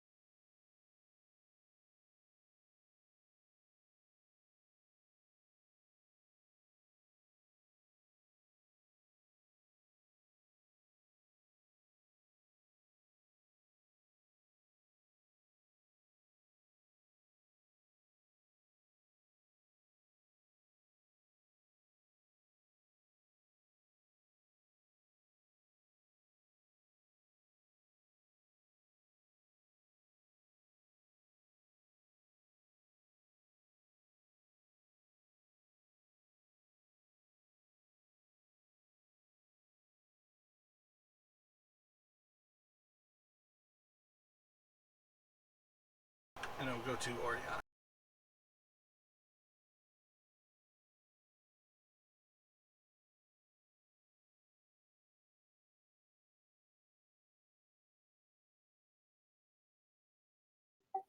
All right, he will kind of peek his head over the little thing he's hiding behind right now, and then he'll snap his fingers, and you'll see a flame form in his hand, and then he'll kind of twist his fingers a little bit, and he'll just blow on the flame, and you'll see like this curving, like kind of spinning around ball of fire, just kind of going through the air, just kind of weaving back and forth, and he will aim at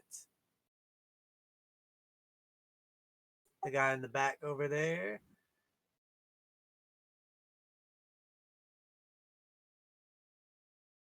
16 will hit.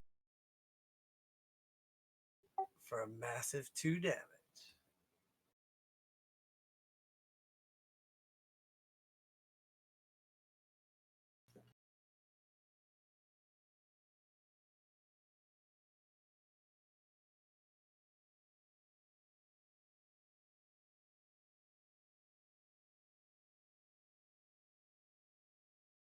And I'll go stand by these bros.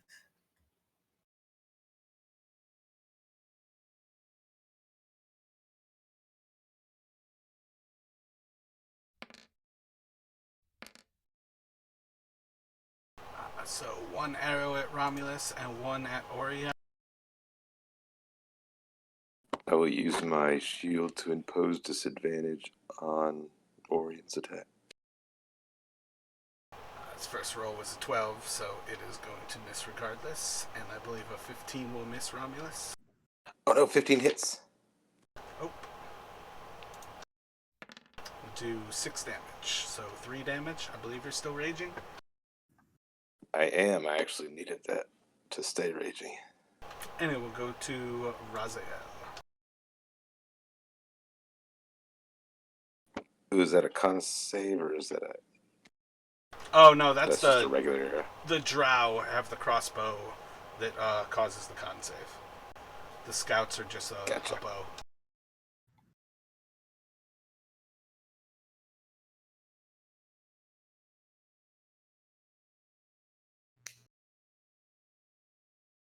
I think I got skipped. Oh yeah, my bad. You are right after that drow. So I'll come over here. We'll do... Yeah, I very much regret forgetting to move him.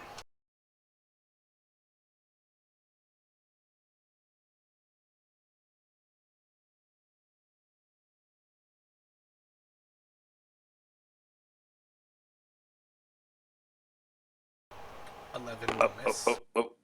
Plus the... What about a 15? 15 will hit. Alright. 6 damage.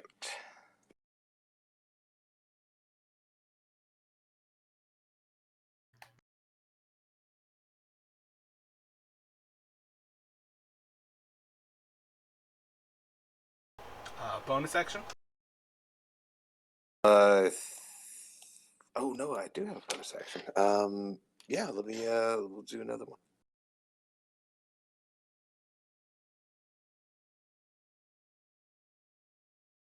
$14 plus 17 again. It will hit. 7 damage. He will certainly look bloodied. Now to Raziel.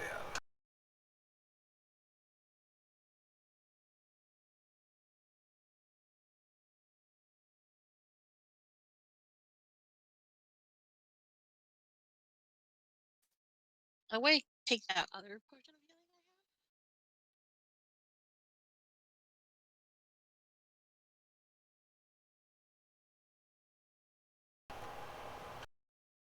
I So 7 more hit points. And that's just a bonus action.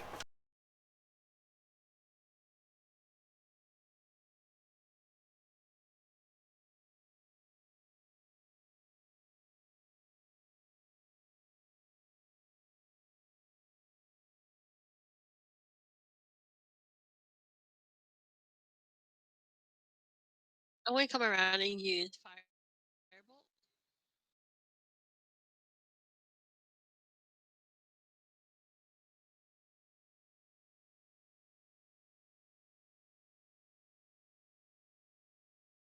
Nice. Just on the one in front of Romulus, then.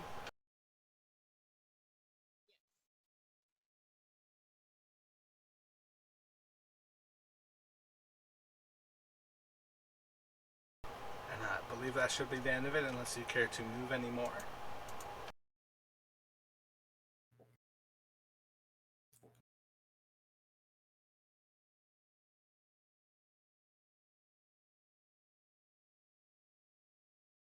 We get that chase scene after all. And then it will go to Magnus. I am going to take the dash action. So I can move 60. It's 2, 3, 4, 5, 6, 7, 8, 9, 10. And get around him. Try to slow him down. And then I guess as my bonus action,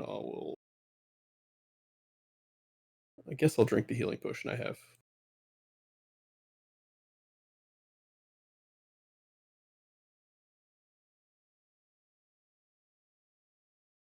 Total of 9.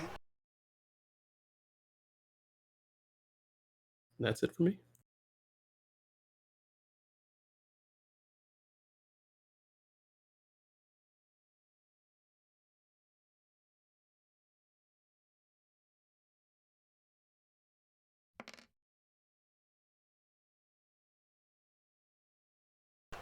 Two arrows to Orion's back. 11 and a 12 to hit. I believe both of those will miss.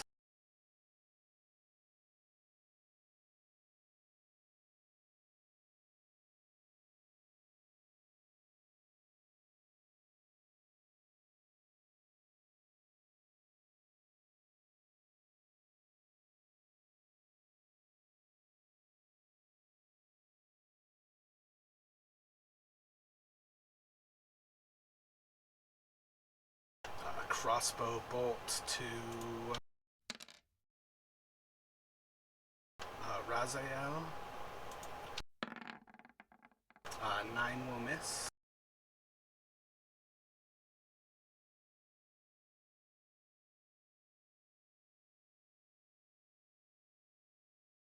And the crossbow bolt to Raziel.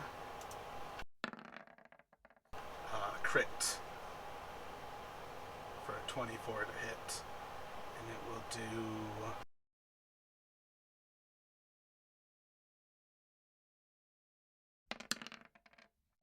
Damn, the fucking dice hit each other and fucking knocked one to a 1. 7 total damage, and make a Constitution saving throw for me, Raz.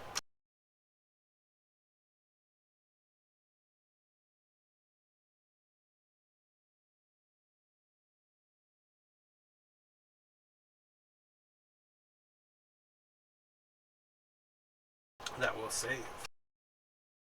And it will go to Orion. As you feel 2 arrows pass over your head, you would hear the zing, and they are quickly followed by 2 crossbow bolts passing right past you, and you would hear as the first like pings off of the wall, and the second one sinks into Raziel.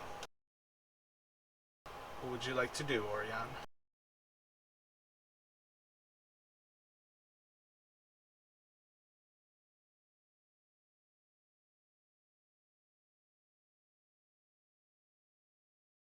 I will reach up and touch the corner of my hat and look over at the drow and say, "Be right back, friends."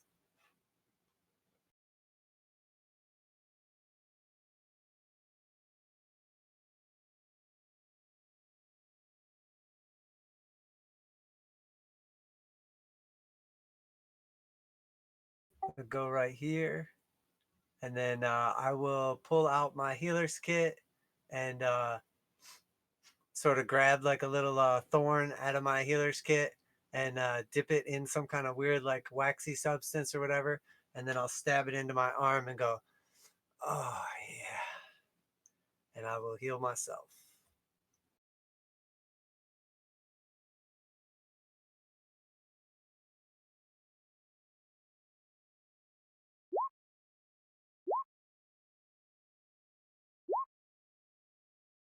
for 11.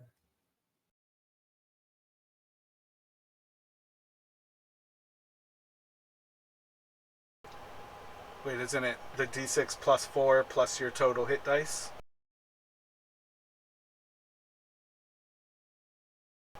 I feel like it should be 13.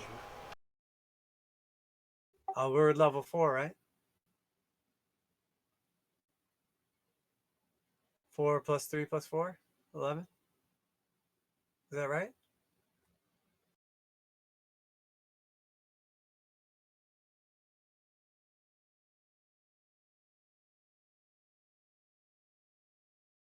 Yeah, so it's the d6 plus 4, which you rolled a 9. D6 plus 4, it rolled a 7. Oh, wait. I didn't- Oh, It I didn't rolled- realize it rolled it already. Oh, Yeah, I it rolled a clicked 9 first. Yep. I didn't realize it rolled it. I clicked it a second time, not realizing it rolled. So, yeah. Oh, That's great. Yeah. So 13 total from that heal. Oh, hell yeah. See, I'm still getting used to where I have to click for stuff to actually, like, do things. Because there it posted the stats and it rolled for me. A lot of times when it posts the stats, it doesn't do the roll. And when I see the red box, I assume that I'm supposed to click that. But yeah, that makes sense.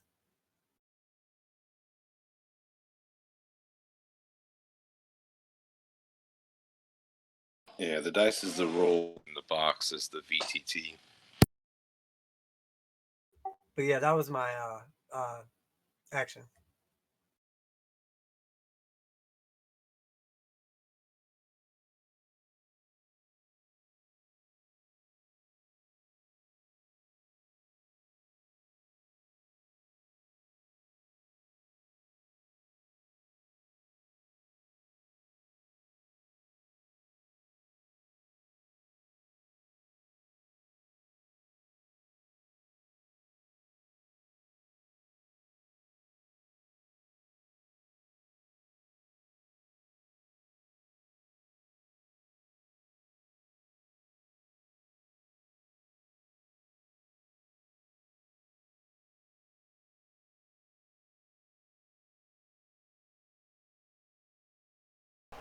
Alright.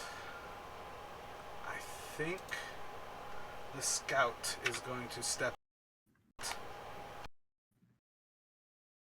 I would like to take an opportunity attack then. Will be at disadvantage. That's fine. Though I believe you don't even have sight outside of there. Oh, I don't have. Can I still attack, or I Well, would like it to doesn't use? really matter regardless, because you will miss there. Well, I mean, but I would I like don't to use think my you, blessing. I don't think you if I could can have even swing. ran up on him before to even see him. He would have been in darkness the moment he stepped outside of the light of the torch, which would be roughly about there. It sheds dim light for a certain Yeah, area it's after 20 that. and 20. That's why I say roughly about there is where he would have been in complete darkness. Would you like me to go back to where I was before? Or? Nope, it's just why I really love dynamic lighting, is that stuff disappears automatically. You can do your War God's Blessing. I mean, I'm okay with it either way. I just didn't know how you want me to proceed. Do it. Then 16 will 16 should hit, right? and 10 damage.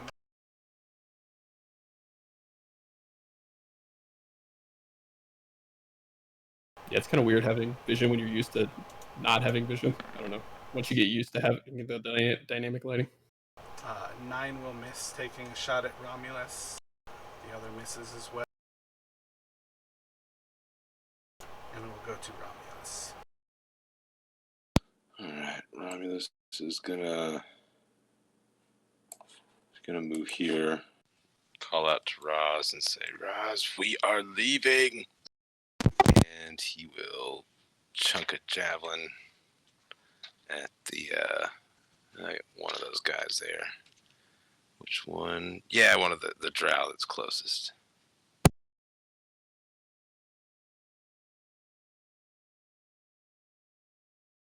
Just to the south of you? Yes, to the south there. It's disadvantage for dim light. Yeah, I tried to select disadvantage, but I just rolled twice. There we go. A 9. 9 will miss. Plus, I'm disadvantaged for being poisoned anyway. So, and then 5, 10, or that would be 20s and 30s. So that will be my movement there. And we'll go to Raziel.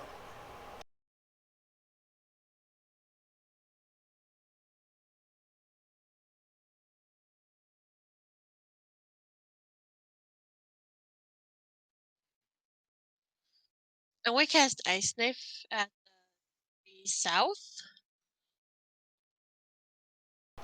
Excellent. What level are you casting at?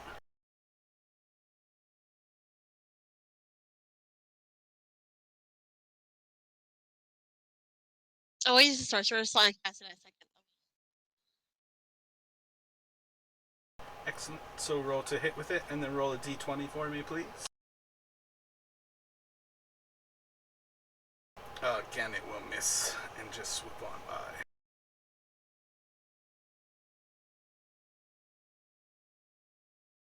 Any movement from you, Raziel?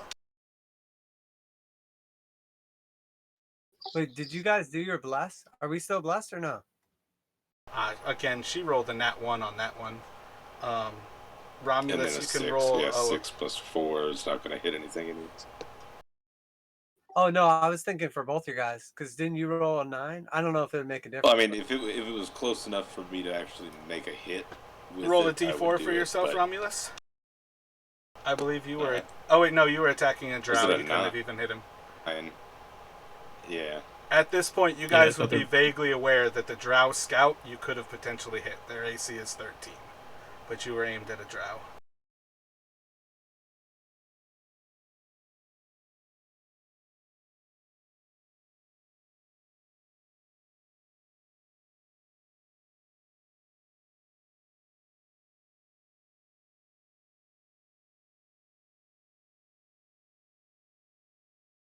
On to Magnus. So I'd be aware of this drow here, or to a certain extent. No, I've got to stick to the fact that right now you can't see any drow. Because Well, you but I are would know standing in darkness. I wanted to know if I could, as far as interactions go. I already putting let my you work- attack him when he moved away from him. You shouldn't have been able to No, see that's him not- when you ran out to him.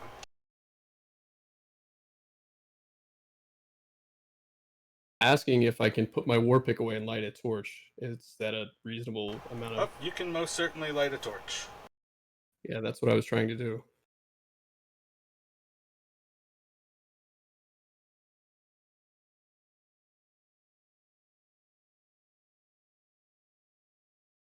And then I'll just wait for everyone to come, just so they have a awareness that he's there as well.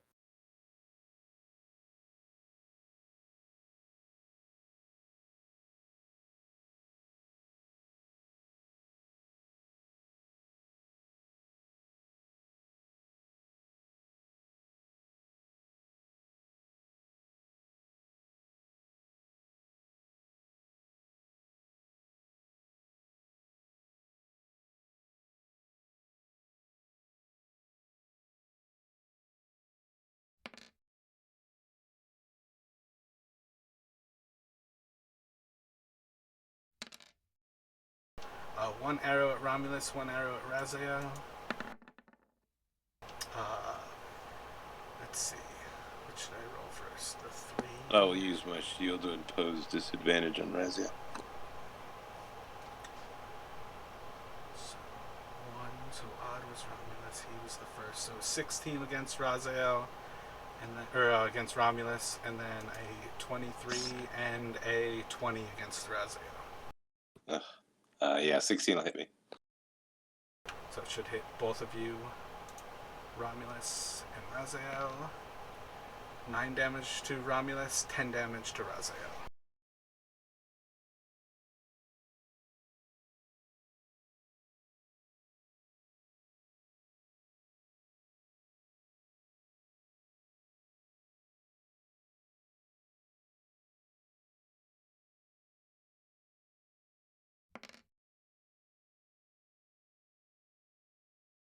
Oops. Crossbow bolt at Romulus for an 8 will miss.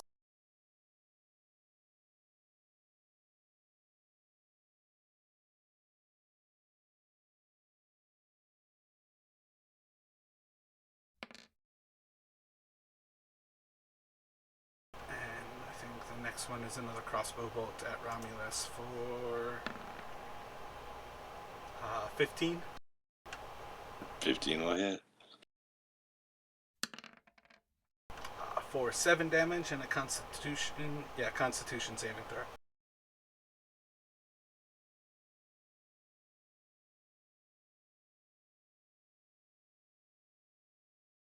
That is a pass. So I think you're still in a rage, so it would have been 3 piercing damage from it. Oh, okay, cool. I took 4, so I will just add 1 more. Yeah, I rolled a 7, so it's halved to 3. Did you... On the D8, I think I did 9 to you, so it should have been 4 on that one. So 4, Yeah, I got and that. then... Alright, word. And then it will go to Orion.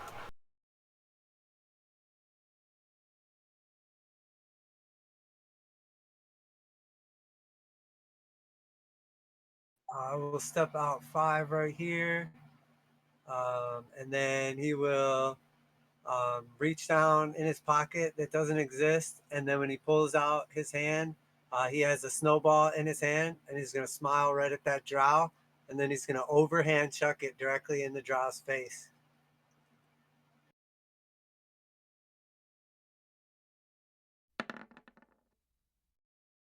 .23, he will shrug it off.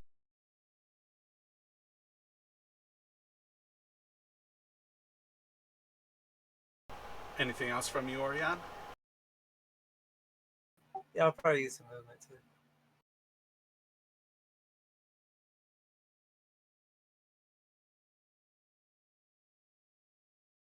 Just go right there.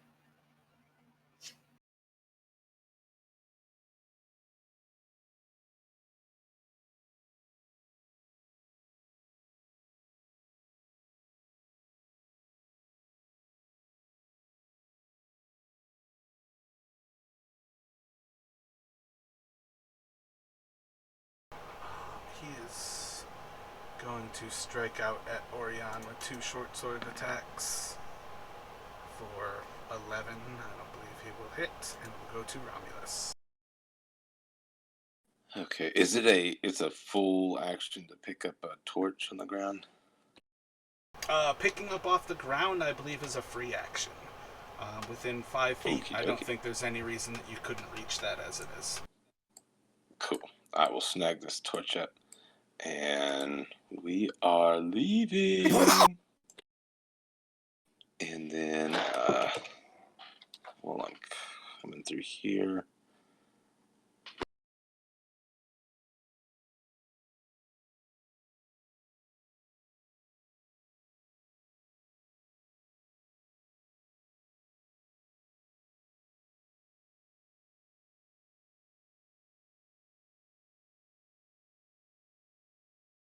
.21 will hit. For 11. Awesome. Come on, Raz. That'll be my turn. And on to Raziel.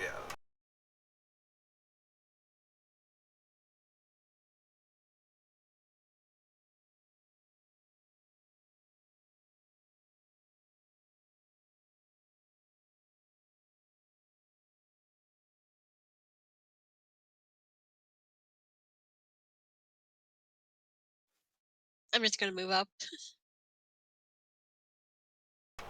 Taking a dodge or a dash action. Holding a spell. Are you using your action? I'll hold a dodge.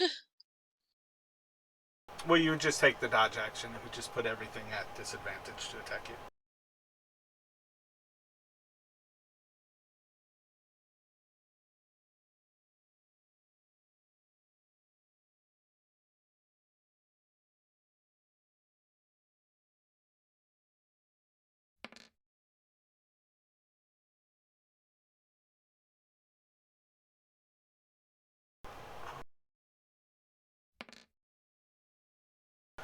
Okay, so first one will be at Orion.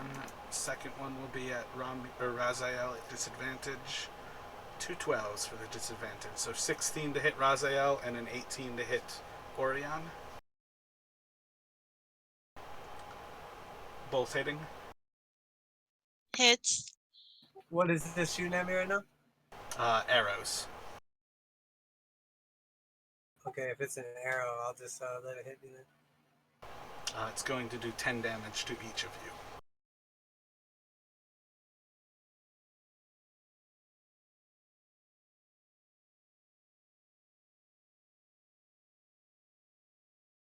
And then it will go to Magnus. Raziel, you will take a point of exhaustion as you go down a second time. I am going to I'm going to heal her with a Cure Wounds.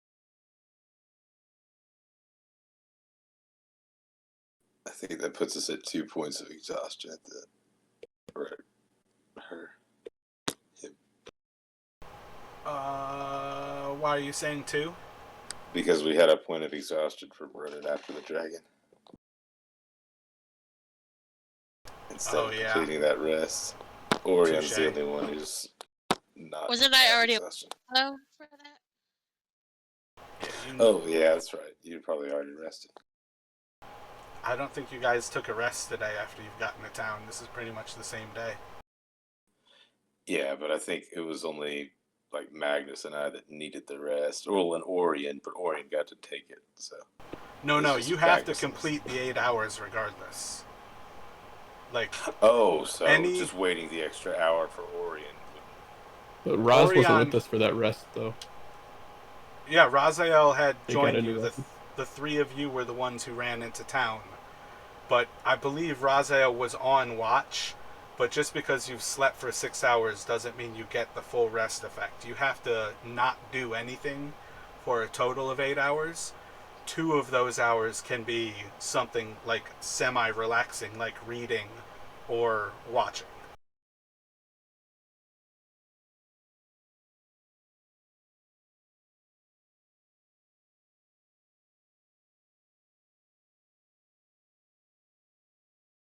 But in the long run, I don't think it's going to be a massive effect to have that at this point, but you will be at 2 points of exhaustion at this point. Well, it does suck. It is half speed at this point, though.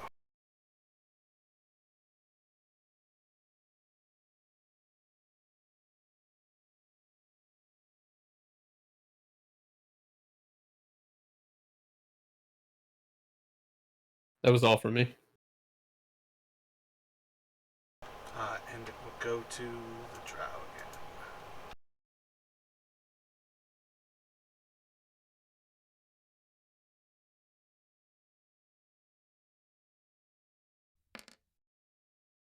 Oh, I'm pretty sure my bless fell off as well. I'm pretty sure that's been 10 rounds. My count was right. Oh, word. It's turn 10 now. I feel like you cast Bless on maybe the second turn. I'm not sure if it happened on the first. I think I cast it immediately. It just depends on if your surprise round was round 1 or not. Well, you wouldn't have been able to act on that one, and I believe Yeah, I that's had what I'm saying. the turn counter set up for it, so it should be next Okay. round that Bless would drop. Okay, I must have double counted. So the first shot is at Orion, the second at Romulus.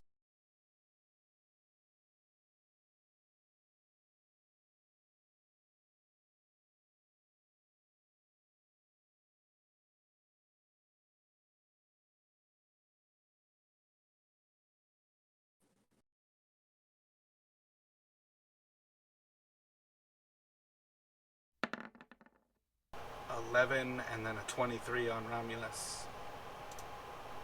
Hey, 20. And it should do 8 damage, so 4 damage to Rami.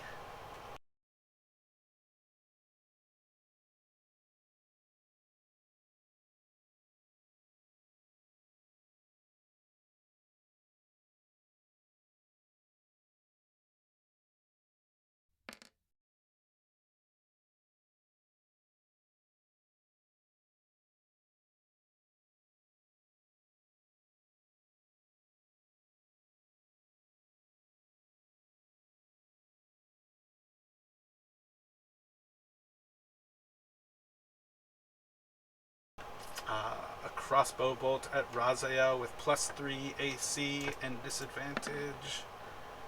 It's going to be a 12 to hit. And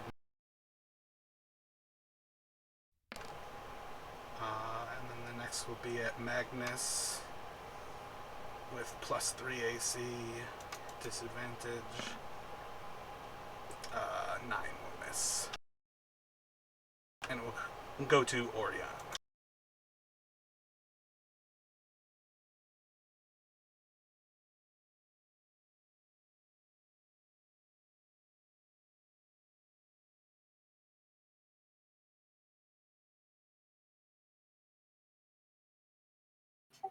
All right, Orion will look up towards the exit, and then he will look back towards the drow and look sort of undecided. And then he will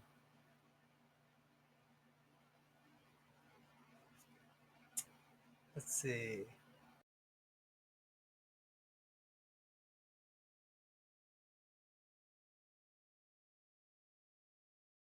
Oh, it's such a tough choice.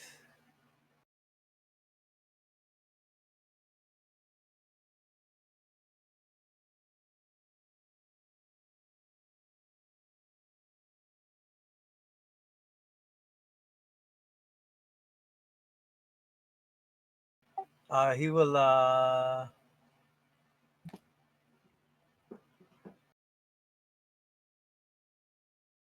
he'll look back towards the drow and say, "We'll be back with our orc friends." And then he will throw a firebolt. Actually, no, he's going to put his hand up in the air, and you'll see like a little snowflake kind of fall down into his hand, and then another one, and then all of a sudden he'll have another snowball in his hand, and he'll kiss the snowball, and then he's going to wind up underhand and throw it straight at the it's going to just go for the, let's see, the topmost drow, but not the scout, if that makes sense, like the topmost of the regular drows. Word.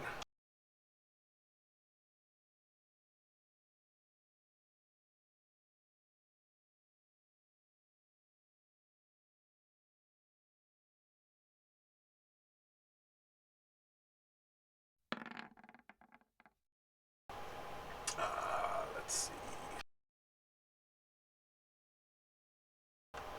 He will fail.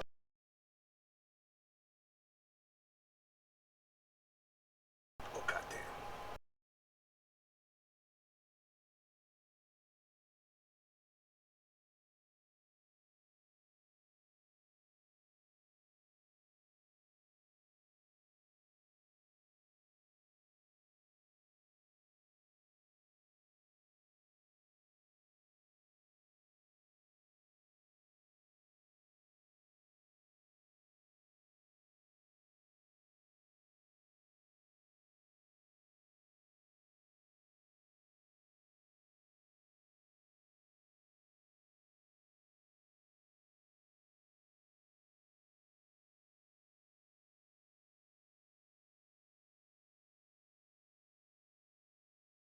That's it for my turn.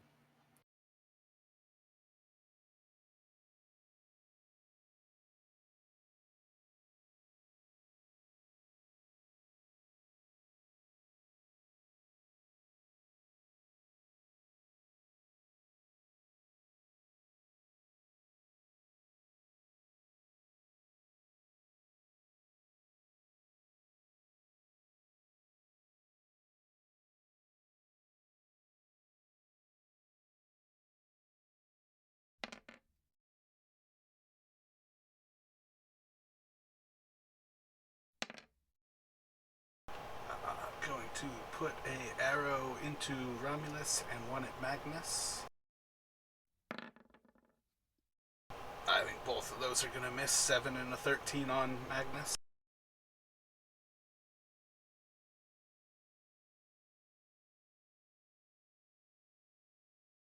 And it will go to Rami. All right, I will quote the great philosopher Volo when he said, "Bye, Felicia." I will dash. And that'll be my turn.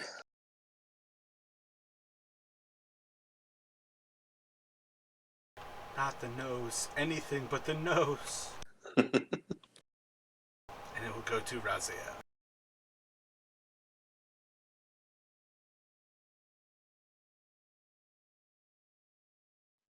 Slowly keeping up.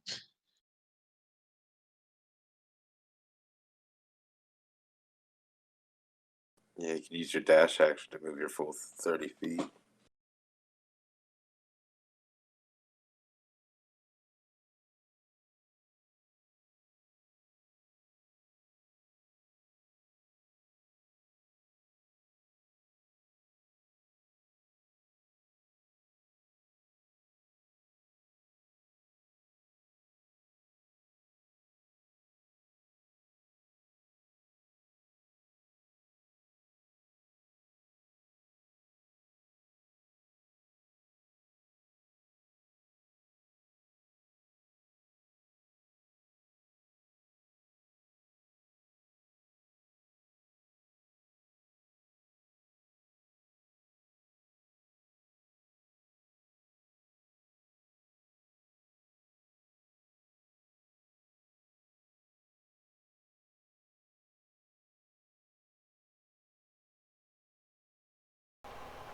That's the end of your turn from Raziel.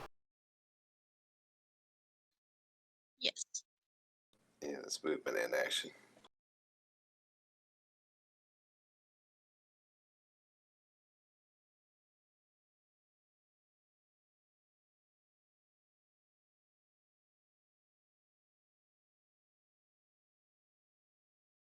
Oh, I've got one too many scouts on the board, so that scout who just shot, I feel like, is now up.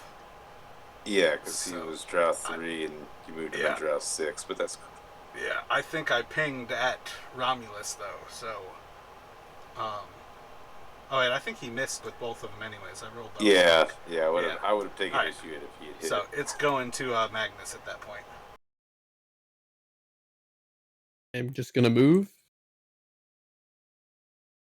And this is where Bless would drop. Though I believe at the end of this turn.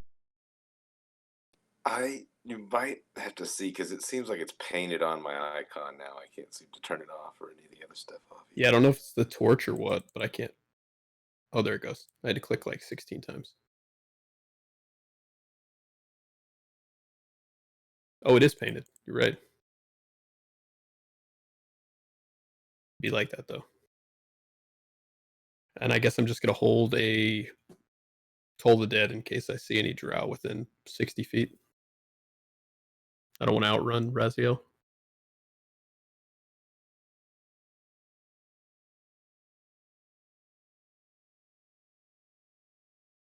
That's all I got.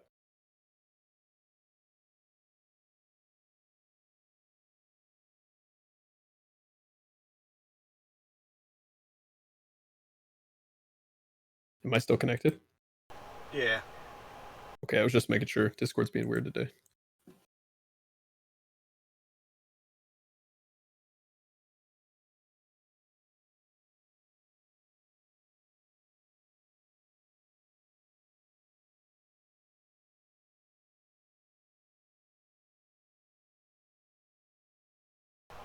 +3 AC, 2 shots at Raziel. 22 and a 16 to hit. I think the 22 will hit. The 16 should miss. And 9 more damage.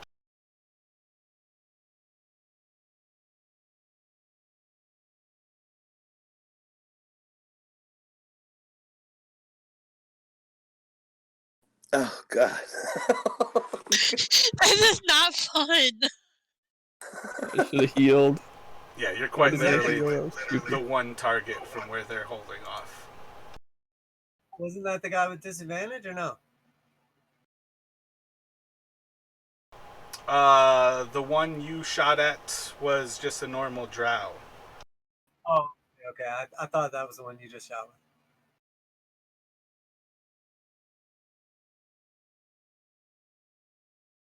And it will go to Oria.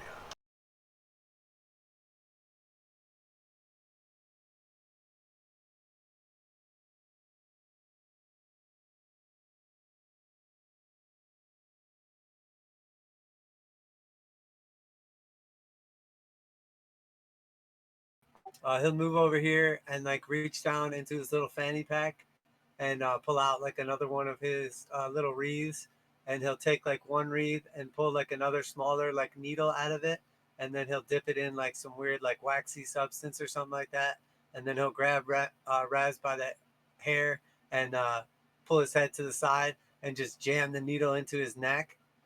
And with that, I will use my healer's kit.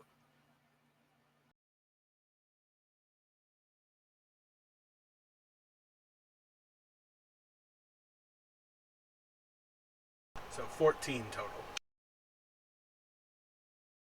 And bring you back to life. And then that'll be my action. So I don't think I can like drag him or anything. So I'll just move back over here to kind of cover the backside of us. Is the reincarnate still going? What was that, buddy? I mean, None of you know that she can reincarnate at this point, or he can reincarnate. Right. But that was only if I died within a minute. yeah. Well, as far as meta knowledge goes, if anybody coup de grace killed Raziel at this point, you would indeed reincarnate. Well, the other thing is you would also reincarnate without any exhaustion instead of 3 points now. Fine, on a 1 through 10, I accidentally kill Raziel with my healer's kit. I'm just kidding. But it will go to Romulus. I'm just gonna keep running. I've got an old lady mage who's got more hit points than I do at the moment.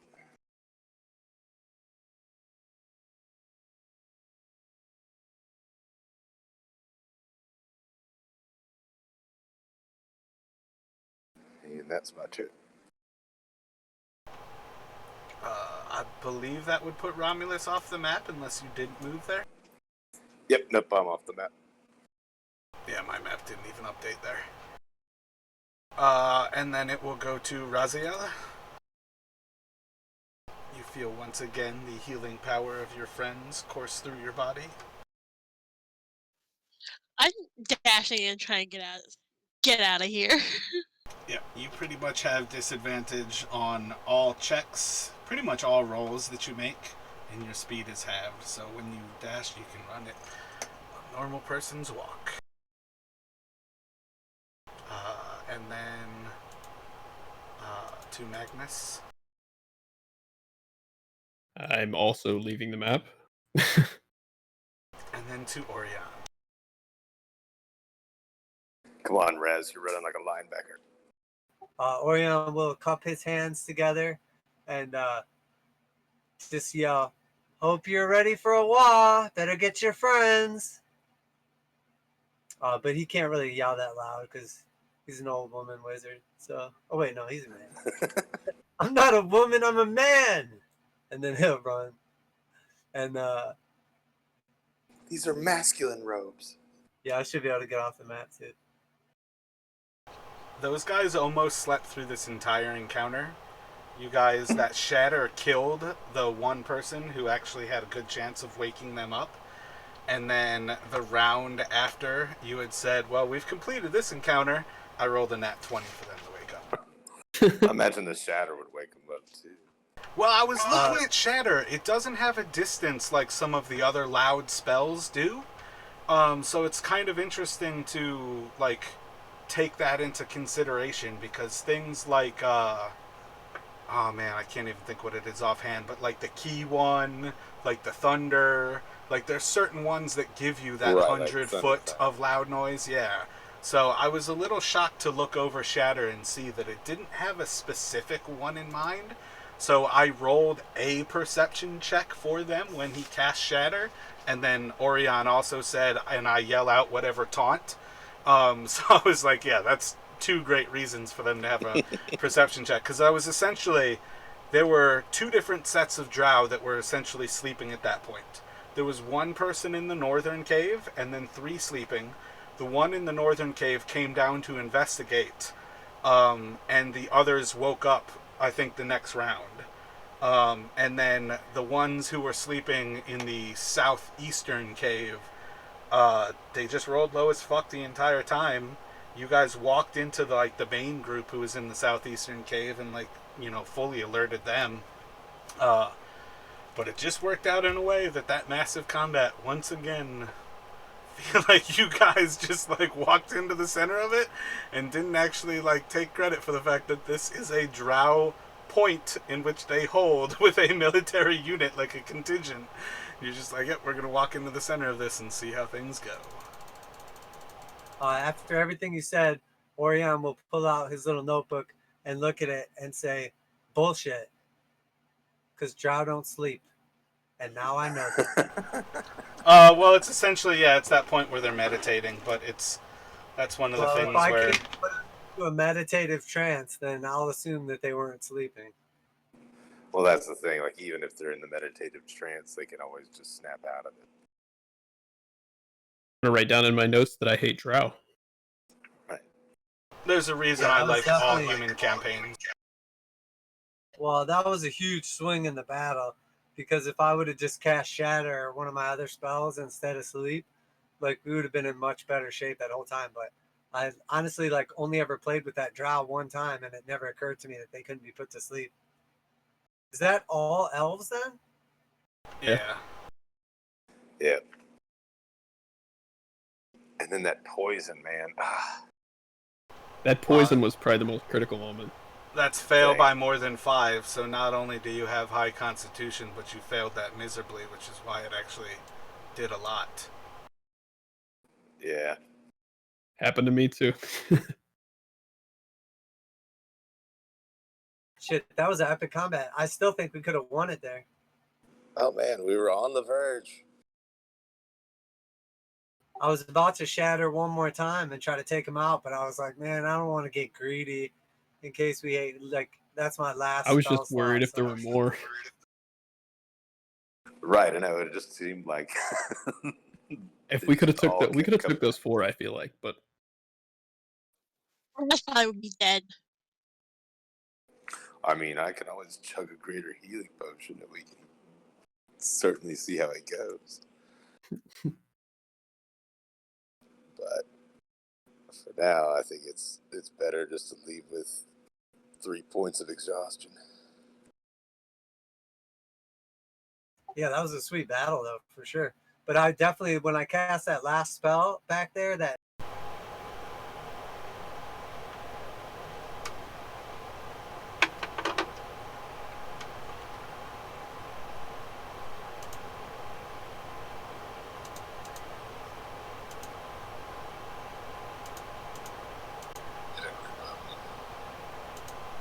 Yeah, but I mean, I feel like I'm the only one really with range. I mean, Raz has some range, but putting himself in danger at that point in time, I like even step out and fight. Yeah, that's the thing. I've noticed that at a certain level, all melee characters just they can't even engage before everything. that spiritual weapon I placed was so bad. Turned out so badly. I mean, it was I good. just deleted it Because after then 4 rounds. You could have come up and supported Romulus after that guy was down. The wizards, man. Ugh. the idea was great, but you just had no idea I was about to just wax the Yeah, I whole. just didn't know you were gonna kill them all.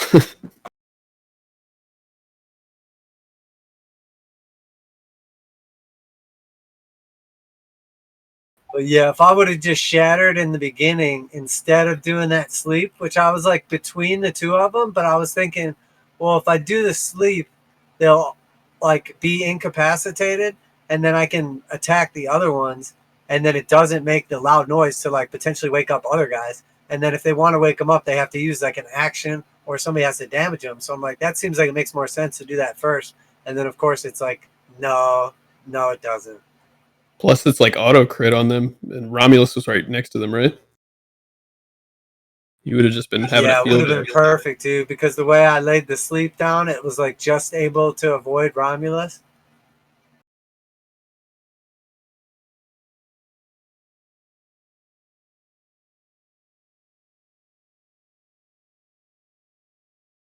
Yeah, and I think what is it? The evocation school only works for evocation spells too. So Yeah, I can't do it on my other stuff.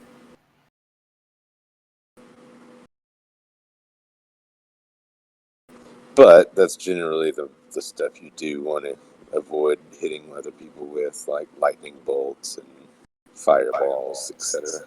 Yeah, for sure. And like at first I was like, man, I don't know if this is like the best one or not. And then I was kind of looking at it and I'm like, yeah, when I think about how many times I've been able to position myself and avoid like hitting one of you guys, but hit everybody else because of the evocation, like it definitely has paid off exponentially. Yeah, and it's a good, like I said, it's a good learning spell school because you're able to make those kind of mistakes and not hurt anybody on your team. Yeah, if you like were just dumb about it and forgot or something like that, it's like, oh, thank God I can shape the spell. What was it? I play with that Goliath barbarian, and the wizard on that team does not care. He'll throw it in the. He uses me to target his fireballs.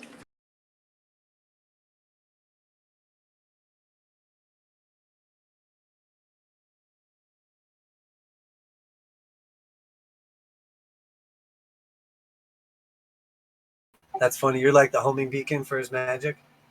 Yeah, but I mean, like I can like literally eat one of his fireballs. It's not anything difficult, especially with like Stone's Endurance, Path of the or Totem Barbarian, and what is it?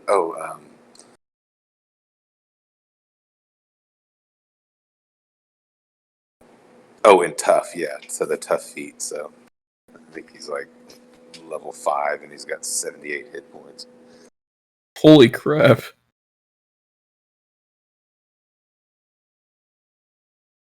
But it's kind of fun because that plays into that whole damage game where, it's just like, people will try to throw a bunch of damage onto somebody, and you can sit there and take it for at least 2 or 3 rounds before it gets to a problem.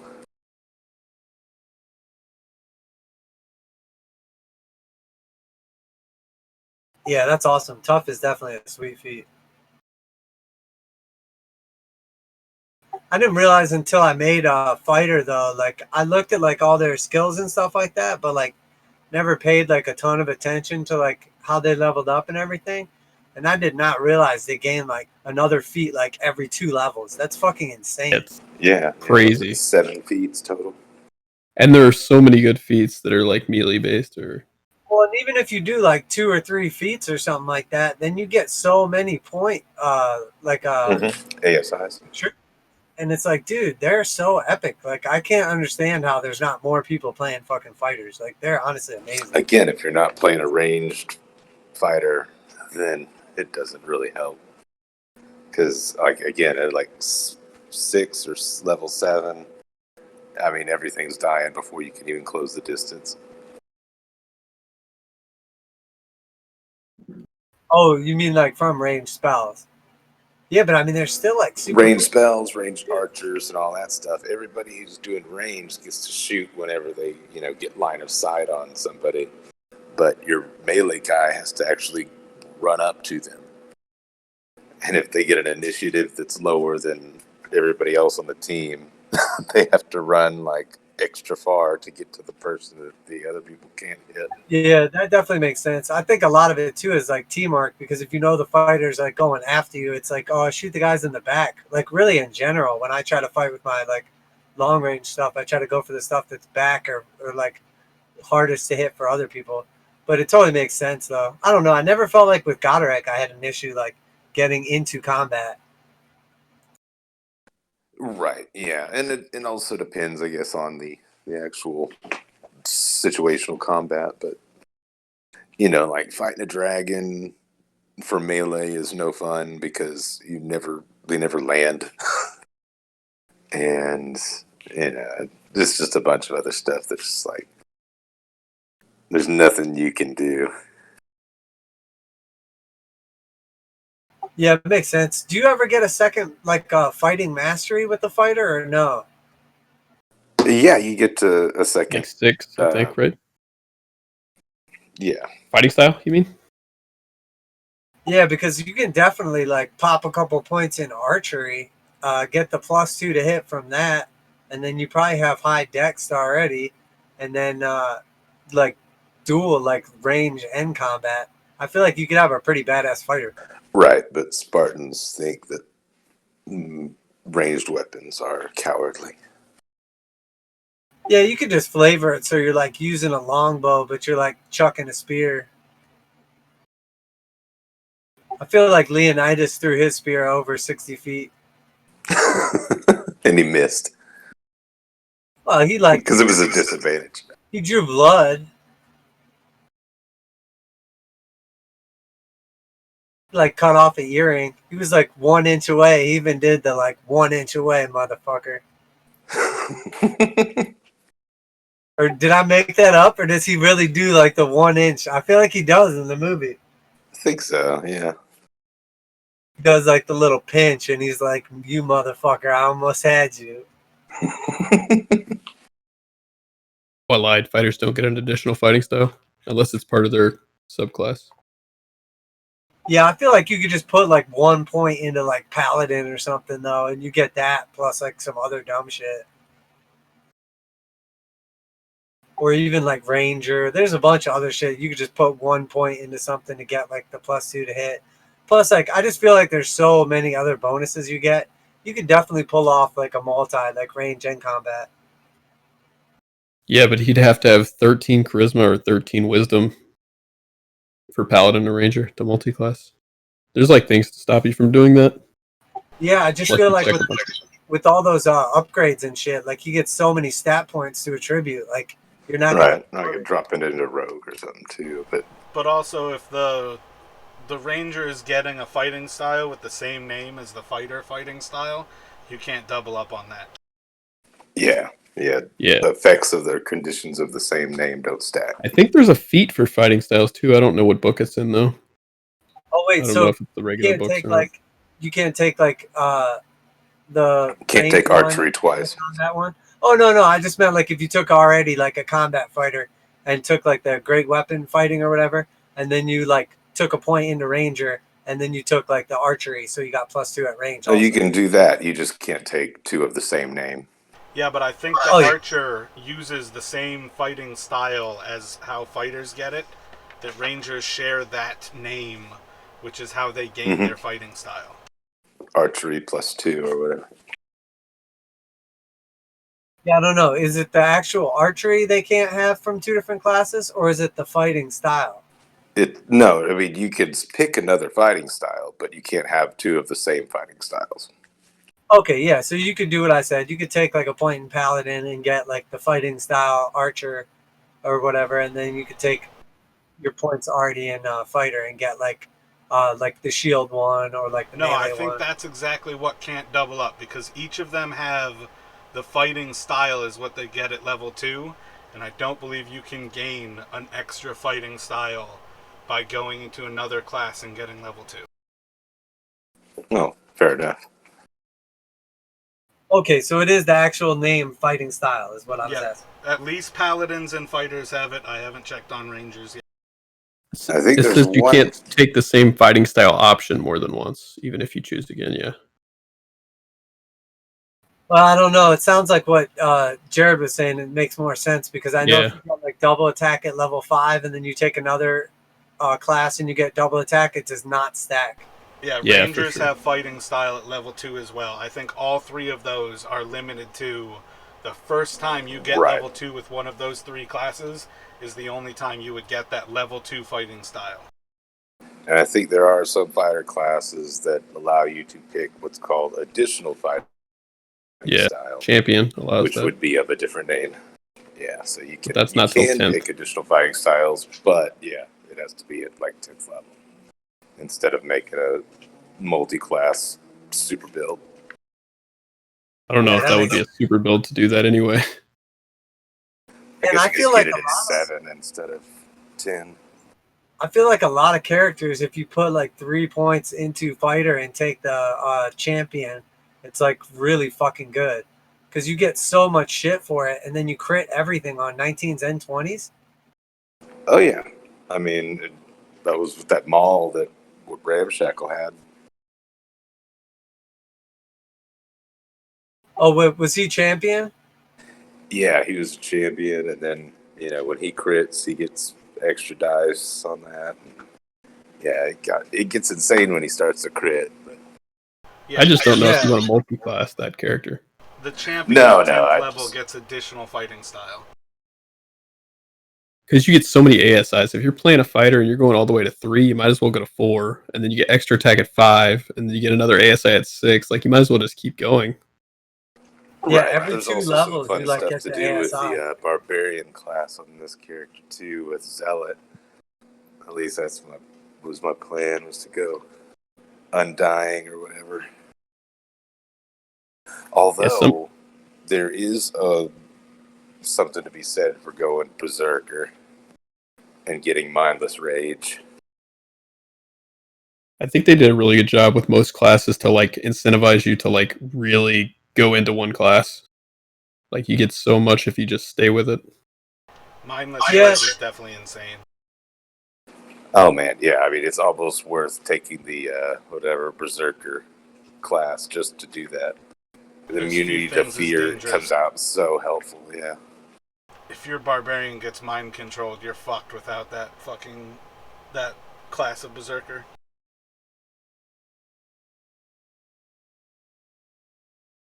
Yeah, the one I was like kind of wondering about is Paladin. Like, honestly, as soon as you hit like level 5, you start looking at like 6, 7, 8, 9, and they're all just like, meh.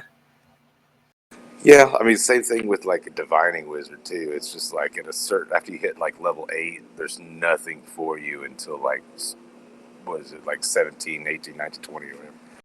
So taking a little bit of dips in other areas is not so bad for a diviner. What would you do? What would you do as a paladin? Maybe go into a full caster? I mean, usually I use Get some bigger smites? rogue as my favorite dip class to go into, just for the extra disengage and some proficiencies and all that stuff too. Expertise.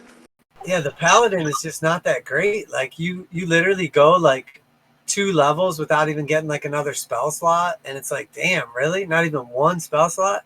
And then like the special skills you get, like level 6, you get to add your charisma bonus to like ability checks for everybody within 10 feet. So that's like pretty good. And then level 7, you get after you take an opportunity attack, you can move half your movement. So again, pretty good. And then level 8, you get ability skill increase. And then level 9, you get like you're buffed up like spells. So you gain like haste or like something else. But it's just not enough like per level. It's weird. Just casters, though. It just depends on what you use with those spell slots, though. You say Yeah, it's haste just- isn't that good, but haste can be huge. It's definitely good. And if you have +2 to your charisma or more, it's good for holding concentration. But every other spell that a paladin could potentially use is a concentration spell. So you have all your spells are concentration spells. So it's like, okay, well, I'll just wait for crits and then just use them for smites. You know what I mean? And then it's like, well, shit, Yeah. why don't I just put 3 points into champion and double my crit damage, like crit on 18 or 19s and 20s instead? I don't know. It starts looking real juicy.